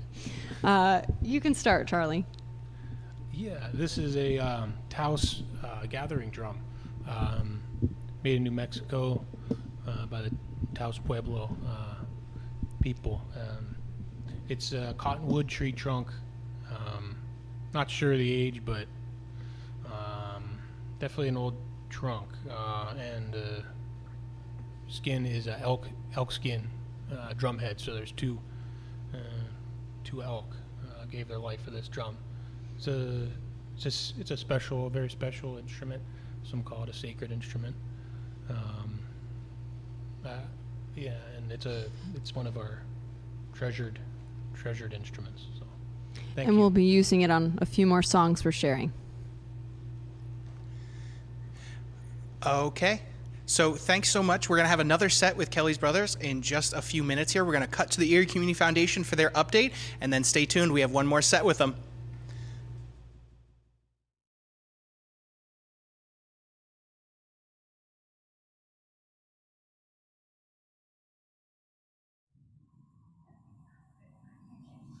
Hello and welcome to the Erie Gives live stream. My name is Ellen Kale. I'm the Associate Director with the Nonprofit Partnership of a close friend of the Erie Community Foundation. I would like to welcome Lauren Bauer of Merrill Lynch Financial with us today. She and her organization are the hourly sponsor. So we just want to get a little more information about why your organization supports Erie Gives. Sure. So I, along with my partners, Greg Puffer, John Stockard, and Rob Cashone, just feel it's important to make sure we're giving back to our community, and we always try to support organizations that do such great work here, and including the Erie Community Foundation. That's awesome. So what does Erie Gives mean to your organization? So I'm going to pivot on this one a little bit, only because I know, it's kind of the same answer as the last one. We really love to support our community, and we feel fortunate to live in this great city, and so we want to make sure that we are, helping the nonprofits who help our community. I also have another role in that I chair the Erie Women's Fund here through the Community Foundation. So what I would say, if I can put on my Women's Fund hat and stud here, is that Erie Gives is a great time to renew your Women's Fund membership. So we have a lot of members who are up for renewal today. If you've been considering joining the Erie Women's Fund, we are a female philanthropy group with the mission of empowering women and families. So this year, our major grant went to EUMA to re-outfit a building that will house youth who are aging out of foster care.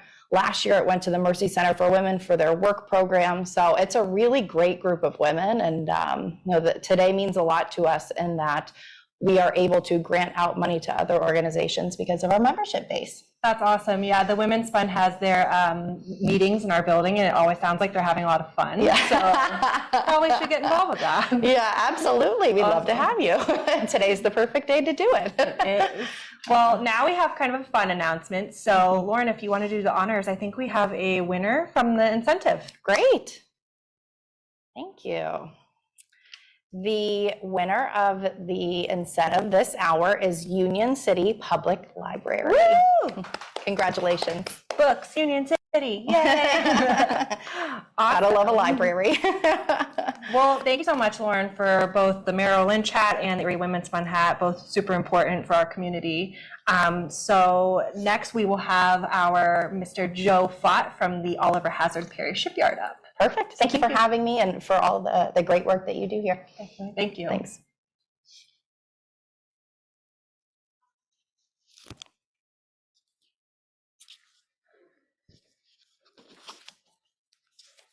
I wish this was another secret ticket. Welcome, Joe. How are you?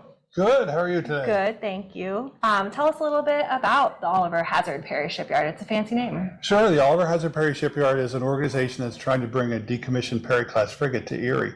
No small lift by any means. And what we're trying to do is work through the Navy's donation of ships process to bring the frigate here to have that permanent, very visual image of a decommissioned Navy ship here. So it's a big project, and we're hoping for great things. To have a presence like that on our bay is terrific, and to honor Oliver Hazard Perry and his great commitment to the nation, let alone the USS Halliburton that was named after William Halliburton.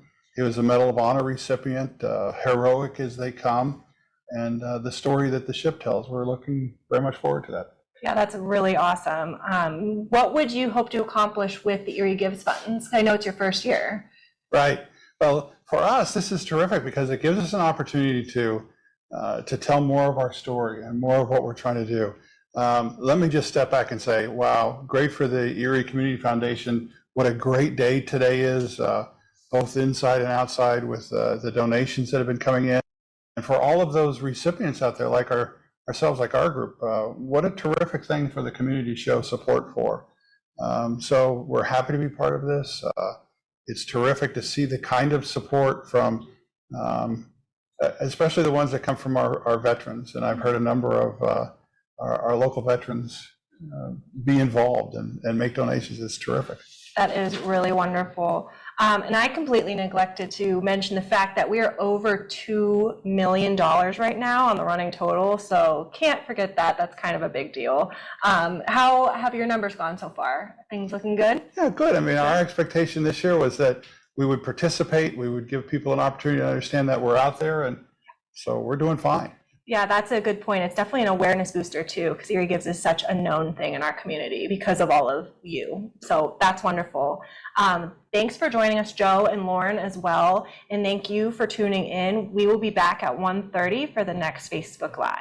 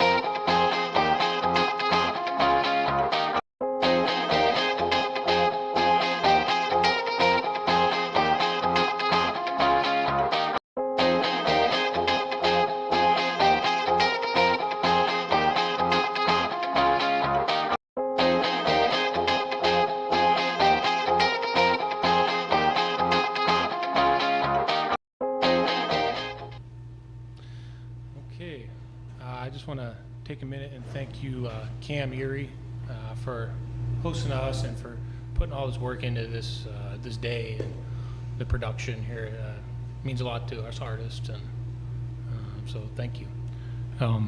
This next song is called Gospel of the Seed. It's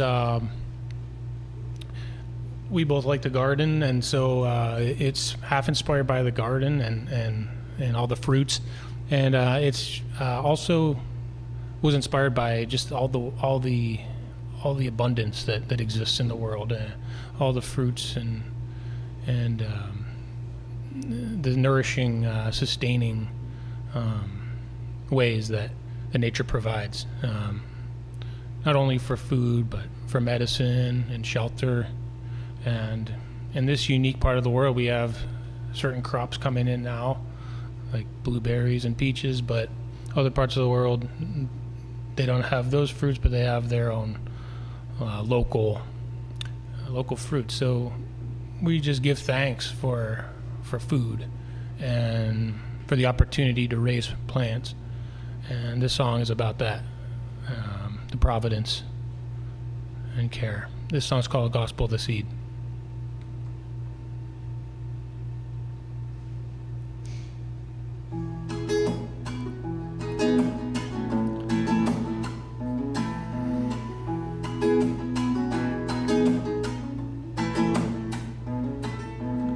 There's something buried in the ground. The treasure in the field is seldom found, but when we find it, it is grand. As we exclaim, the kingdom is at hand. Liberating thoughts surround. We reconsider what is holy ground, and we discover what we need. As we read from the gospel of the seed, plant, grow, reap, and rest. Tend my needs and I will grow. Plant, grow, reap, and rest. Without light I will die. Plant, grow, reap, and rest. Water me and life can flow. Plant, grow, reap, and rest, says the gospel of the seed. Trumpet vine flower is thin, for beak of hummingbird to fit in. What we need our creator knows. Jewelry lives where poison ivy grows. I breathe your air, you breathe mine in. In symbiosis all parties win. With eyes to see and ears to hear. A niche is filled on this tremendous sphere. Plant, grow, reap, and rest. Tend my needs and I will grow. Plant, grow, reap, and rest. Without light I will die. Plant, grow, reap, and rest. Water me and life can flow. Plants grow, reap and rest, says the gospel of the seed.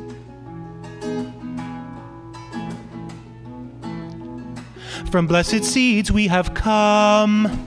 Sit in the garden, hear the sacred hum. Receive the blessings from the sun as a billion systems operate as one. The whole is greater than the sum. Of the same root is where all seeds are from. Now I'm kneeling in the mud for the benediction of the blooming bud. Blessed and blessed be, help fulfill our destiny, co-creating our story, servants of eternal beauty. Seasons come and seasons go, by our patterns we will know. Everywhere nature renews, I can change and you can too. Our whole lives and points of view, trust these words that I say are true. You will change and I will too.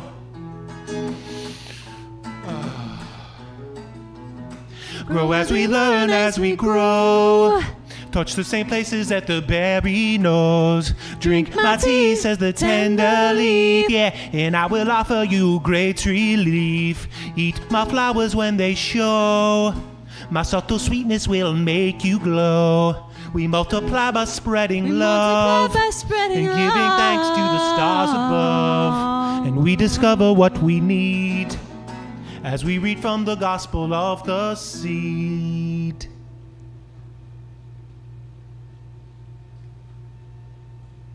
Thank you. Okay, this next song, we're gonna go back to the drum.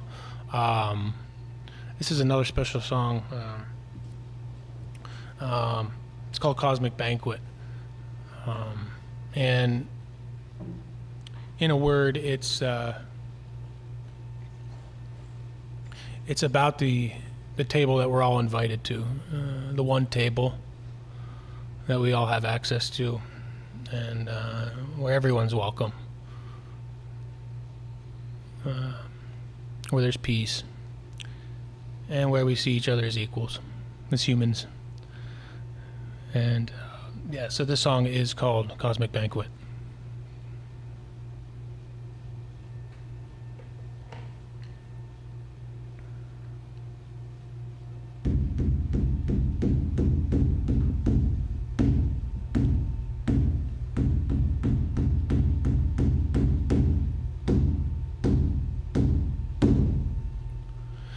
As with a tiny drop of dew, all trees and stones participate in the cycle of which they're part. Unique roles with unique traits. Within a selfless love, we sacrifice as we commune. Being at home, outside ourselves, sharing the burden of our wound. Everyone learns in different ways, but it's through our shadow that we transcend. The gift of tears removes our pride as we now see a different end. To receive is to accept. To accept is to forgive. Making amends restores our heart as we now see to truly live. I'm naked now with no shame to hide, speaking the truth. I've always known all things are one, equally good, as our deepest ground is shown. Out of the water into the dirt, then up a tree, then back down again into a cave, then back out. The flame has come, we learn to see a trend. 1 + 1, then 1 is 3. Can we see yet our humanity? We're in relation to the purple sky, past the single day that our mere body dies. I'm coming home with the feeling of joy, with possibilities I have never known. I'm here to offer a simple gift, the great peace the present moment shows. In a realm beyond our conscious thought, where there's nothing to solve and there's no one to blame. When trials come, don't be so sure to know, for your story and mine are both the same.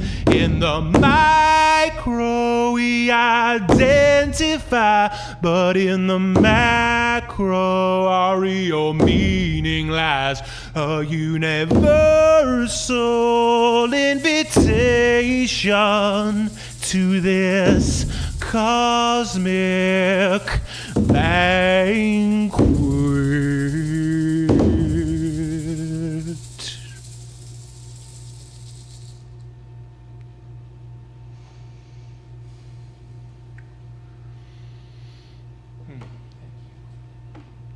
Thank you very much, everybody.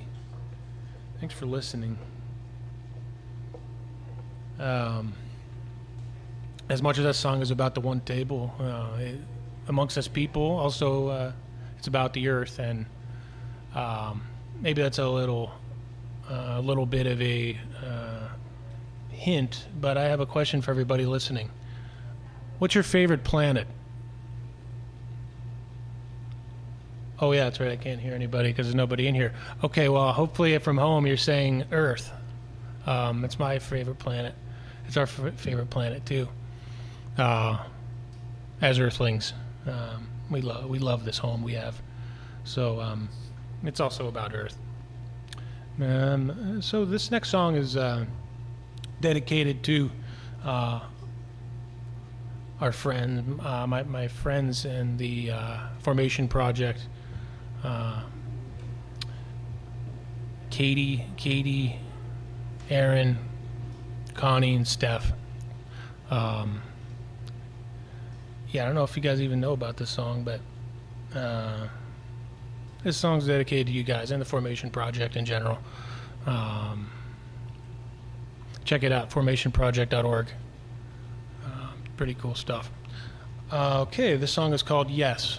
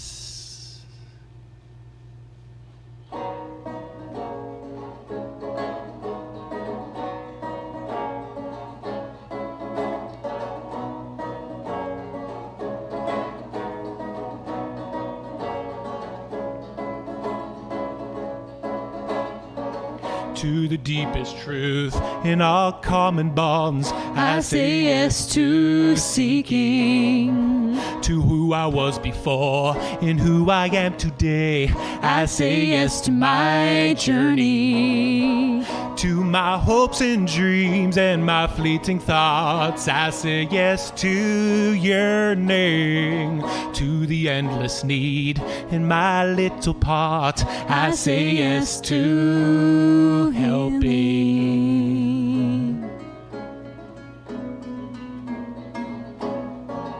to what I think I know and what I know I don't. I say yes to learning, to my lifelong fears and insecurities. I say yes to transcendence, to transform my thoughts and to living new. I say yes to becoming, to my sacred wound and my driving force. I say yes to belonging.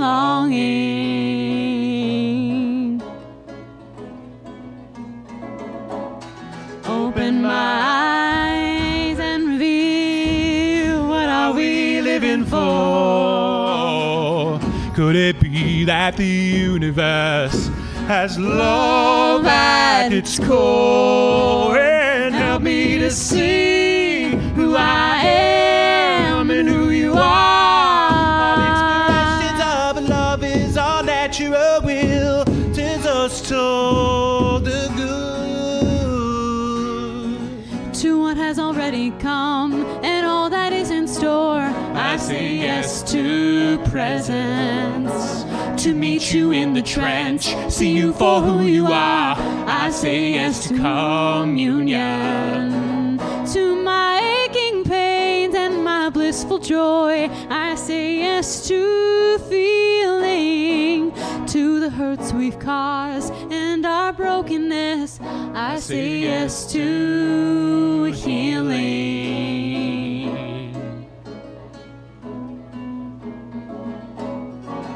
To doing the best we can and what we can't control. I say yes to acceptance, to my origin and my family. I say yes to my story, to the miracle of life and mystical union. I say yes to wonder, to my silent prayer in my inner room. I say yes to my center.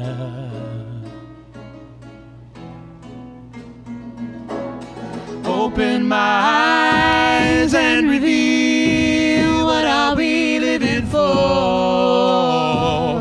Could it be that the universe has love at its core? And help me to see who I am and who you are. Of expressions of love is our natural will, turns us toward the good. To looking in the mirror and greeting who you find.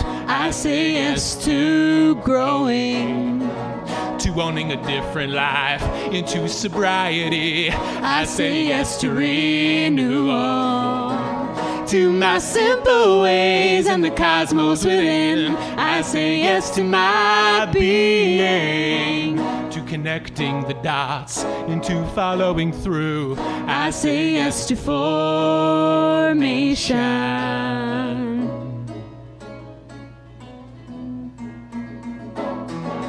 to engage with the world while tending to my needs. I say yes to balance, to a contented heart and to inner peace. I say yes to resting, to primordial love, celestial blue. I say yes to my essence, to my day-to-day and to gratitude. I say yes to living.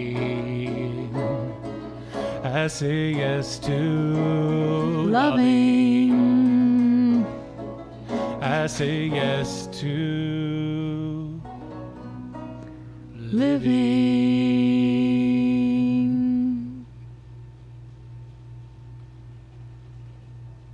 Are we? Thank you. Yes.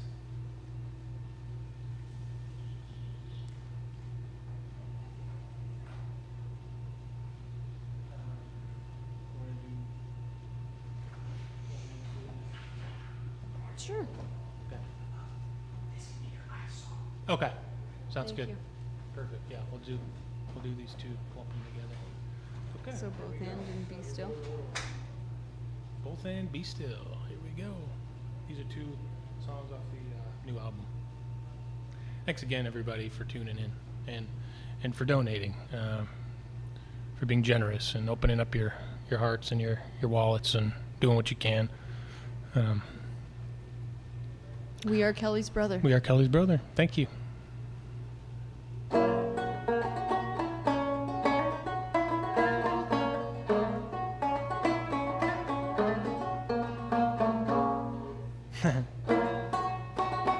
Oop.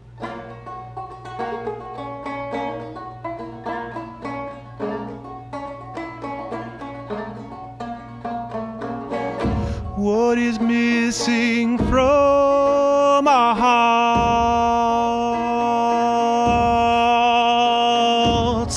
What is missing from humanity?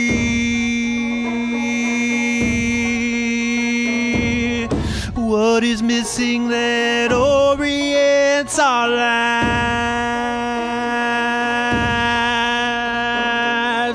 What is missing that takes from us our peace?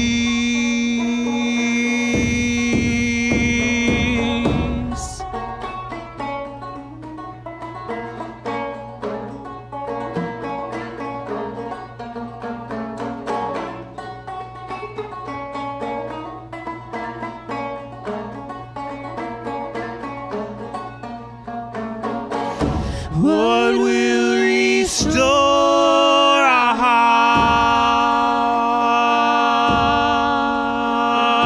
hearts? What will restore humanity?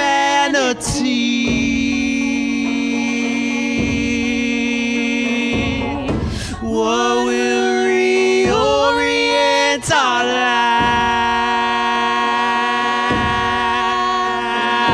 lives? What will return to us our peace?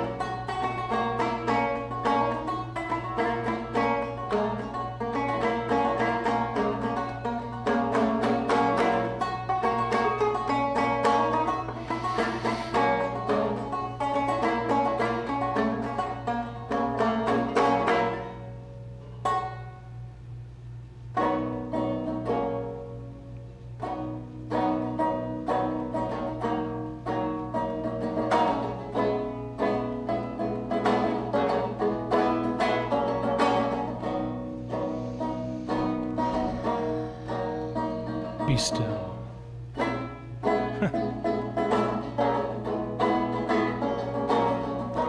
Be still and know. Be still, resolve.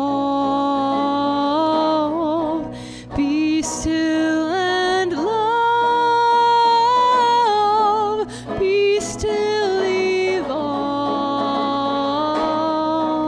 Did our God not create the earth in 7 days, give or take 14 billion years? And from this earth's dust and clay was Adam formed with all the other apes. So to this earth is Eden's home, with burning bush and my backyard berry patch. How can it be that we don't see the chosenness of our created things? Be still and know. Be still and know. Be still and know. Be still and know. Be still and be still and know. Be still and know. Be still and know.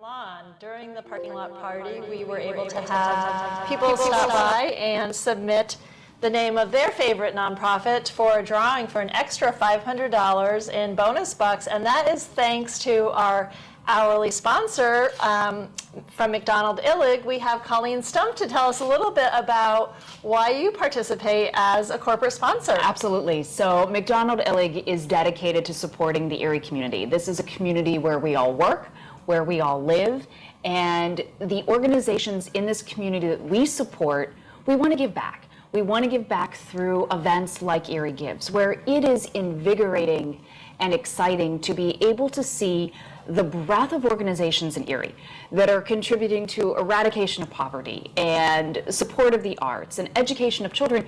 This is one day of the whole year where we can all come together, support all of these organizations, learn about the organizations, and help their mission. And so the employees of McDonald Illig want to give back to the community that we're in, and give back to all of these organizations that are doing such great work. And so we want to thank the organizations for participating today and the Community Foundation for sponsoring such a great opportunity to help the vibrancy of the region. Well, thank you, and you're right. So over 500 nonprofits are participating today, and behind you on the screen we'll see that as of right now, we have $2.1,068,806 raised, so that's amazing. We have 6 hours and 26 minutes to go, so if you're listening or watching out there, you can still make your contribution online.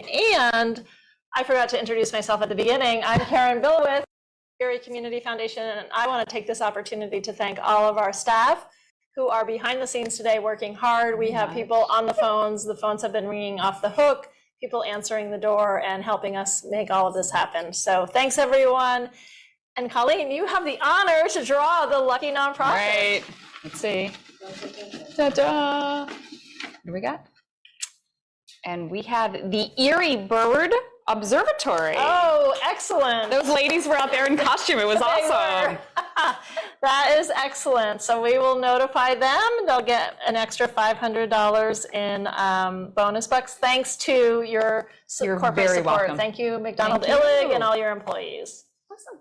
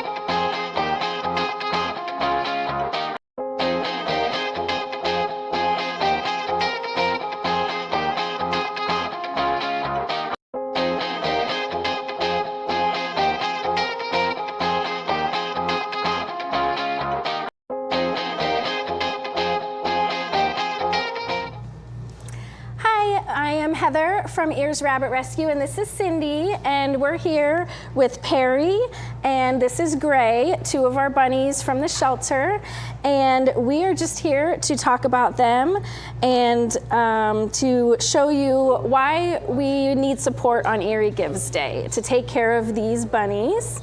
So Cindy, which bunny did you want to talk about first? Well, let's talk about Gray. That's the bunny I have here on my lap. He was actually born at my house. We had a big rescue 2 years ago, and I got one of the pregnant mamas to foster, and she had 5 babies at my house. And the morning that she was in labor, I realized she was in labor because she was pretty frantically trying to make a nest. So she would pull the fur out of her chest like they do naturally for soft bedding, and then at the same time she was trying to rip shreds of the sheet that I had lining in the litter bed. So while she would rip fur and run it over to the corner to make a nest, I would rip parts of the sheet and hand it to her, and she would take it and carry it back to the nest. Did she already have like a good nest made? No, she actually didn't start it until she was in hard labor, which surprised me. Yeah, so I had to. That's kind of last minute, huh? Yeah, I had to leave the room for a few minutes. I thought she was okay, and when I came back to the room, she had 5 babies. So they just come out like a little train, I think. How big were they? Oh, they were teeny weeny, about this big, and they were bald, they were all pink, and she was cleaning them all up. She was such a good mama. And so they stayed at my house with her Okay, wait, did they have umbilical cords? No. Was there like 5 umbilical cords? I didn't see them. I didn't see them. I don't think so. And really wasn't messy at all, and it was just fascinating. She just knew what to do. She just started nursing right away, took good care of them, took good care of herself, and it was fun just watching them all grow. She had 4 boys and 1 girl, and Mama got adopted pretty quickly after she went to the shelter, and I think Gray is the only baby left to adopt out of that litter. All the rest of them have gone. So Gray is looking for a really good home. He's such a sweet, sweet, loving boy, as you can see. Now, did you name the babies? I did not. Oh, no, okay. the ears people did. Yeah. Well, you're an ears person. I'm an ears person, but I didn't name them because I knew they would get different names. Yeah. So he's a sweet boy, and it was just fun. I would take videos of them as they were growing up and progressing. And I had a dog at the time who just absolutely loved them.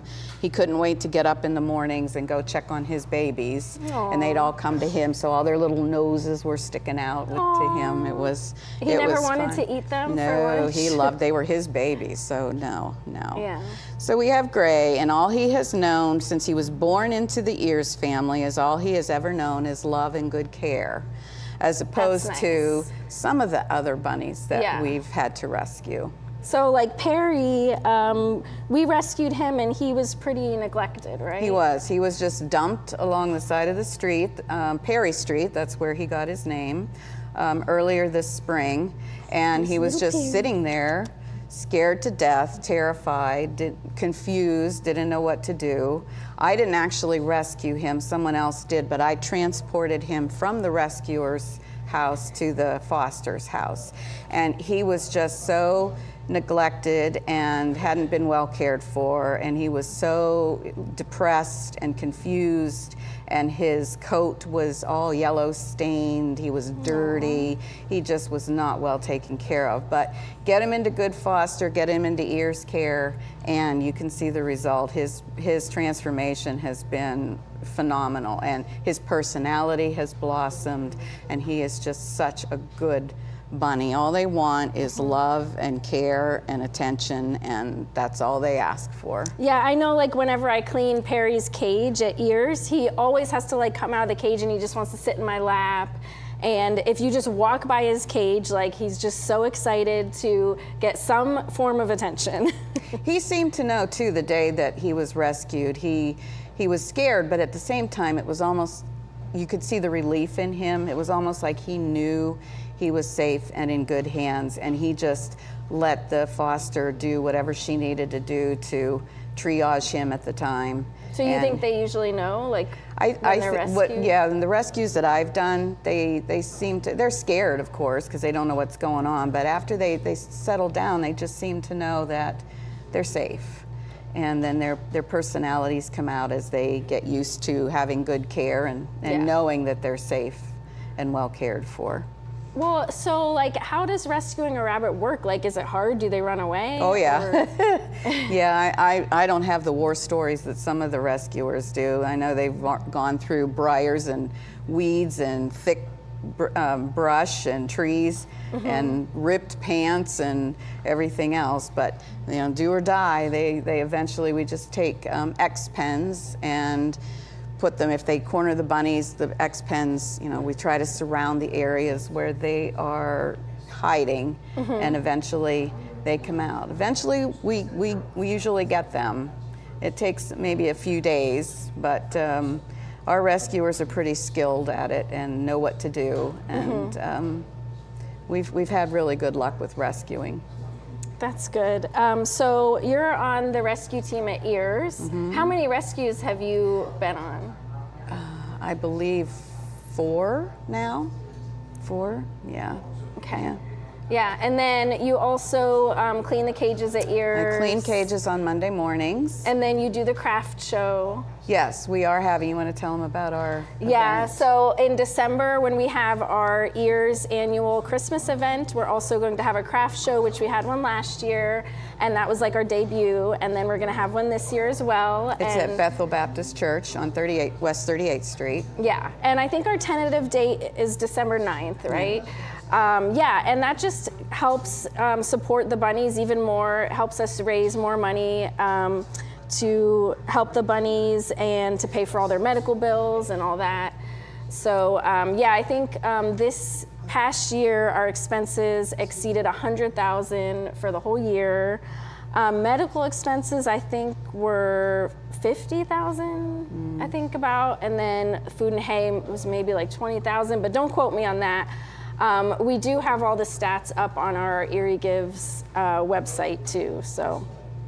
If you subscribe to our newsletter, Perry is featured in this month's newsletter. You can see his before and after pictures, and it's just it's drastic. amazing. Yeah. Very, Oh my gosh, yeah. Which you should probably put that on the website so people can Yeah. actually go to the website. For sure. And also if you go on our website, you can see our bunnies that are up for adoption. So you just go under adopt and go to adoptables, and you can just browse through all the bunnies and you can read about them, read their stories and all of that. And we're always looking for volunteers. We're always looking for cleaners and fosters, especially. Sometimes we get so inundated with rescues that we can't rescue if we don't have fosters. So it's very important that we get fosters. And we supply everything. Yeah, so we supply everything, and the good thing about being a foster is that you only have the rabbit for like 2 to 3 weeks, right?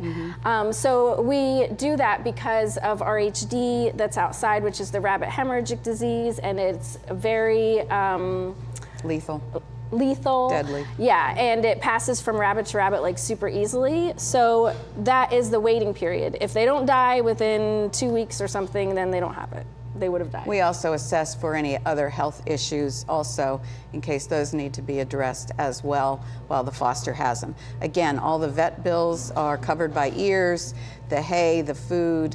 All you do is, and we'll even give you a pen if you need a pen. So all you need to do is provide the shelter, the love, and the care, and that's all it requires. Yeah, and also if you're available on Saturdays or Sundays, we really need cleaners just from 9 a.m. to like 11 or 12, and that's all it is, and it makes such a big difference because when we have about 100 rabbits at the shelter, and when there's only like a couple of people that show up and they have to clean all those cages, it's really hard. But when we have enough people, it's no big deal. So as they say, many hands make light work. So. Yes. Yeah. Anything else you want to say? It's fun if you come to our event in December. We have a bake sale, we have merchandise available. We're known for our raffle baskets. We have many, many wonderful raffle baskets. And the bunnies are there. You can actually come and see some of the bunnies. I think we're going to have Santa Claus there again. Yeah, Santa I'm pretty sure he's planning on stopping by. I know he has like a lot of presents to deliver this year, but he said he would make a special trip for the We'll bunnies. check with him. And then again, we're having our craft show as well too. So be prepared for that. But it's always a great event and we love putting it on. Heather and I we plan it for like 6 months in advance. Yeah, and I think we're gonna do Christmas cookie decorating this year. For the kids. For the kids. Yeah, it's a great thing for the kids too. Yeah. And also for me. Anything else you want to tell them? I think that's all. All right. Okay. We appreciate your support. Yeah, thanks so much for watching us. If I could just take your mic for 1 second here. And that was Ears, everybody. I'm going to get down in the shot here because I had to do this impromptu. But thanks so much for joining us. Thank you for bringing these beautiful, beautiful people in. Love to see them. We're going to take a short break, and then we'll be back with Music for Veterans at 2:05. We'll see you then.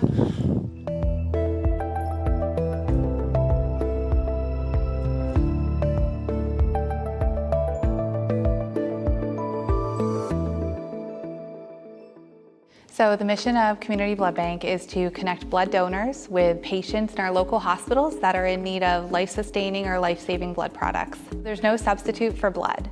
We rely on local community members to roll up their sleeves and donate blood.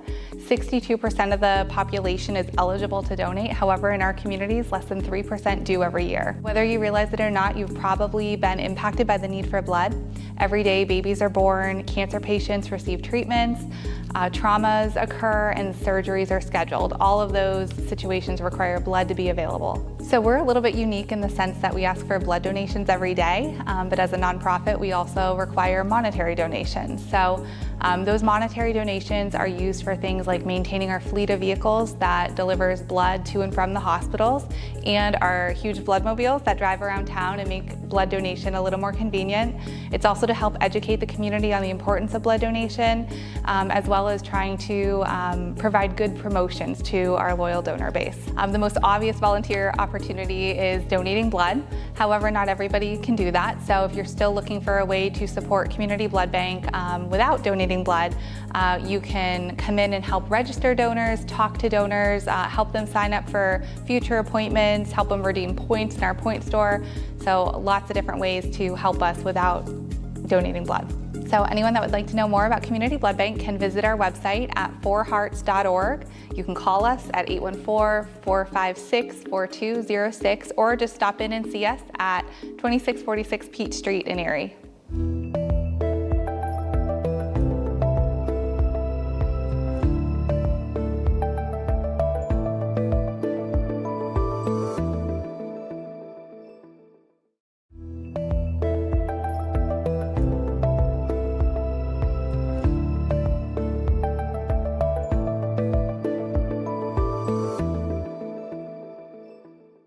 Jefferson is a nonprofit.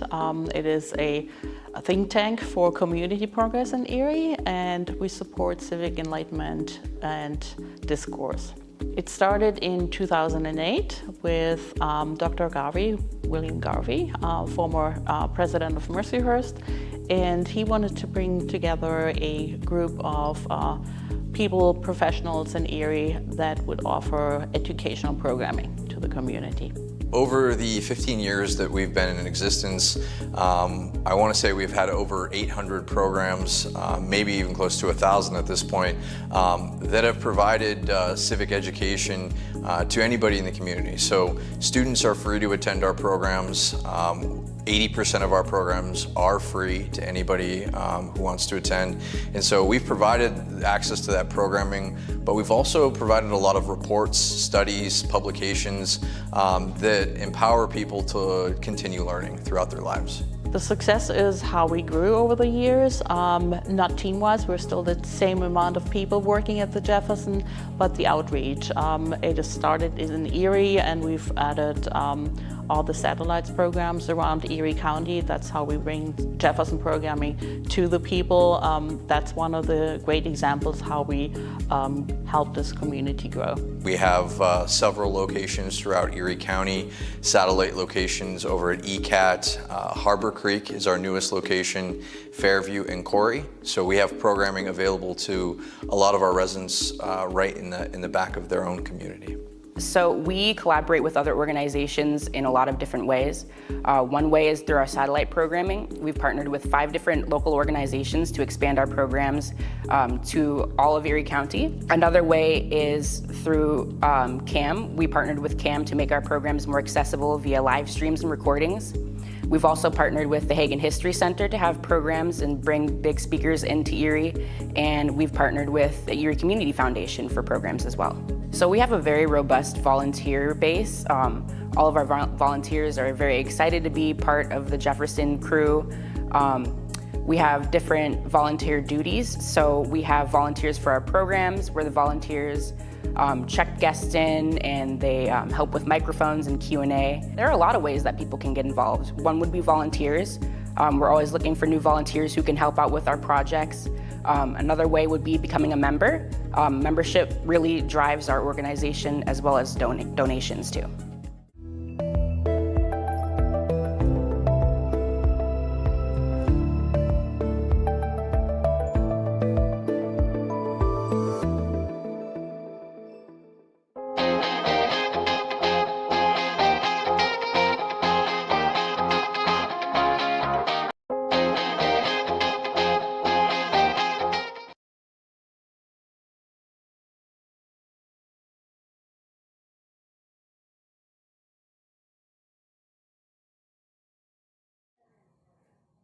Good afternoon. I'm Jackie with the Erie Community Foundation, and I am a marketing and communications intern this summer.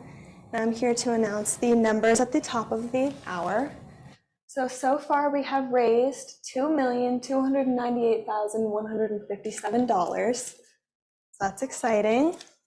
And I'm here today with Beth Burnside from CMIT Solutions of Erie. Thank you for coming in today, Beth. Of course. We have a couple questions for you. Okay. So why does your organization support Erie Gives? So I'm fortunate enough to own my own business, and what that means is it can be a platform for me to support what I want to in the community. We're a local provider of IT support and consulting to local businesses. So I really love to be able to support the organizations. Many of the participating organizations are clients of ours. So I love to be able to offer some sponsorship to support all the nonprofits that participate, because I really believe in collective giving. So that's why I'm so excited about Erie Gives. I love the fact that people can participate at any level that makes sense for them, all going towards maybe one initiative that a particular nonprofit might be supporting just for Erie Gives Day. So there can be really some major things kicked off by people coming together with donations of any size to get one of their important initiatives. So I love the collective giving and the ability to support that through my company. And we certainly appreciate your donation. Thank you so much. And what does Erie Gives mean to your organization? Well, I just think it means the ability to give back to the community that we support. I'm born and raised in Erie. We're a regional company. Most of our clients are in the region. And like I said, many of them are nonprofits. So we love the ability to be able to support not only sponsorship, but with donations that support their efforts too, because I think it's really breeds facilitates our relationship, and we're able to support them, not just with the services we provide them from an IT perspective, but with funding that supports their initiatives. So it's very meaningful to have clients that participate, and not every organization kind of has that same type of connection. So I think that's why I'm very passionate and interested in staying involved. Awesome, thank you. And we have exciting news. Beth and I are going to present the winner of the $500 giveaway. All right, would you like to announce it? Absolutely. All right. Dun, dun, dun. It's Lakeshore Railway Historical Society and Museum. Great, congratulations. All right, thank you so much for coming in Great, today. thank you. All right, and now I'm going to be joined by a nonprofit that is new to Erie Gives this year. We have Stacy and Matt from Families United Network. How are you doing today? Doing Good. Well. Good. Thank you for coming in. So can you please tell us a little bit about your organization? Sure. Families United Network is a licensed nonprofit foster and adoption care agency. We work with kids that come into care, placing them into our licensed foster homes. We have offices across the state of Pennsylvania, and we're contracted with about just over 50 counties to work with. But our Erie office, which opened back in 2015, is primarily work with Erie County children and youth. And we work just to match any of the kids that are coming into care with our licensed foster homes. So, and what do you hope to accomplish with the donations that you receive from Erie Gives? I know this is your first year participating. So with our donations, we're hoping to do more marketing and recruitment events. We're always out in the community almost every month trying to find new homes. There always seems to be more kids that need a home than foster homes available, especially for teens. And then also we'd use the money for appreciation gifts and events. We always do a annual Christmas party and 2 other events, whether it's like the Otters, zoo, children's museum. And we like to pay for the families and kids to go to that. Well, that's a great cause. Thank you so much. And if you are watching this and you have not donated yet, you can visit www.eriegives.org and search the Families United Network. And thank you, Beth from CMIT Solutions, for coming in today. And thank you both for coming in today. And please tune in next time at our 3 o'clock Facebook Live.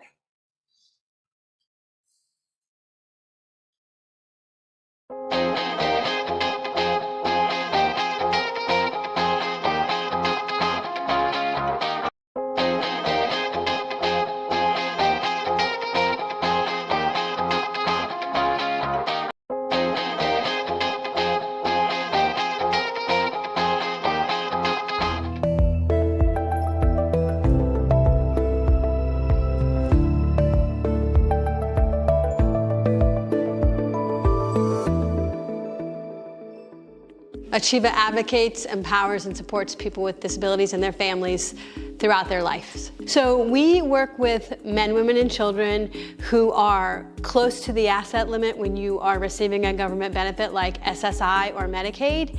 And instead of having those folks go over the income limit and lose their government benefits, we can talk with them about a special needs trust, which is a workaround. It does not count as an asset, and it allows the person with a disability to have access to funds that enhance the quality of their lives. Achieva is across the entire state of Pennsylvania. We're right here in Erie County. We have regional offices in Philadelphia and Hanover, Pennsylvania, and our main office is in Pittsburgh. And if somebody is interested in knowing more about a special needs trust, I can come to their home, I can come to their office and talk with them about the specifics about what we do. We have over 2,500 beneficiaries across the state of Pennsylvania, and right here in Erie, we've had our office open for about 6 years, and we work with hundreds of people across Erie County, helping to ensure they have access to funds so that they continue to receive their government benefits and Medicaid. We love to work with other organizations and tell other organizations about what we do, because we know that across the county of Erie, across the whole Commonwealth, there are so many people with disabilities who would benefit from knowing about the good work that we're doing. So we're constantly meeting with other like-minded organizations that work with people with disabilities to ensure they know who we are and how to access us if they are working with someone who's interested in a special needs trust.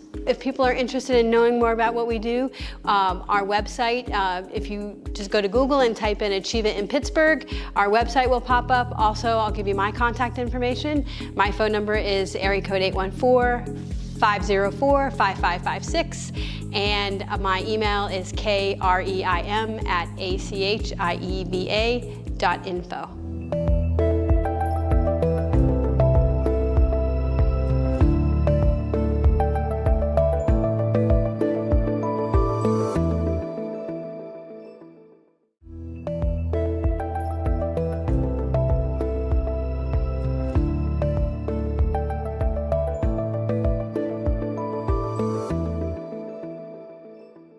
So the mission of Community Blood Bank is to connect blood donors with patients in our local hospitals that are in need of life-sustaining or life-saving blood products. There's no substitute for blood. We rely on local community members to roll up their sleeves and donate blood.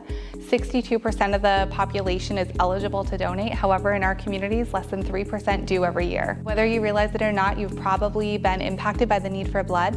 Every day, babies are born, cancer patients receive treatments, traumas occur, and surgeries are scheduled. All of those situations require blood to be available. So we're a little bit unique in the sense that we ask for blood donations every day, but as a nonprofit, we also require monetary donations. So those monetary donations are used for things like maintaining our fleet of vehicles that delivers blood to and from the hospitals, and our huge blood mobiles that drive around town and make blood donation a little more convenient. It's also to help educate the community on the importance of blood donation, as well as trying to provide good promotions to our loyal donor base.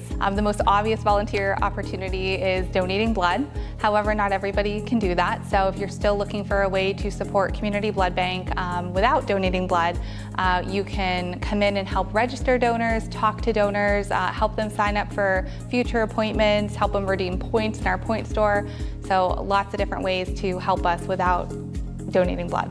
So anyone that would like to know more about Community Blood Bank can visit our website at forhearts.org. You can call us at 814-456-4206 or just stop in and see us at 2646 Peach Street in Erie.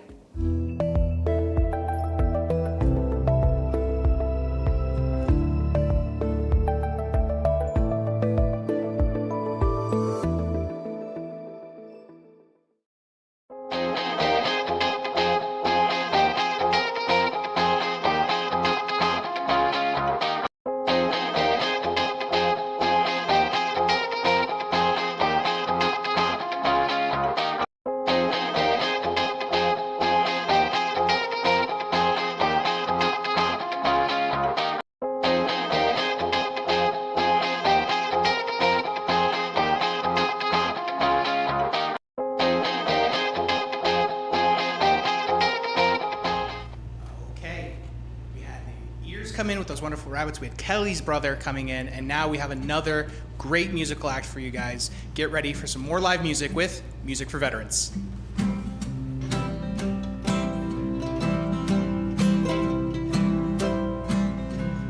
Oh, my sunshine, my only sunshine, you make me Music for Veterans Band. We're happy to be here. Thank you for having us. We have just 5 people in a large group. How much I love you. We're going to play some songs for you. Take my sunshine away. You are my sunshine, my only sunshine. You make me happy when skies are gray. Never know, dear, how much I love you. Please don't take my sunshine away. The other night, dear, as I lay sleeping, I dreamed I held you in my arms. When I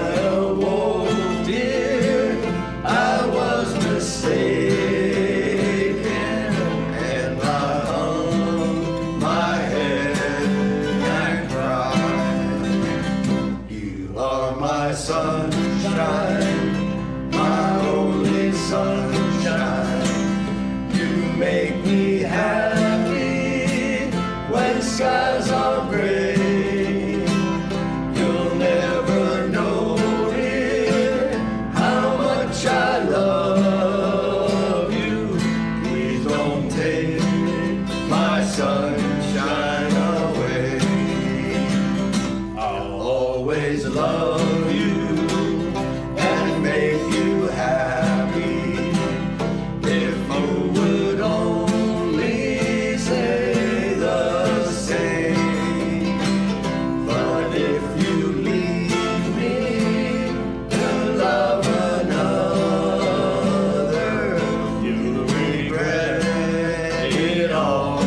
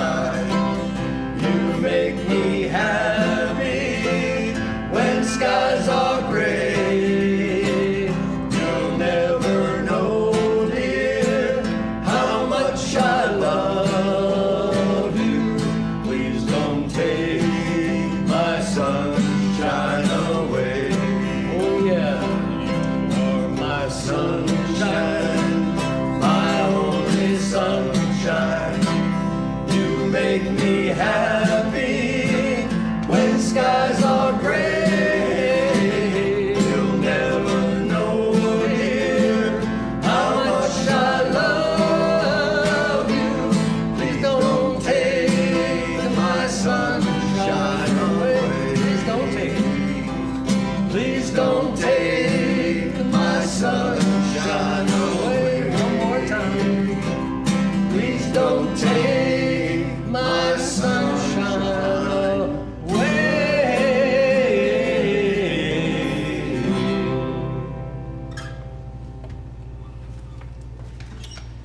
So, thank you very much. I hear all the applause. We hope. Again, we want to thank you for allowing us to be here. Cam has been so kind to invite us, be able to talk about music for veterans, be able to talk about today's big Tuesday gives, or Erie gives. So think about music for veterans when you're giving, and we can certainly use the assistance. We have a lot of things that we use throughout the year, everything from the internet to equipment and such. So thank you. We're going to go play a different song. Our songs are all sort of patriotic and fun. The next one we're going to do for you is This Land Is Your Land. This land is your land. This land is my land. From California to the New York Island. From the Redwood Forest to the Gulf Stream waters. This land was made for you and me. As I went walking that ribbon of the highway, I saw above me that endless skyway. I saw below me that golden valley. This land was made for you and me. This land is your land. This land is my land. From California to the New York Island. From the Redwood Forest to the Gulf Stream waters. This land was made for you and me. I roamed and rambled and followed my footsteps through the sparkling sands of the diamond desert. And all around me a voice was sounding. This land was made for you and me. This land is your land. This land is my land. From California to the New York Island. From the Redwood Forest to the Gulf Stream waters. This land was made for you and me. When the sun comes shining and I was strolling, and the wheat fields waving and the dust clouds rolling, the voice was chanting and the fog was lifting. This land was made for you and me. This land is your land. This land is my land. From California to the New York Island. From the Redwood Forest to the Gulf Stream waters. This land was made for you and me. This land, oh, this land was made for you and me. One more time. Oh, this land was made for you and me.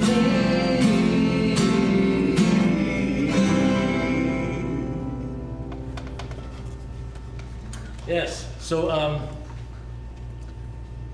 we play a lot of patriotic music. This particular song was brought in by one of our guys who's not with us today. He is at the doctor's, actually. We're going to let him slide today. But he brought this song in. It's called Freedom. And we had no idea who wrote it. It was a cover song that someone covered, but we've been playing it ever since, and we found out that the song was written by Paul McCartney. The day of 9/11, he was sitting in an airplane on the tarmac of one of the New York airports, and the next week wrote this song. It's called Freedom.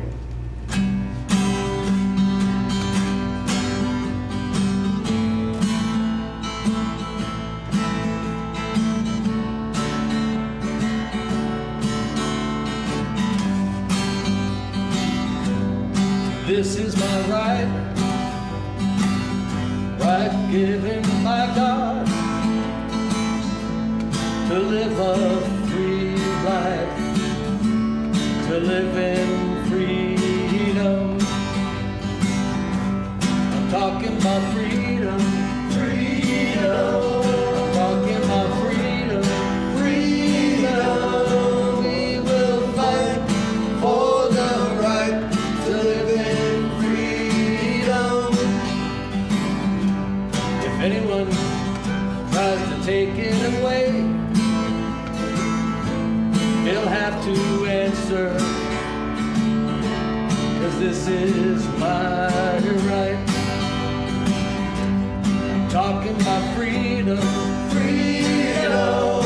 I'm talking about freedom, freedom. We will fight for the right to live in freedom.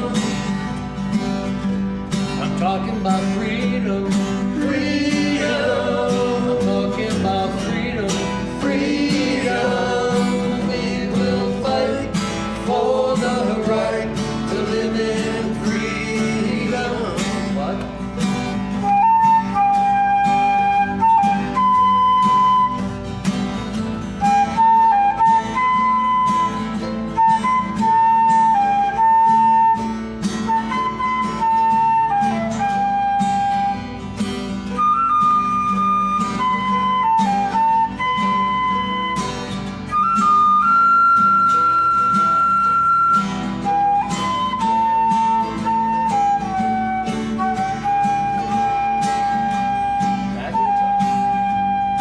This is my right, a right given by God to live a free life, to live in freedom. I'm talking about freedom, freedom. I'm talking about freedom, freedom. We will fight for the right to live in freedom. If anyone tries to take it away, he'll have to answer, 'cause this is my right. I'm talking about freedom, freedom. I'm talking about freedom, freedom. We will fight for the right to live in freedom. I'm talking about freedom, freedom. I'm talking about freedom, freedom. We will fight for the right to live in freedom. We will fight for the right to live in freedom.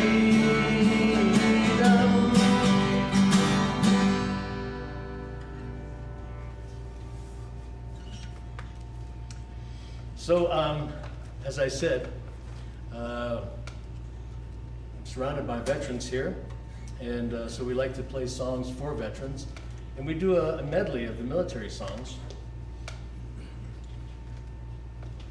that we'd like to do for you now.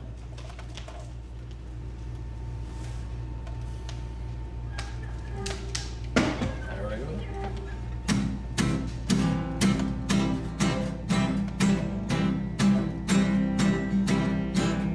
First to fight for the right and to build the nation's might, and the army goes rolling along. Proud of all we have done, fighting till the battle's won, and the army goes rolling along. Then it's high, high, hey,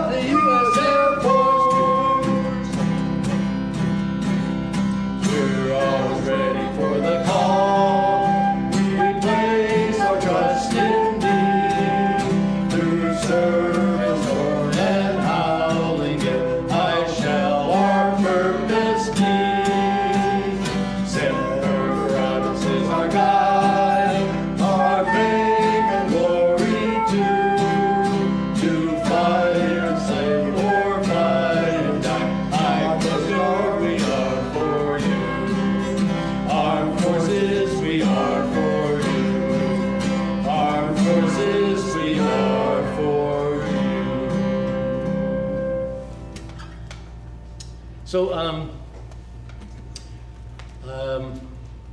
there's two things that are happening in the Music for Veterans program, if I could just speak about it just for a minute.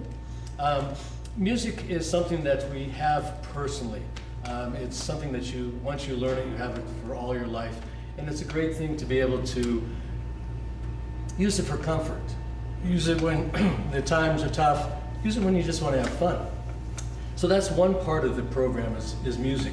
The other part of the program is bringing veterans together. And music brings us together. And part of that is a support system that's built once everyone's together. And what's happened is we get together and play music, but we also will have phone calls, or we'll just have time in between the songs to just sort of talk and hang out and build friendships. And that's what Music for Veterans is about. And before I forget, I want to thank all the veterans out there, thank all the veterans who are here in this band, and thank you for listening. Let's do Country Road.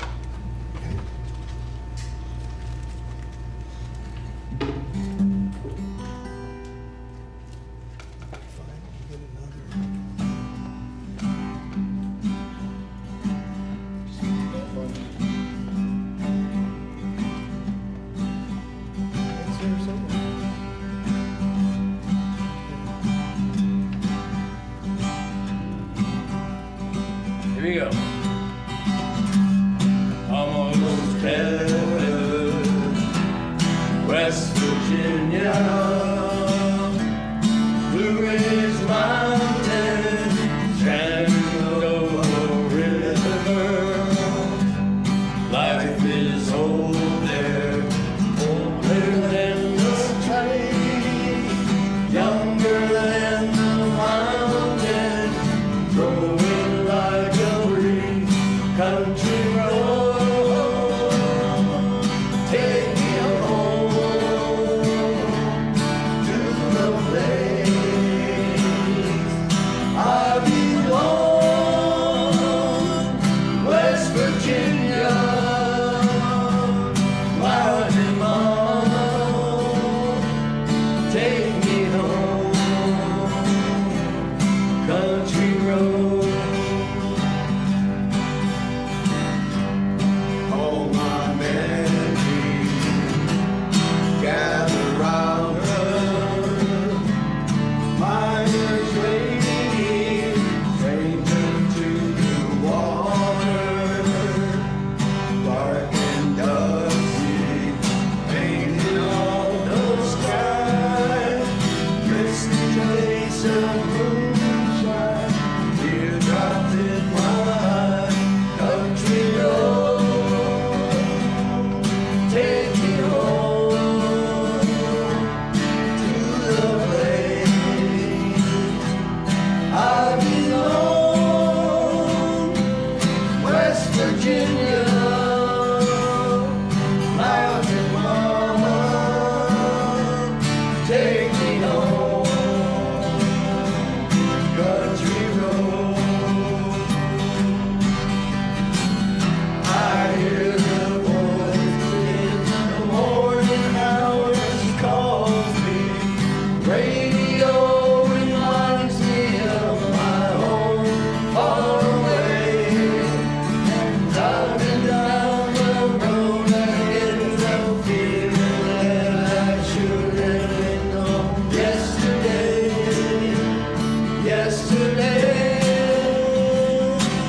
Country road, take me home to the place I belong, West Virginia, Mountain Mama, take me home, country road, take me home. Take me home, country road, one more time. Take me home, country road.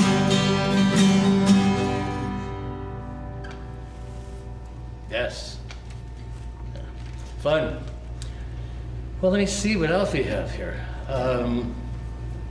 let's do Knocking on Heaven's Door. We don't need that.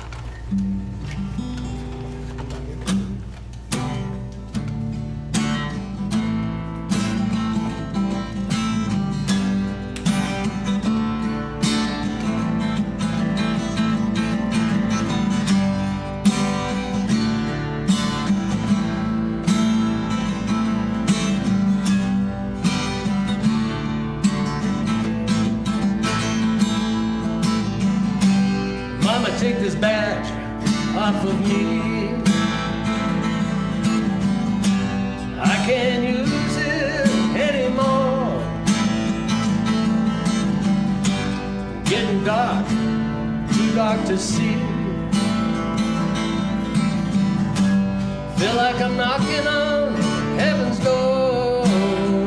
Everybody, knock, knock, knocking on heaven's door.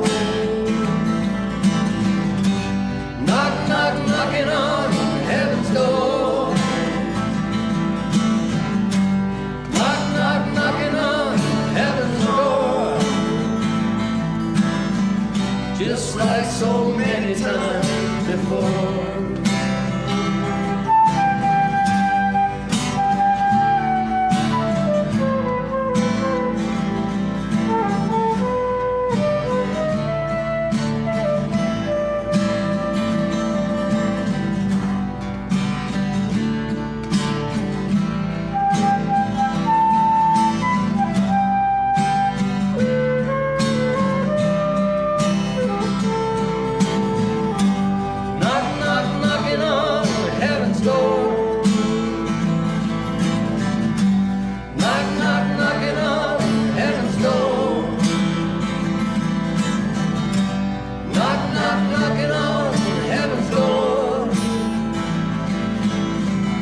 Just like so many times before.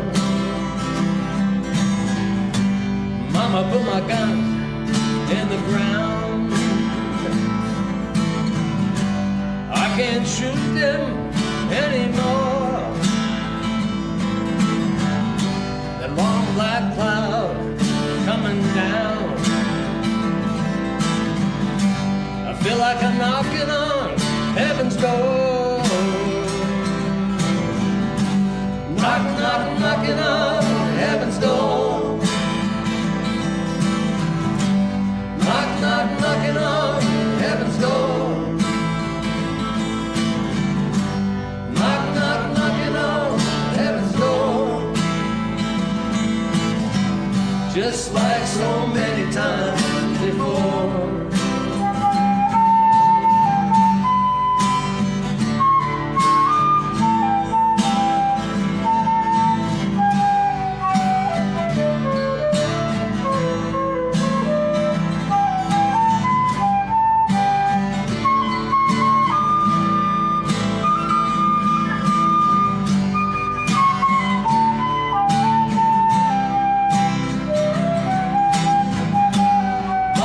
These tears from my face,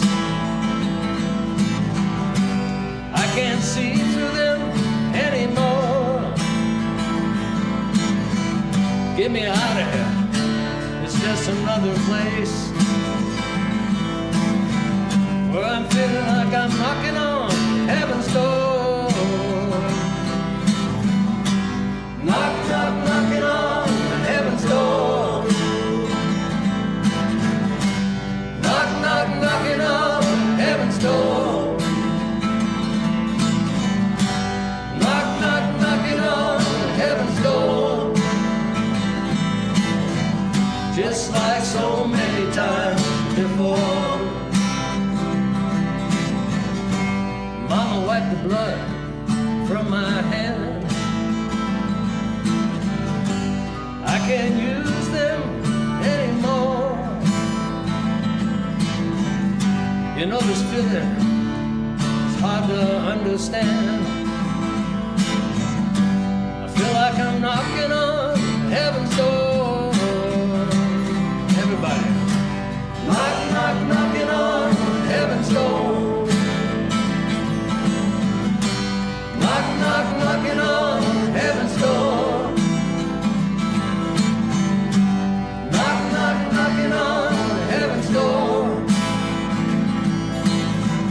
just like so many times before, just like so many times, just like so many times before, just like so many times before.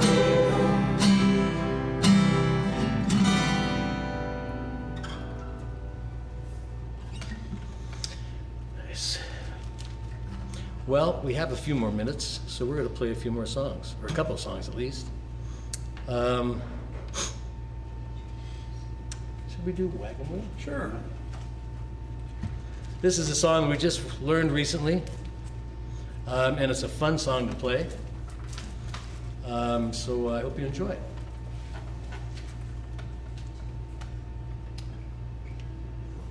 Good to go? Yep.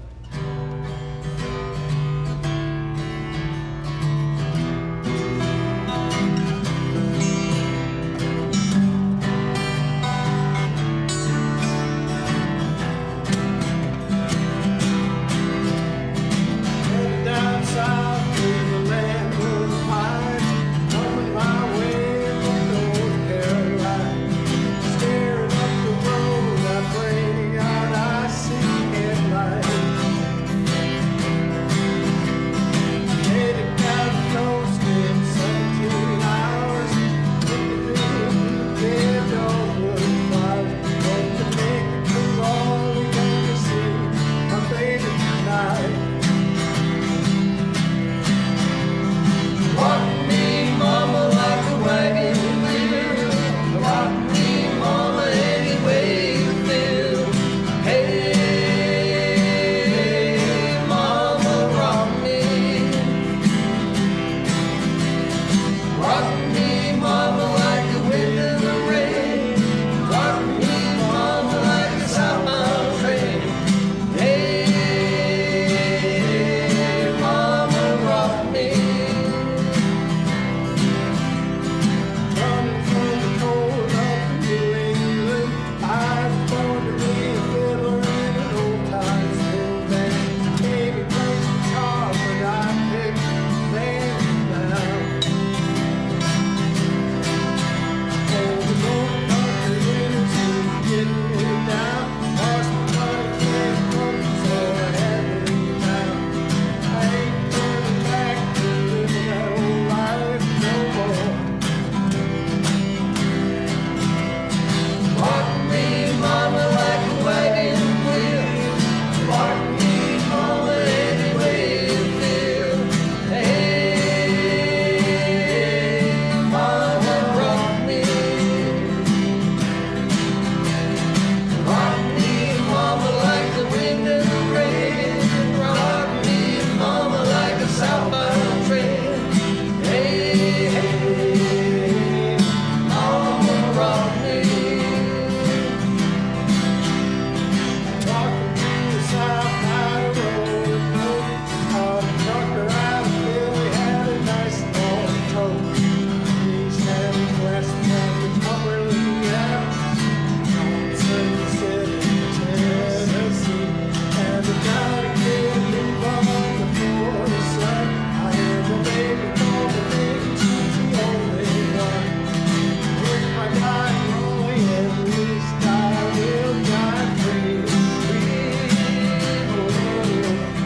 Rock me, mama, like a wagon wheel. Rock me, mama, any way you feel. Hey, mama, rock me. Rock me, mama, like the wind and the rain. Rock me, mama, like a southbound train. Hey, mama, rock me. Hey, mama, rock me. Oh, hey, mama, rock me. One more time. Hey, mama, rock me.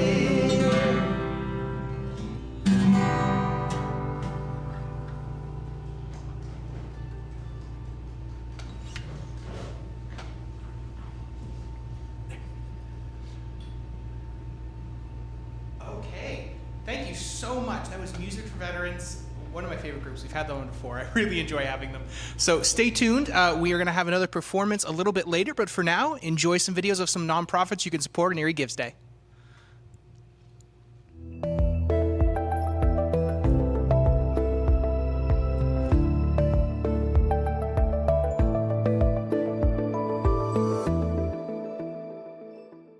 Our mission is to help low-income individuals and families in our community navigate the civil legal needs they have. So we've been around for over 50 years. Local Erie attorneys gathered together to create Northwestern Legal Services to help the community. A lot of people can't always afford an attorney, but they still have, cases in court that they need help with. So we provide the free legal services that they need. So we have the main program of our attorneys to represent people when they call us, and we either give them phone advice or we represent them in court. In terms of what types of cases we see, the need for a lot of housing recently with the pandemic and evictions and foreclosures and people being able to afford the day-to-day stuff that they need to survive. And we also saw a rise in domestic violence with the pandemic. And so those are the two things that people call us with most often. We do a lot of self-help clinics for custody and divorce.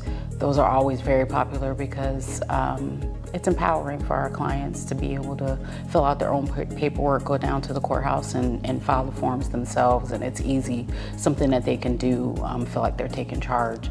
So those are always very successful, especially the divorce ones. We have a lot of self-help materials for our clients if they call in with certain things that our telephone advice attorneys will send to them, and they can fill those out as well. So those are always very, very popular and successful. We also try to help as many people as we can, so that averages around 3,000 cases that we close for our service area. And we usually get around $1 million in benefits for our clients in terms of government benefits or anything that helps them, afford their rent. We are funded mostly by federal and state grants, but when we get money from private and individual donors, that money helps go towards things that they don't necessarily cover the cost for, like outreaches and things like that, where we're actually going out into the public and letting people know what we do and that we exist. So we do, private attorneys do call us for cases, and we hand it out so we can even expand our reach, because there's only so many of our staff members, but there's even more private attorneys. And so most of our volunteers are private attorneys who want to help the community and will offer their services to free. I think we're not always the one that people think of first, but and the sooner that they call, the sooner we can help them with things, instead of waiting until the day before their eviction hearing. Give us a call beforehand, and we can try to help out and do a little bit more with that.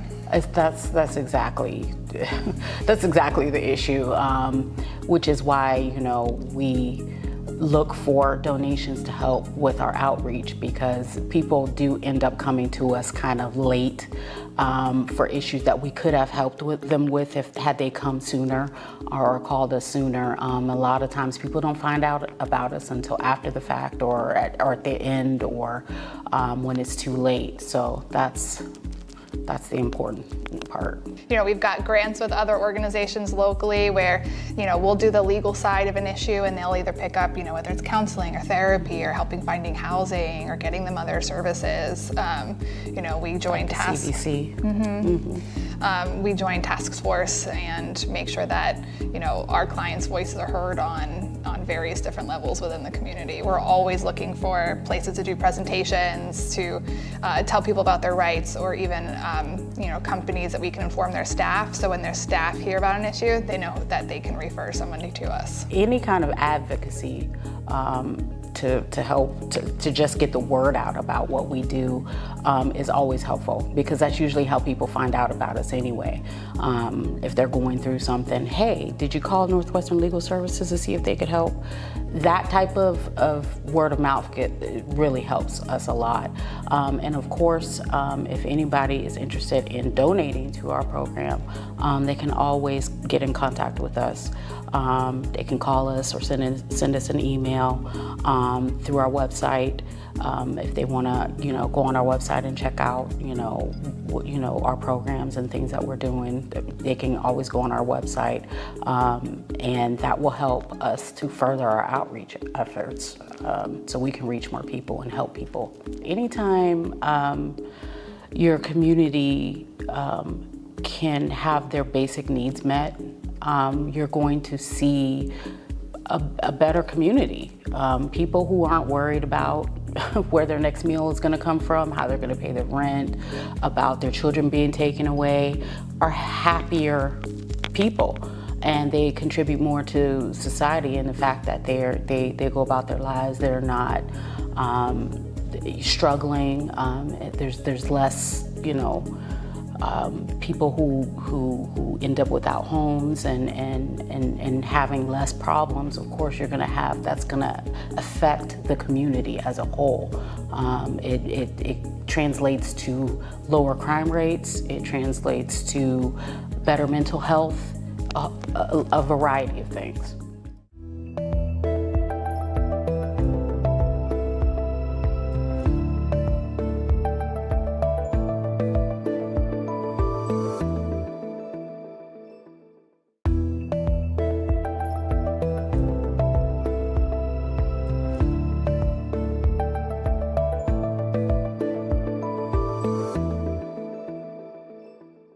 The mission really is to help folks who are intellectually, physically disabled, emotionally, having emotional issues, to give them an activity where they feel important, where they feel like they are the most important person in the world at that particular moment. We provide therapeutic horsemanship for people from ages 6 to 80 and beyond, of all kinds of challenges in life, mental, physical, and emotional.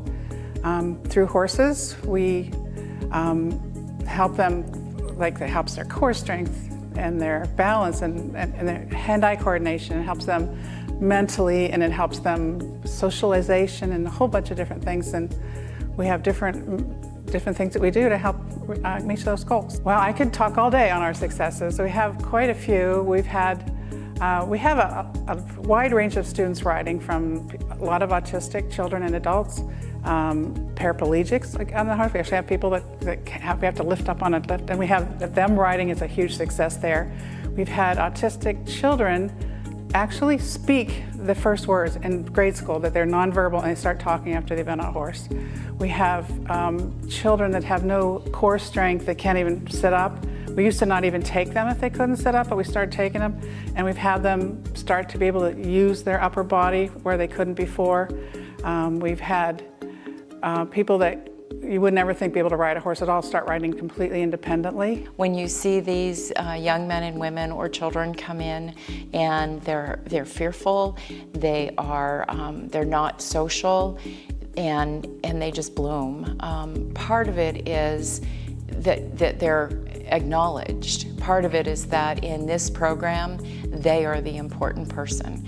And so we watch them change from shy or withdrawn to outgoing to being so excited about getting there every week and getting on their horse. It really is a true emotional release for both people with emotional or physical and intellectual disabilities, as well as those with an emotional issue that they are working out. I love when parents get to come and they watch their kids, and you see the pride in mom and dad and sibling and grandparents' eyes, that they are just beaming. And that is what I love to see as being a sidewalker, being a leader, and being part of the program. That's actually my favorite part.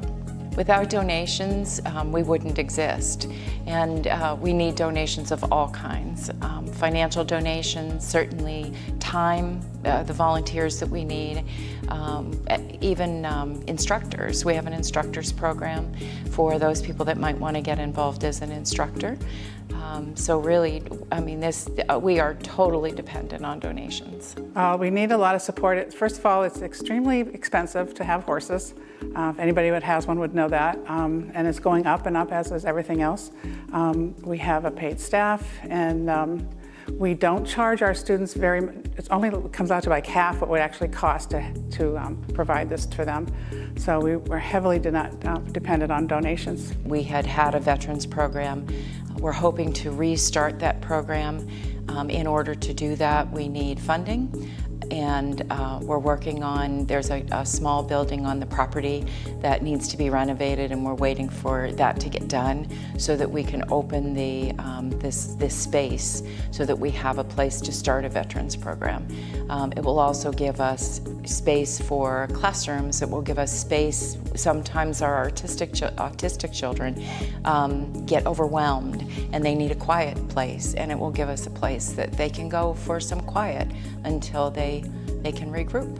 So that's what we're working on now. We work with the Barber Center. We work with the Crime Victim Center.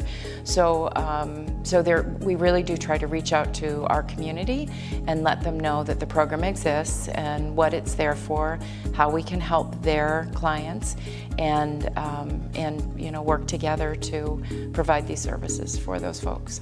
We need a lot of volunteers. We're heavily dependent on volunteers. We have a person leading the horse and people walking beside them as needed, and as they progress, they might need less and less help. But we always need volunteers, and we give you training. You don't have to have any horse experience. We teach you everything you need to know. You only have to be 14 years of age to walk with the riders. You can help groom horses before class. You can help tack them. You can become a leader. You can be a sidewalker that interacts more with the rider. You can help with the grounds. You can help with maintenance. There's a lot of volunteers that are volunteering in all aspects. And what you can do is you can go onto the website, www.hopehorseback.org. You can reach out to the Facebook and message them, or Instagram. And then on the website, there's also an email that you can reach out to. The volunteers are not just coming to volunteer their time one day or a few days a week. The volunteers are family. Our riders, their families become our family, so their success is our success, and that's what we want to see. This program is about love, it's about support, it's about growth. It doesn't mean that you have to be in a certain bubble to be part of the organization. It's for everybody. It is for volunteers, it is for the riders, it's for the family, and that growth, that love, that warmth, and that success, that is what the program is about.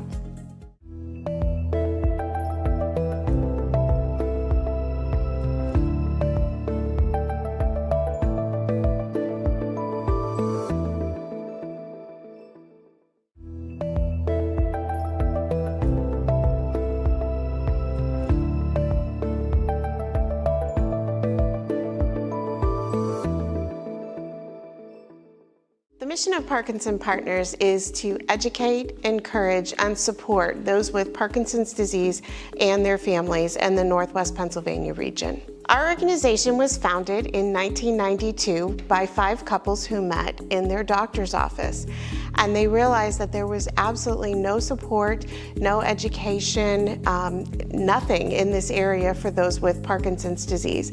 So they went and spoke to their doctor and said, "We think we should create something here. We definitely need something." And they held their first meeting in April of 1992. And over 200 people showed up for that very first meeting, which showed them that there absolutely was a need. And here we are, 31 years later, still proudly serving this community. Parkinson Partners is a very special organization. It's small, but it's mighty. We are so proud of the fact that we work very hard to find connections in the community so that an organization with only 1 employee can still manage to put out programs that are meaningful and so beneficial to those here in Northwestern Pennsylvania.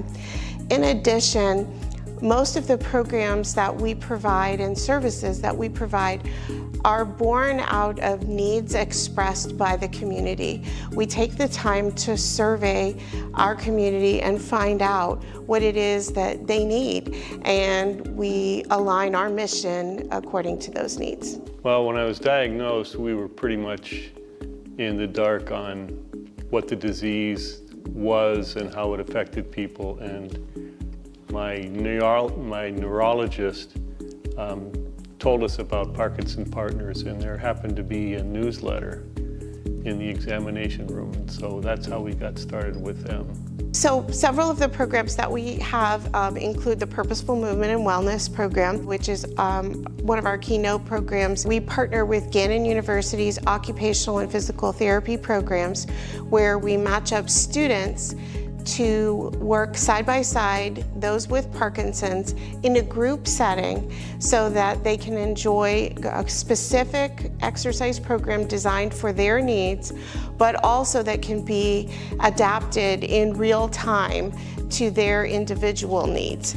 And this program has been such a great success. We also partner with the Salvation Army for that, and it's going on its 14th year, and we are very proud of our affiliation and the outreach that we've had with this program. Well, Lynn talked about the Purposeful Movement program, and that's a wonderful program because while there's no known cure for Parkinson's disease, there's a lot of proof that exercise delays the onset. We provide educational seminars and programs, social activities, and support groups. Parkinson Partners relies on donations because we have no national affiliation. So all the money that is raised here stays here to support those with Parkinson's in this region.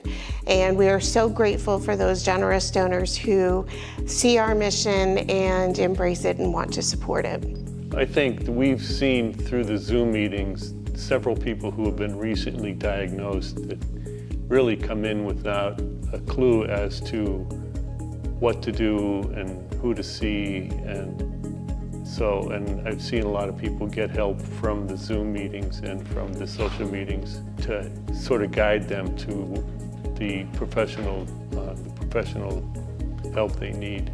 Being such a small organization, we could not do many of the things that we do on our own. So we have found that partnering with other nonprofits here in Erie has just been a win-win for the many organizations that we work with. Our wellness program, we partner with Gannon University and the Salvation Army, and previously with the Hammett Health Foundation, all of which are nonprofits. In addition, we have worked with different nonprofits to bring educational seminars. We're currently working with Spring Hill, who will be hosting a support group for us again, and an educational opportunity there as well. So we've worked with all of the different universities to connect students to the Parkinson's community and vice versa. So we have a volunteer board, and we're always looking for new board members. In addition, we have opportunities to help with clerical work or many of the different fundraisers that we host each year, or we talked about the wellness program. There's opportunities there for folks to get involved if they're interested. If they have a talent or a skill they'd like to bring to us, we'd be more than happy to talk to somebody about it. We remain the only nonprofit in this region that is focused on Parkinson's disease. Every 6 minutes, somebody is diagnosed with Parkinson's disease in the United States. That's a staggering number. We have work to do. Unfortunately, Erie County and this region has a higher number of folks with Parkinson's. And we need to continue to do the things that we're doing as far as outreach. And that is why we are successful, because we're the only ones that understand what the challenges of this population are, and we're doing our best to continue to meet them.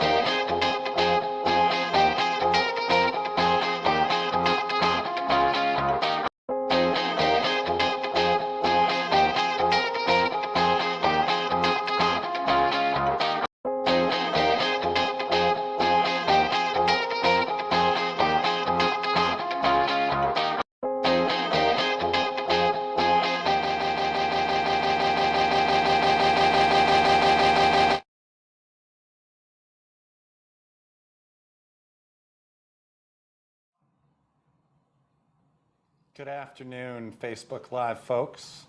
My name's Pat Burr. I'm the Vice President of Community Impact here at the Erie Community Foundation. I think my first order of business is to check in on our total number raised.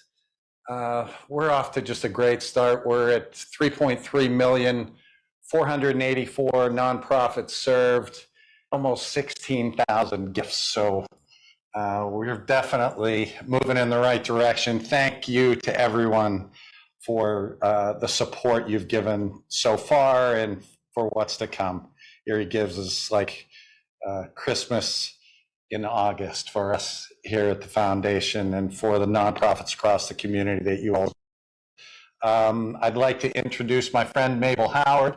Mabel Howard is the owner of Cafe 710. She's been involved with that business for a number of years. Mabel, welcome. Thank you, Pat. Thank you. Hey, Mabel, I know you've been involved with Erie Gives for a number of years, but this is the first time that you've sponsored in this way through your business. What is it about Erie Gives that led you to wanting to support us this year?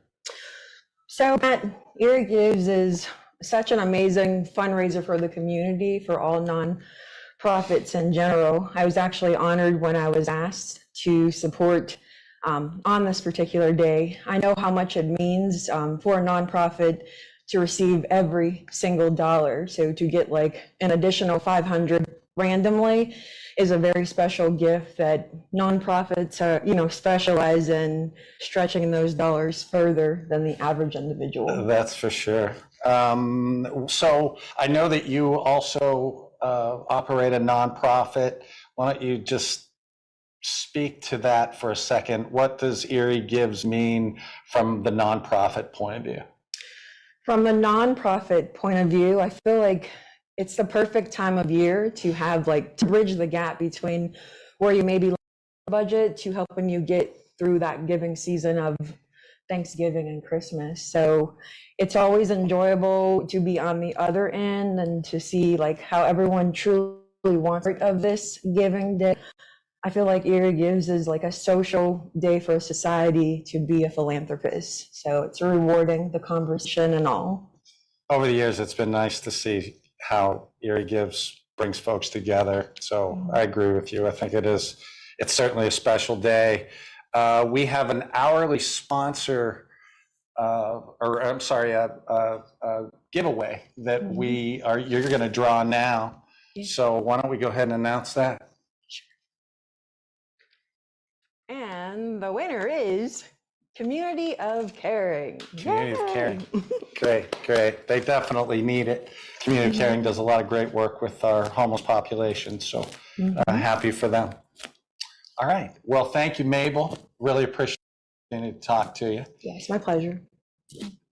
And Dana with, help me out here, Dana. Veterans Leadership Program in Western Pennsylvania. Come on in.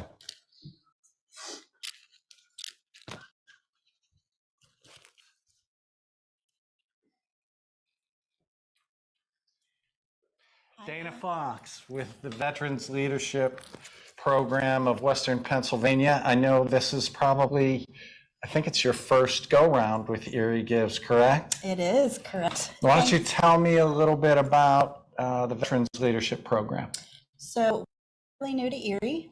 We are a human service, veteran-centric nonprofit organization. We currently serve 30 counties, including right here in the Erie community. How long have you been in Erie? Since February of 2022. Okay. Yeah, we opened a brick and mortar location. We're at 406 West 8th Street. Nice. That's kind of in the heart of it. That's for sure. Yes. What types of services do you guys provide? I know that there's a variety of things that you do. Could you talk to us a little bit about what those things are? Sure. We do provide a lot of different programming. We can do housing. We help a lot of homeless veterans get transitional housing, permanent housing. We offer employment services. And we also offer a lot of supportive services. Okay. Those can include things like financial assistance, health and wellness. We have a lot of different programs that provide anything from suicide prevention to documentation assistance. We can help veterans get connected to a lot of different services. Wow. Are you guys connected to other affiliate organizations? Like, are you working with Veteran Services or the Veterans Miracle Network? I know that those organizations exist as well, and I know there's plenty of space. The work we do with veterans is so important, but are you working in affiliation with any of those organizations? We've been building some really great relationships here in the Erie community, working directly with our county veteran office. Okay. We work pretty closely with the VA for our catchment area to help these homeless veterans, and really any need that's there. We help any veteran regardless of discharge. Okay. We really like to support them wholly, and we catch a lot of the out of the box type of requests. So we'll look at any situation and try to find a resource. That's great. I know that the Erie community is really supportive, as we are across the country, but in particular, I can speak to my knowledge of what we do here. It's great to have you and your organization here. So you heard about Erie Gives. What have you heard, and what do you plan to do with Accessible Day of Donations today? Yeah, so we are so happy to be a part of Erie Gives this year. It's great to really be with connections and becoming a bigger part of the community. Yeah. Any donations that we receive is truly going to go to those emergency basic needs. Sure. It's going to help us provide food, transportation, utility assistance, really just those things that are going to help. Our mission is to help veterans navigate the transitions of life, and that's truly what it will do. Yeah, I know that those types of support services are imperative to help folks sort of stay out of crisis, and once they're out, to find successful, affordable places to live. So congratulations to you. Welcome to Erie. It's been nice meeting you. Do we have anything else, Jackie? I think that's about it. Thank you very much. Go Erie Gives.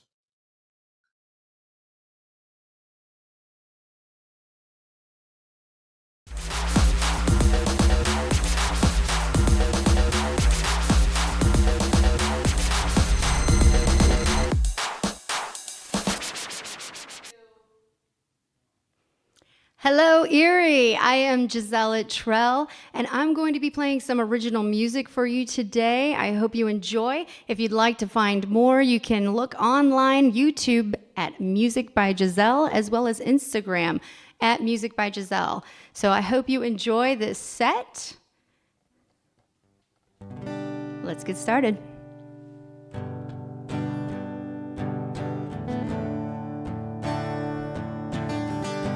Did you ever wonder if you light up the sky? Or if you ever put the sparkle in someone's eyes? Well, baby, you don't need to look very far, 'cause you've done all this to me while you were stealing my heart. You are special, special, special to me. You are special, special, special to me. It's a truth that even you might not see. You are special, special, special to me.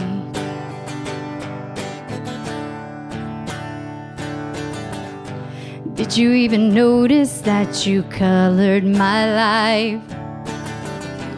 Before you, I lived in black and white. I didn't realize I needed your love. Now the life I knew before will never be enough. You are special, special, special to me. You are special, special, special to me. It's a truth that even you might not see. You are special, special, special to me. There seem to be some forces here that have put us both together. I'm not gonna question, dear, if it's for now or it's forever, 'cause I'm gonna feel the same either way. You are special, special, special to me. You are special, special, special to me. You are special, special, special to me. You are special, special, so special to me. It's a truth that even you might not see. You are special, so special to me.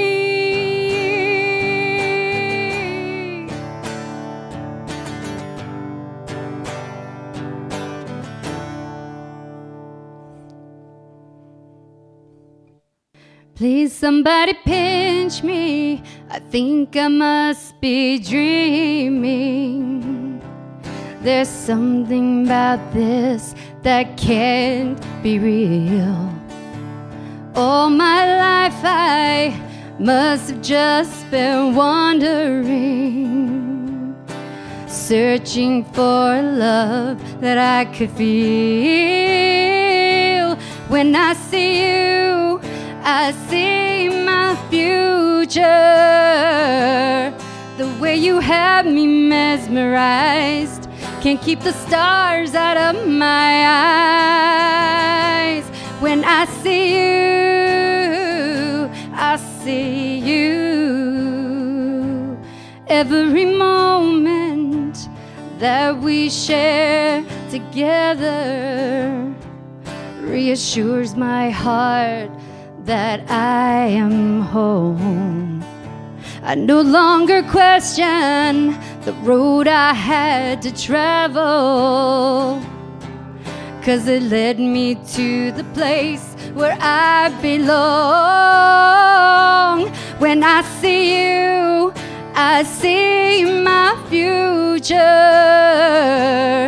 The way you have me mesmerized, can't keep the stars out of my eyes.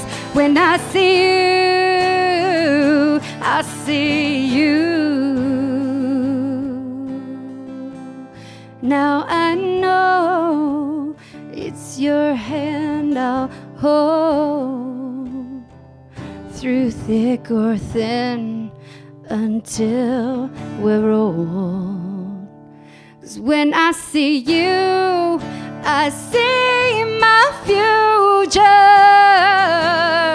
The way you have me mesmerized, can't keep the stars out of my eyes. When I see you, I see you, I see you, I see you.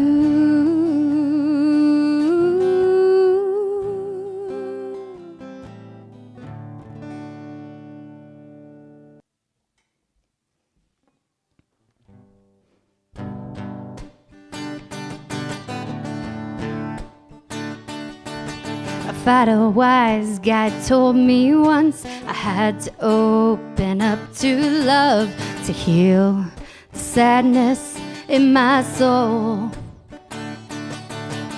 Thought that I had tried before, always needing so much more, the gain never outweighing the toll. I was waiting for someone to show me what the depth of true love really was, and I thought I'd be waiting till I was blue. Turns out I was waiting for you.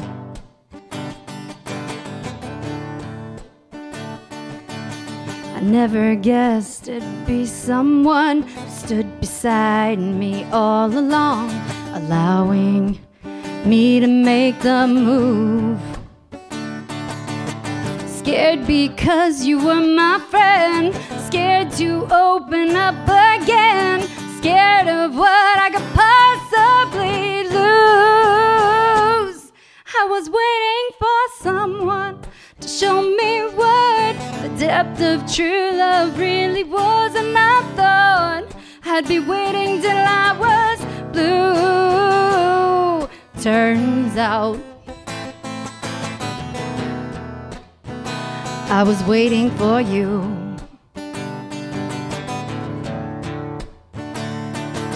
You were right in front of my eyes, waiting to love me right. I was waiting for someone to show me what the depth of true love really was, and I thought I'd be waiting till I was blue. I was waiting for someone to show me what the depth of true love really was, and I thought I'd be waiting till I was blue. Turns out I was waiting for you. Waiting for you.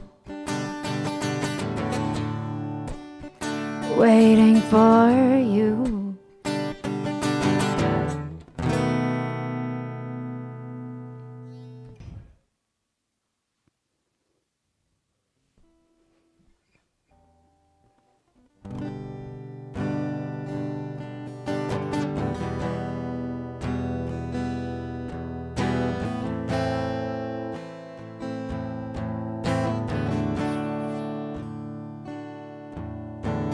Why did you have to cry when you watched the rain?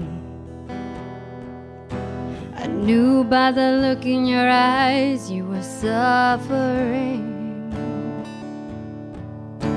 You've been through a lot of hell, and I have too.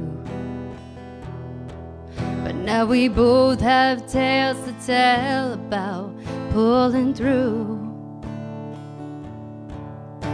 It takes a lot of strength to move on. And though your faith was shaken, it's not gone. These are the moments that I cherished with you. Every moment ended way too soon. Wouldn't trade a minute of any one of those hours. They're the only thing I've left to call ours. And though I have no regrets, one thing's for sure: this troubled heart is still yours.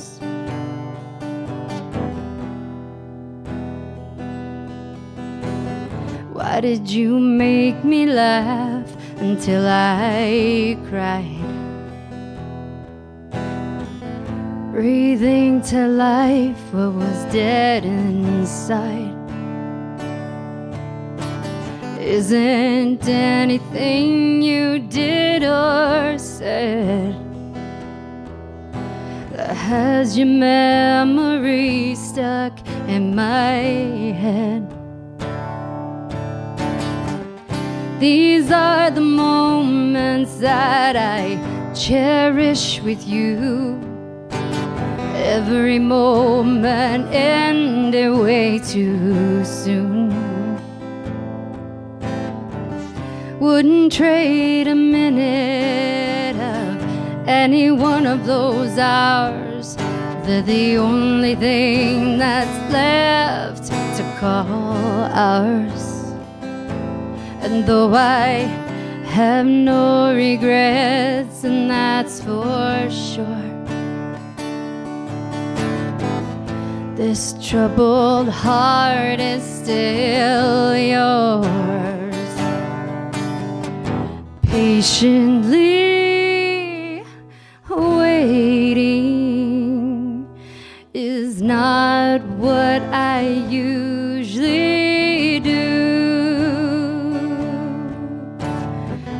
silently crying while I wait for you. These are the moments that I cherish with you. Every moment ended way too soon. Wouldn't trade a minute of any one of those hours. They're the only thing I've left to call ours.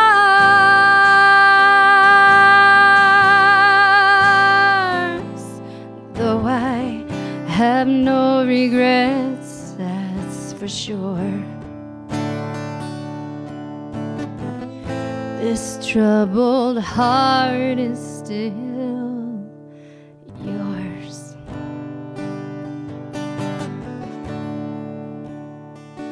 It's still yours.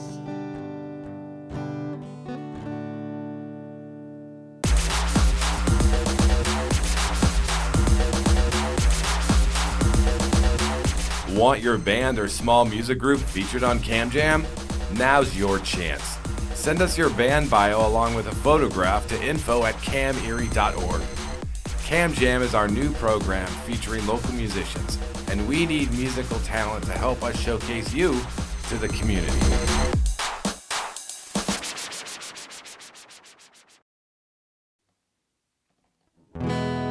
People come and people go, like an ocean tide, they ebb and flow. Some will turn and walk away, break your heart and cause you pain. People come and people go. A day, a year, the whole road to home. No way to know how long it lasts, if they're your future or your past. People come and people go. So open up your heart, let it fall and break apart. Then go pick those pieces up. This is not where you get stuck. People come and people go. People come and people go. Some come to heal and make you whole. Could be your family or a friend, someone you've chosen to call kin. People come and people go. We have the choice to learn and grow from everyone who comes our way, be it a lifetime or a day. People come and people go. So open up your heart, let it fall and break apart.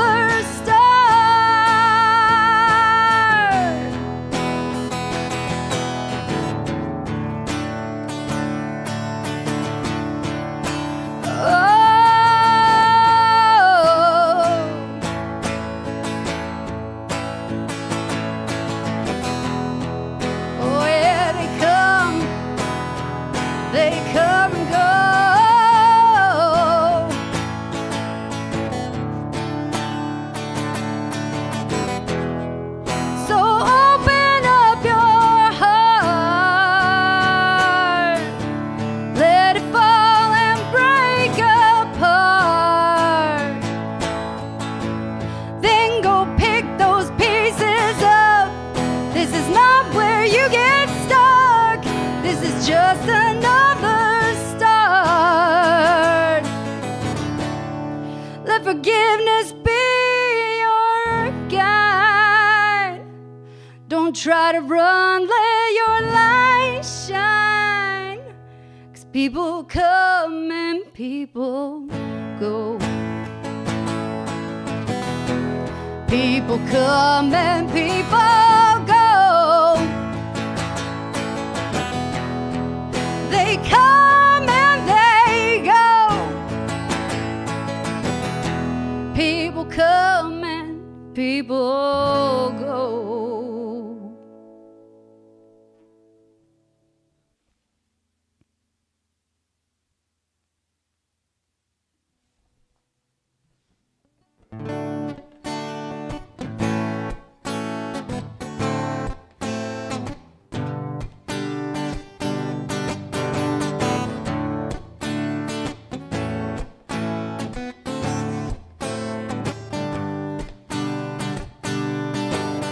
When the sun don't shine and the sky ain't blue, the world feels like it's coming down on you.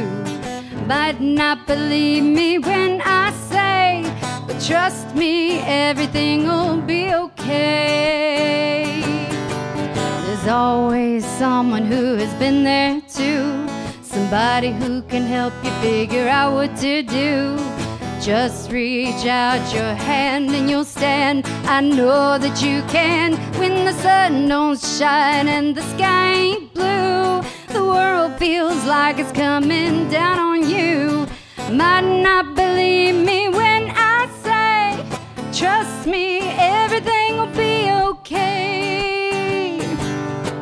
There's no such thing as what might have been. When one door closes, one will open. So just be strong and please carry on and know you belong. When the sun don't shine and the sky ain't blue, the world feels like it's coming down on you.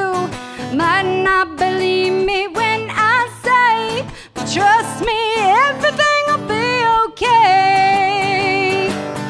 When the rain keeps falling and you don't know why, not sure how you even gonna survive, just keep hanging on for one more day.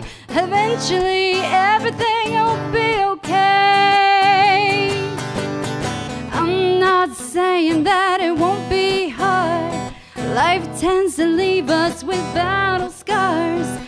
Ask me how I know it's true. Ask me how I know you'll make it through.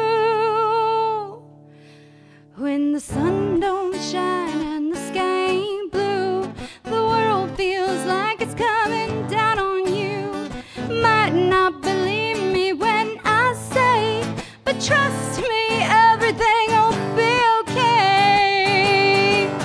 When the rain keeps falling and you don't know why, not sure how you even gonna survive, just keep hanging on for one more day.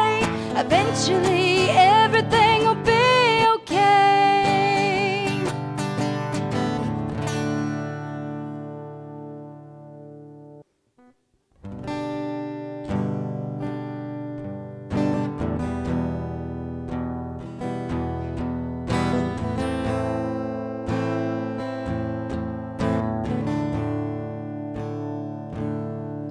It doesn't happen all at once. It's a little over time. You don't notice it at first, then it's taking all your worth, and all of a sudden you'll find you've given everything you can. Every part of yourself. Your esteem and confidence soon run out of defense against the war with someone else. But don't forget who you are.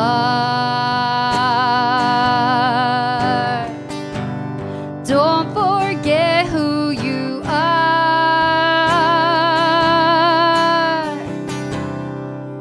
Your strength will abound when life knocks you down. That's how you've gotten this far.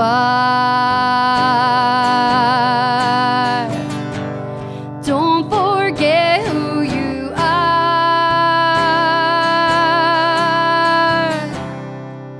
There's beauty in the breaks and learning from mistakes and letting time heal your heart. Pick up the pieces one by one, and eventually you'll stand with both feet on the ground and nothing but the sound of your dreams making demands. Don't forget who you are. Don't forget who you are.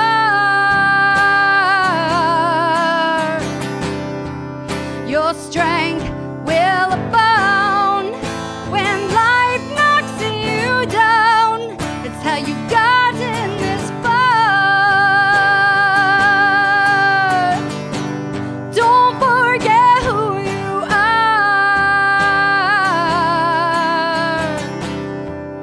There's beauty in the breaks and learning from mistakes and letting time heal your heart.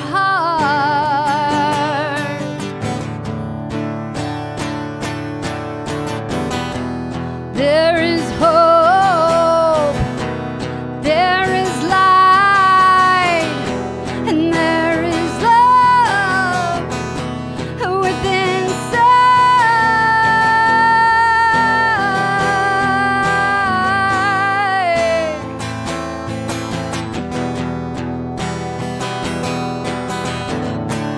Don't forget who you are. Don't forget who you are.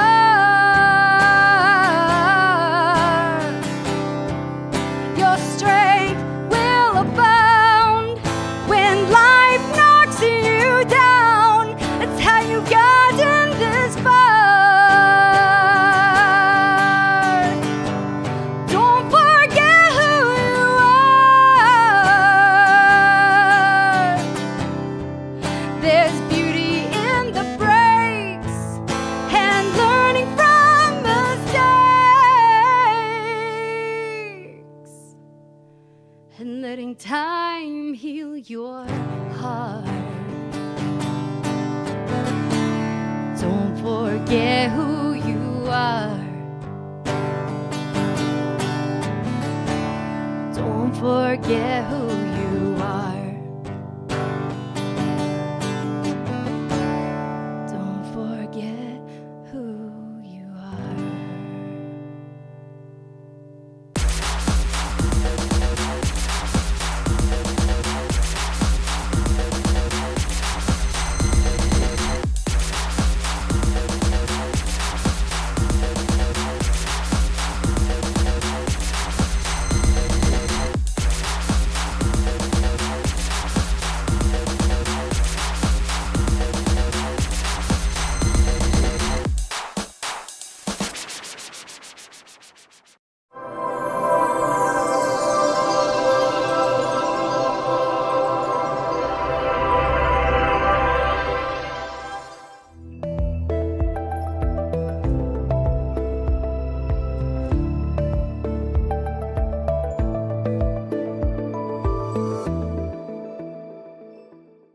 So the mission of Asbury Woods is to protect and interpret our property and promote environmental education and outdoor recreation. Actually, the starting of Asbury Woods is a wonderful story and is really tied into the history of Erie when one of the co-owners of Hammer Mill Paper Company, Otto Barron, donated a portion of his property upon his death to the Mill Creek Township School District. And in his will, he stated that he wanted it used for recreation and education purposes. So even though the ownership has changed to Asbury Woods, the nonprofit, since 2016, our mission still uses those words that were in that original gift from Otto of education and recreation. So one of the things that everybody thinks of when they think of Asbury Woods is our school programming and our educational programs. So this past school year, we saw over 6,000 school students who come for curriculum-based and state standards-based environmental education that supplements their classroom learning. So they come to Asbury Woods and do all this hands-on learning that really reinforces what they've learned in the classroom. And so I think people think of Asbury Woods for that, and it is a huge part of what we do. But another part of what we do that not everyone realizes is that tens of thousands of people come every single year and use our trails. So people are out there hiking, they're biking, they're walking their dogs, they are taking their kids to play in the creek. So that outdoor recreation part is a really huge part of what Asbury Woods offers. And there's people that may never attend a formal program, they may never step foot in the nature center, but they might be on our trails several times a week and using that as part of their connection to nature. And that is one of our huge assets that we're able to continue to do and keep it free for people to do that. So the stories that I love hearing about at Asbury Woods is when we have people who grew up coming to the Nature Center, participating in our school programs, coming to our summer camps, they're now at an age where they're bringing their own children to Asbury Woods. And so we're starting to see a generational impact where those values of nature appreciation, protection for the natural world are moving forward through the generations. And it's so exciting to have people come back and they show their kids, oh, this is my favorite hiking spot, or I love to do this at Asbury Woods when I was a kid. A lot of times they come back and say that some of their experiences with science and nature and the environment actually guided their career choices going forward. Some who come back and say, you know, this really inspired me to become a teacher because of the experiences that I had here as a student. So it's really wonderful when people share that it wasn't just this one-time thing. They came and did something and they never thought of it again. And that's really our goal, is we hope that people have enough experiences that it impacts them going forward. I always tell people that one of my favorite moments is when a fellow nonprofit calls and said, hey, I had this idea. And so we love to collaborate with other nonprofits, and we always come from the standpoint of what are you trying to achieve with your mission, and how can we use Asbury Woods' mission to filter it through. So we've had some organizations that maybe are working with certain youth populations, and they have their very specific goals that they're trying to reach, but we find a way to do it in an outdoor setting or with some hands-on kinds of experiences. So those are wonderful collaborations for us, and it helps get more people to Asbury Woods, different people to Asbury Woods who might not have experienced it otherwise. At Asbury Woods, our nature center is always free and open to the public, and of course our 5 miles of trails and the property is free and open to the public. So donations are one of the ways that we can help take care of the nature center and maintain the trails and keep it available for everyone in the community to use. Of course, donations also help supplement a lot of the programming that we do as well. Our environmental education programming, the community programs that we do centered on all kinds of nature topics. We try to keep those really affordable, and donations help us do that. So Asbury Woods has a volunteer slot for almost everyone with any skill. Over 400 people volunteer at Asbury Woods in any given year. Some of them come one time and help us with one of our festivals. Lots of people think of our Maple festivals and our Scary Creature Feature festivals. So we have people who come and that's their one volunteer opportunity throughout the year, and they love doing that thing. We have other people who come 3, 4, 5 days a week and have roles that are really important and really make a big impact. We could not do the volume of programs that we do without our volunteers. We could not take care of 216 acres of property without our volunteers. So volunteerism is a huge part of what Asbury Woods does and makes it possible for us to move our mission forward. So there's all kinds of ways you can get involved at Asbury Woods. You can do simple things like follow us on Facebook and Instagram and social media and be aware of our programming and share that and advocate for us so people are aware of what we're doing. You can come and attend programs so that you can have a deeper understanding of environmental issues and learn about nature and the outdoors. Of course, you can volunteer. You want to go to the next level, you can volunteer, and our website has an entire list of ways you can get involved and what skills we're looking for and what projects we need help with. And of course, we are always asking people to consider a donation and monetary support. We can't do our mission without that kind of monetary support and donations from the entire community.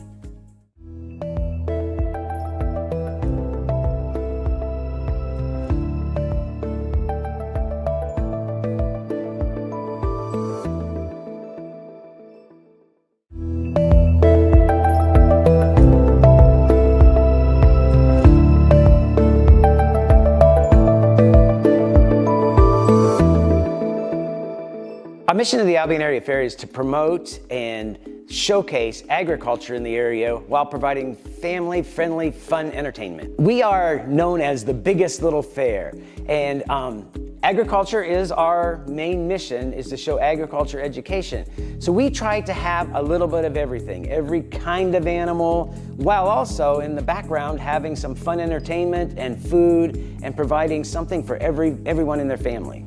The Albion Area Fair started with a few farmers doing a horse pull at the farm, and it got and having a picnic, and it got into such a big thing 70-some years ago that they said, we need to do something bigger here, and that's how the Albion Area Fair started. Over the last 70-some years, it developed into what it is today. We have almost 20,000 people come to Albion every year.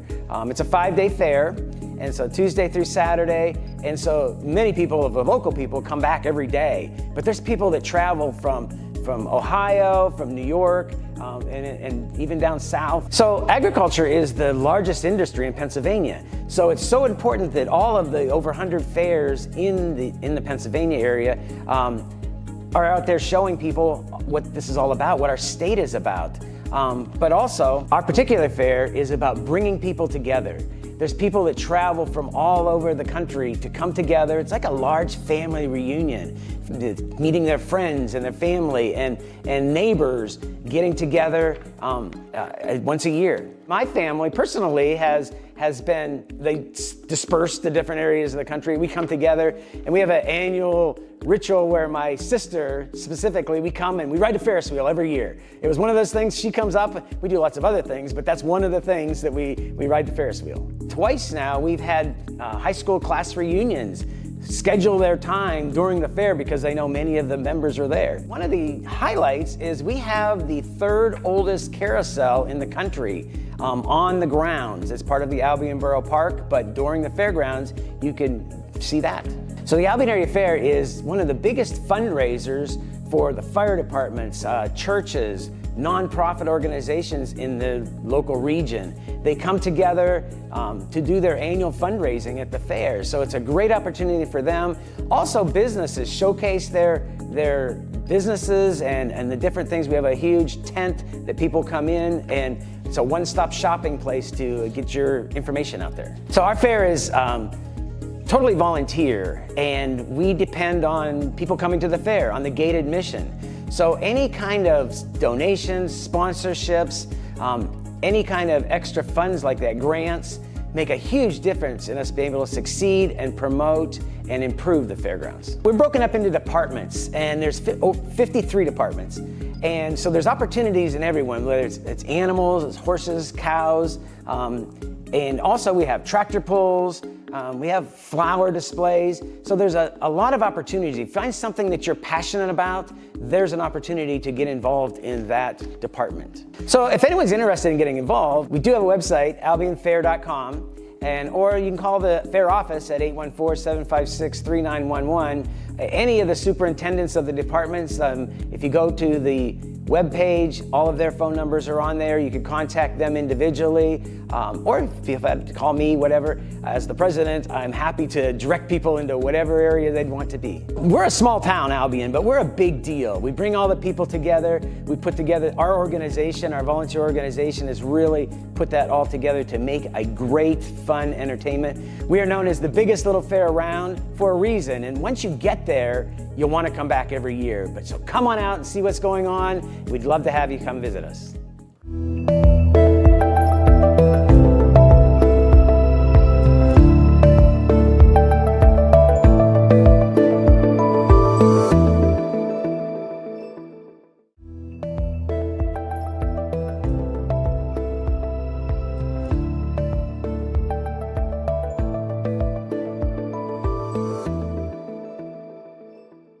The mission of our West Bayfront is to enhance the quality of life in Erie's West Bayfront neighborhoods by promoting civic involvement, thoughtful development, historic preservation, and neighborhood pride. Our organization started with the coming together of residents, organizations such as the Martin Luther King Center, HANDS, Housing and Development Services, and Gannon University, coming together to find a pathway to make the neighborhoods much more successful in the our West Bayfront. So we have had, I think, a pretty tremendous impact on the community over the past 6 years. We've done a lot to improve housing quality, working with residents to help them provide funding and resources for repairs to homes, and we've assisted about 140 properties through that program. We've worked with the city and with other partners to transform some of the city parks and green spaces in the community, such as Bayview Park. We've created opportunities for neighbors to connect with events and activities that happen all year round. And we're working to improve safety and just generally improve sort of the quality of public spaces throughout the neighborhoods. Our plan is divided into actually 5 focus areas. The first 4 are external ones, which include working on infrastructure issues, streetscapes, things like that. Also housing development and helping people improve the quality of their homes is the second one. The third one is economic development. If we look at our Restore West 8th Street project, and the fourth one is we're helping to promote civic engagement in the our West Bayfront through events and other social activities. And the final one is our internal is helping to provide stability for the organization, both now long-term and short-term. So I think our organization impacts people in kind of 2 different ways, in kind of a private sense of their lived space. So that could be through home repairs, stuff like that, in a very tangible way that directly affects their lives. But then there's also this sense of change in a public space. So when we think about how people experience our neighborhood, but then when we also think about how people experience each other in the neighborhood through our events, and things like that. I think about people coming together and learning about each other, our organization. I see people grow closer to each other. I see people grow closer to their community, and I see them grow closer to resources. And so that's really exciting. That's definitely my favorite part. Donations, particularly through Erie Gives Day, support the work of our West Bayfront by providing a flexible stream of funding that we can use for projects like creating affordable housing, transforming blighted and vacant properties into new housing, community beautification projects, community events, and so many more of the types of things that we do around the West Bayfront. What I'd like people to know is that most people see the front of the organization. What they don't see are the numerous activities that are going on, the number of people who volunteers helping with housing projects, helping with events, helping with making decisions, advising the organization, and most importantly, my board of directors. So at our West Bayfront, we are all about collaboration. We work very closely with resident groups and with organizations and institutions within the West Bayfront communities, such as churches, schools, businesses, other nonprofit organizations. And we also work very closely with organizations throughout the city of Erie. So the city government, the redevelopment authority, other neighborhood groups. Everything that we do pretty much relies on collaboration and partnership. So there's a number of unique ways, of course, volunteering. We're always happy for people to come with us with passions that they want to bring to the neighborhood. We can certainly find ways to plug those in and make that happen. There's always something, the latest and greatest thing that we're working on. Right now, or this year, that includes street trees. So if someone is passionate about our environment, we're gonna be thinking about where to plant those trees so we could use some hands to plant them. We also always have sort of litter pickup, stuff like that, helping again with our environment. And then we always have event volunteer opportunities. So it could be physical setup and tear down, which is always super helpful, or if someone is passionate about interaction, they could interact with residents. If someone is passionate about food service or providing, they could always be a part of that. Or if they're passionate about connecting with young people, they could always help with events. There's lots of things to get plugged in with. The second one is always getting involved with our different committees and outreach. We're always looking for people to just help us get things done. And then third, of course, is to always financially support our mission, because we have a lot of passion and drive from community members from our organization. And one of the important vehicles to get that done, of course, is support through that. We have a robust kind of network of reaching out to people. So we have actually a very brand new website that we're always encouraging people to check out. It's www.ourwestbayfront.org. Our Facebook and Instagram is very active, and we also have a very active email list. We also leave flyers everywhere. So we have a lot of partners that take flyers. We have a couple bulletin boards in the community where we put flyers out, and then we also hand deliver flyers. So any mode of information that someone wants to receive it, we can certainly do that.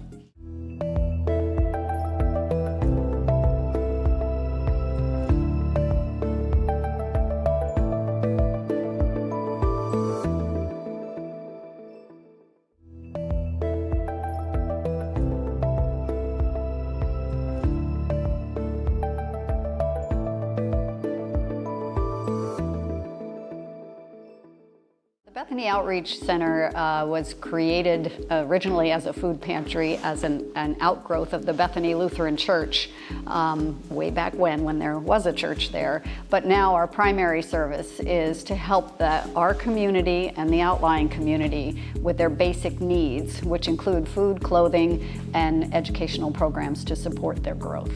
Over the last few years, we have grown our programs, which is good and bad for us. So it's bad that the community is in need of what we provide, but it's good that the community continues to support us in financial contributions in helping us to make that happen. I'd like people to know that we have an organization. We are, being a smaller operation, not always recognized for the work that we do. It would be very easy for folks to see what we do by just driving by on a Wednesday morning between 9 and 11 when we serve the population, because the lines are long. It would be easy to see the need is great in our community.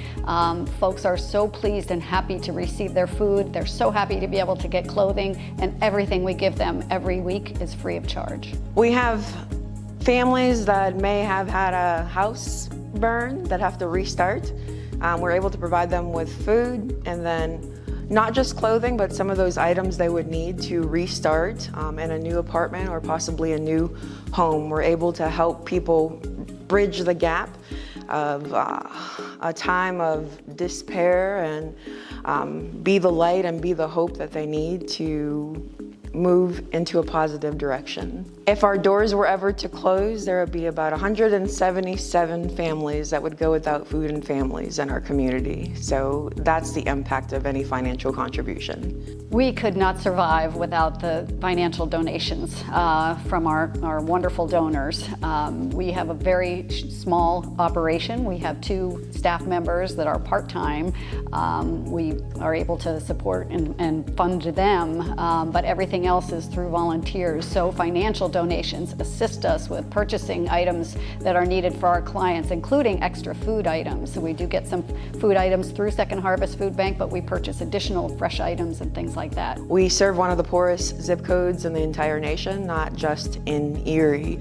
So when a contribution comes in of any type, that means that we can help to feed a family, also that we can help to clothe an entire family, and then some of those individuals who are struggling with mental illness and also homelessness. We collaborate with other partners and nonprofits in a few different ways.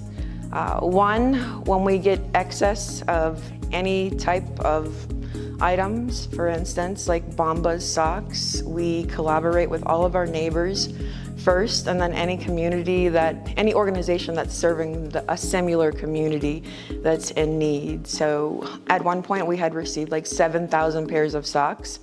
We only serve about 177 families, so we understood that it was time to share, and we knew the importance and value of building those relationships with our neighbors. So we shared with the Inner City Art House, we shared with Emmaus Soup Kitchen, we shared with the Kids Cafe, with several different organizations. What happens with us is if folks will come in and say, our clients, and they'll say, we really need some children's clothes, and we're out of them. We'll go out to local churches. We are very well supported by the Lutheran community in Erie, since it was originally a Lutheran church, and we'll say we need children's clothes, or we'll ask our friends and neighbors and other organizations, and we will get them. But it's important for folks to be able to choose clothes that they want to wear or that their children want to wear, not just something we think they need. The way that we partner with stakeholders is providing a service learning opportunity for schools like Erie Day School or workplaces like Parker Lord. We provide them an opportunity to come and see what we're doing, why we're doing, and the importance of doing it. I think the best way to understand the importance of what we do is to see the community that we're serving and to also experience their gratitude. Because we're a small organization that does a lot for the community, volunteers is pretty much how we survive. We literally have 2 staff, myself and also my executive secretary, and then we have hundreds of volunteers that come in throughout the months, weeks, and years to help us to provide services to the community. I'm a member of the board and chair of the board of directors, so we have been seeking some new board members. We have to keep our numbers in line, so that's a possibility. Volunteers for our services on Wednesdays and Tuesdays and Wednesdays, and then in preparation services on Mondays we can always use volunteers. And also in the office, again, if people are not comfortable working with the public, we have office work that can be done. So folks would just need to contact Mabel at the organization, and we'll get them signed up to volunteer and participate.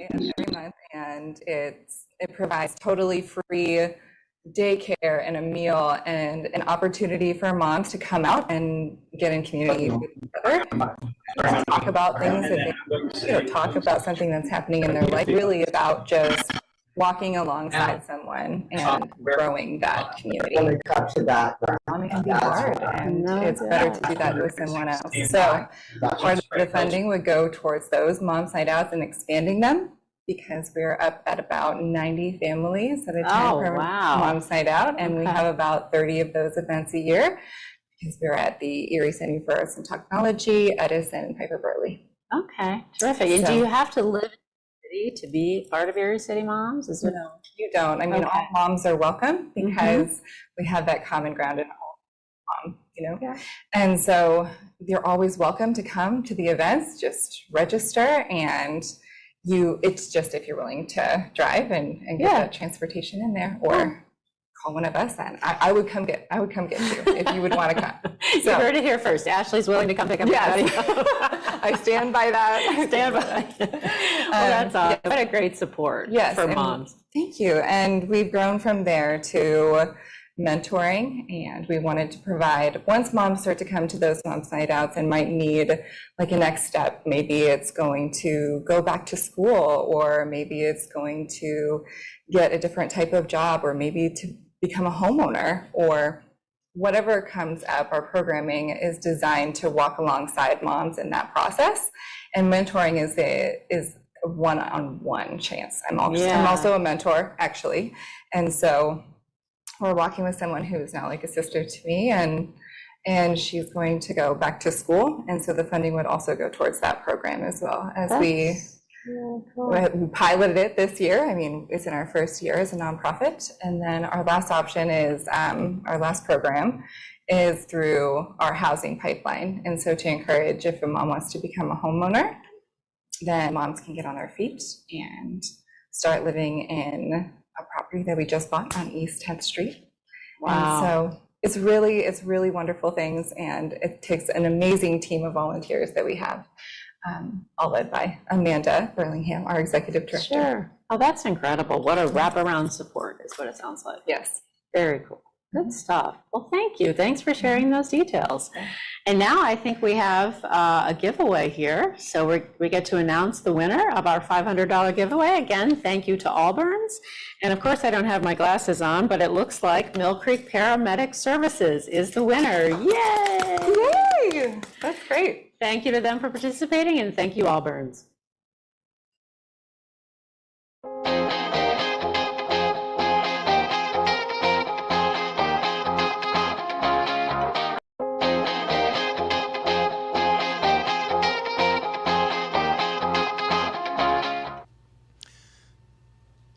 Okay, and welcome to the next part of our live event. Thanks for the update from the Erie Community Foundation. And now, continuing with the live music, we have performance software.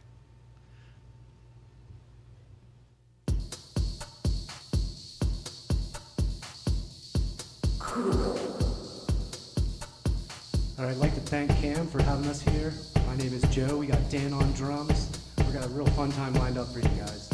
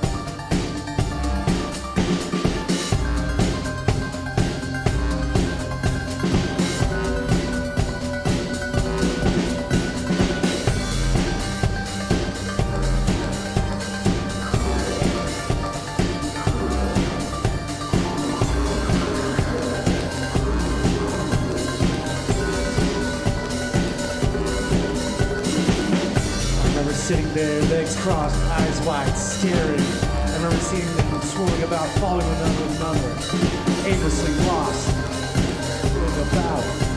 Or maybe it was a hailstorm. The hailstorm trapped their headlights in the darkness of night. I remember shrill sound waves flowing all over me in the glow for what seemed like forever. Forever. Forever, ever, ever, ever. What seemed like forever, ever, ever.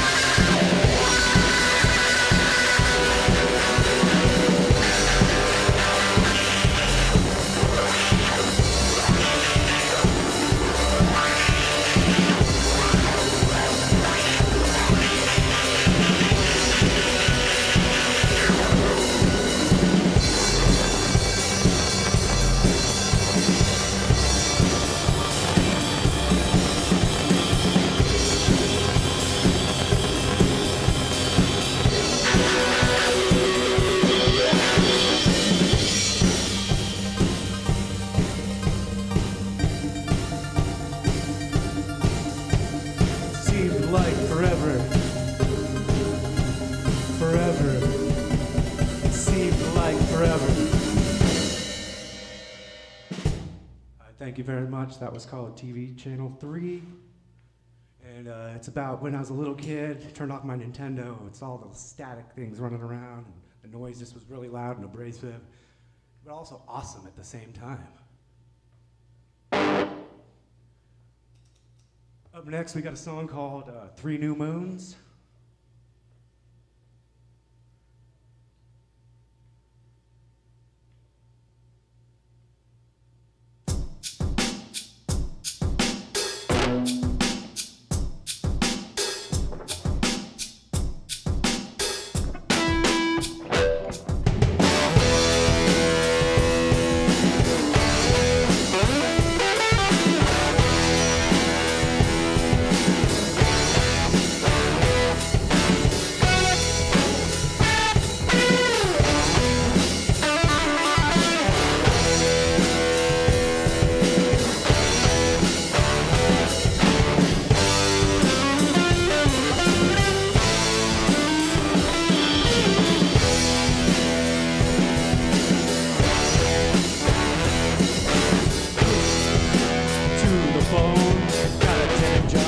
Broken home. Things are gonna change. Next time you're gonna win. You'll get the girl with 3 and 10. Clouds will part and the sky will change. New moons, everything will be arranged. Put things in order. Time and time again. Just fall like dominoes to the end. 3 new moons, everything will change. I said 3 new moons, everything will be arranged.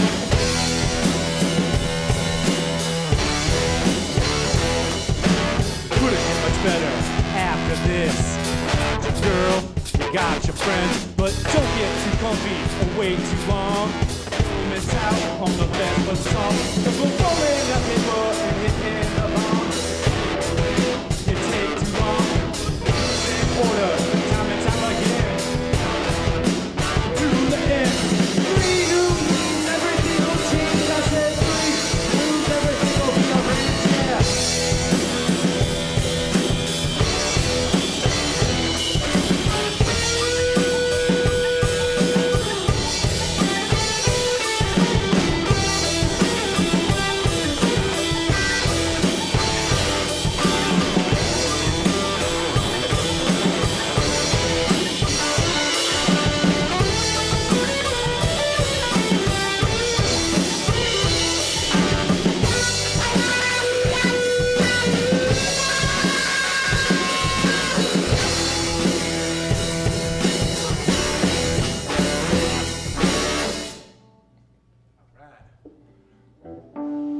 good out there.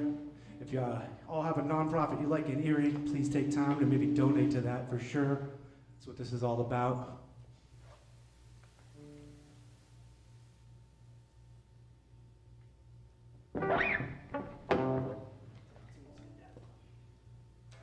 Be a sec here to tune a little bit, you know, guitar problems.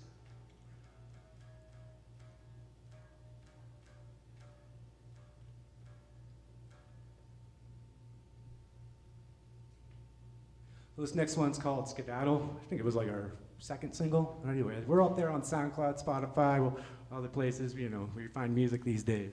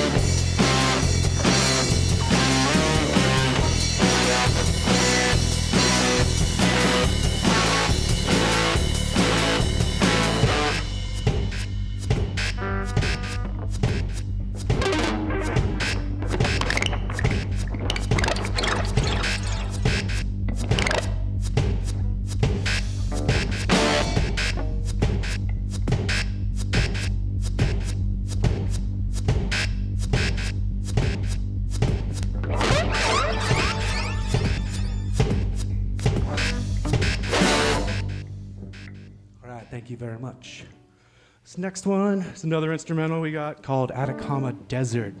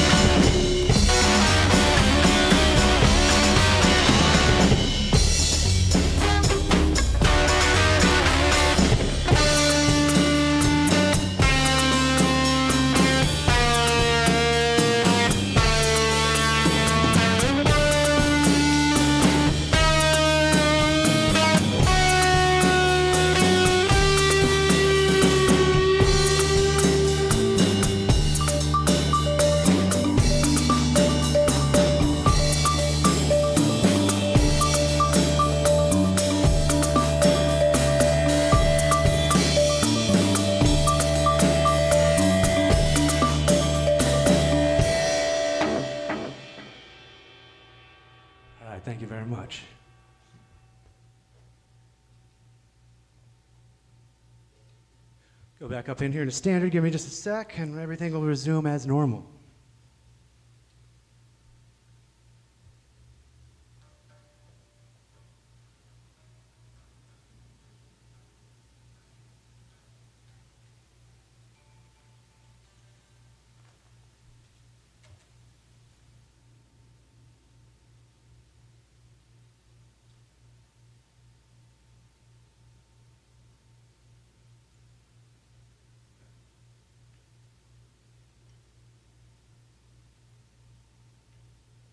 So this next one's a personal favorite of mine. I tend to be a thinker, and I dwell on things for a long time. And this one's called About You. It's about thinking about everything too much. Nothing in particular, no one thing, but just everything.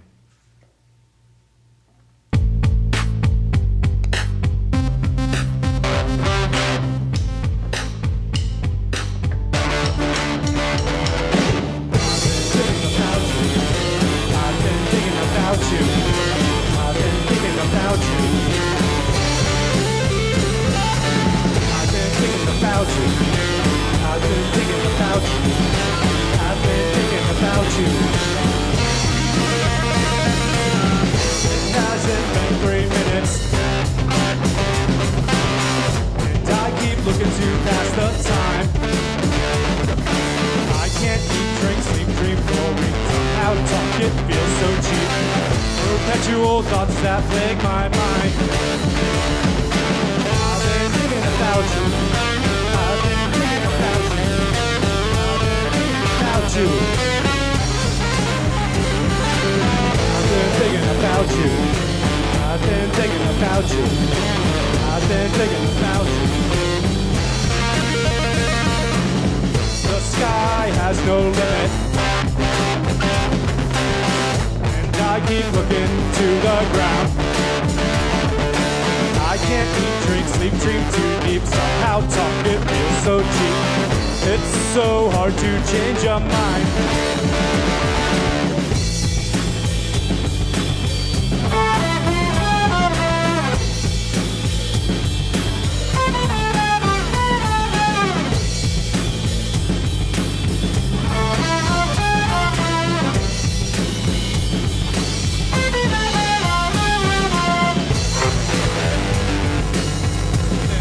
About you. I've been thinking about you. I've been thinking about you. I've been thinking about you. I've been thinking about you.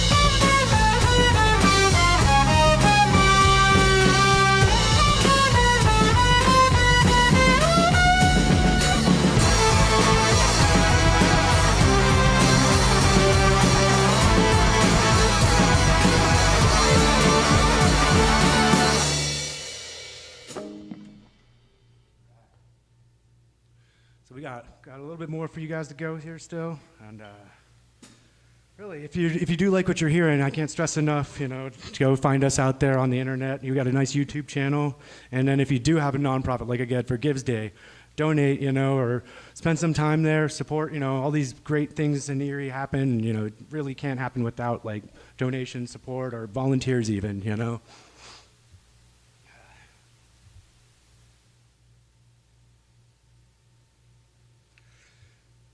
This one's a little slower piece here. It's called Red Hand. And back a few years ago, there was a bunch of riots going on, all the Black Lives Matters. And this is about what people prioritize. And just, not to pick sides, but just really what people's priorities.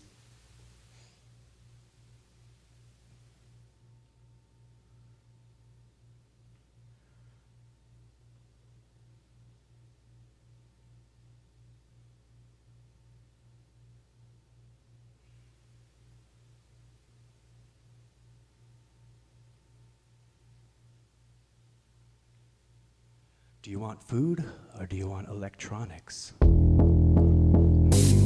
could always use more electronics. I could always use more food too.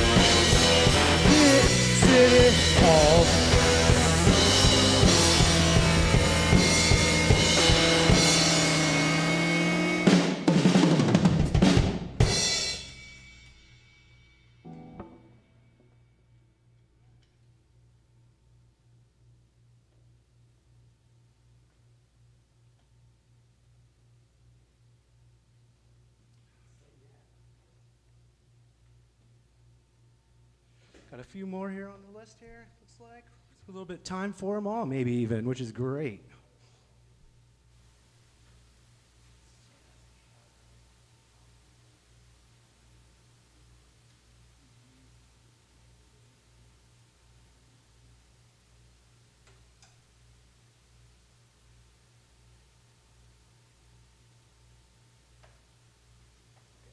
Forgive me for doing it this. There's really no good way to organize this, and sometimes it just takes a little bit of finding things. Got sheets and stuff, you know. Ooh, it's a lot of work. All right. So this one's called Say Yeah. Maybe it might have a title change. We're trying some things out with this, maybe for the album release. We are working on our album right now. It should be coming out later this year, hopefully by Christmas. Would be awesome. But yeah, I got like maybe half of it more to finish up. And maybe trying some vocalists on this. Not myself, but maybe trying a guest vocalist on this track. So, you know, things change, usually for the better.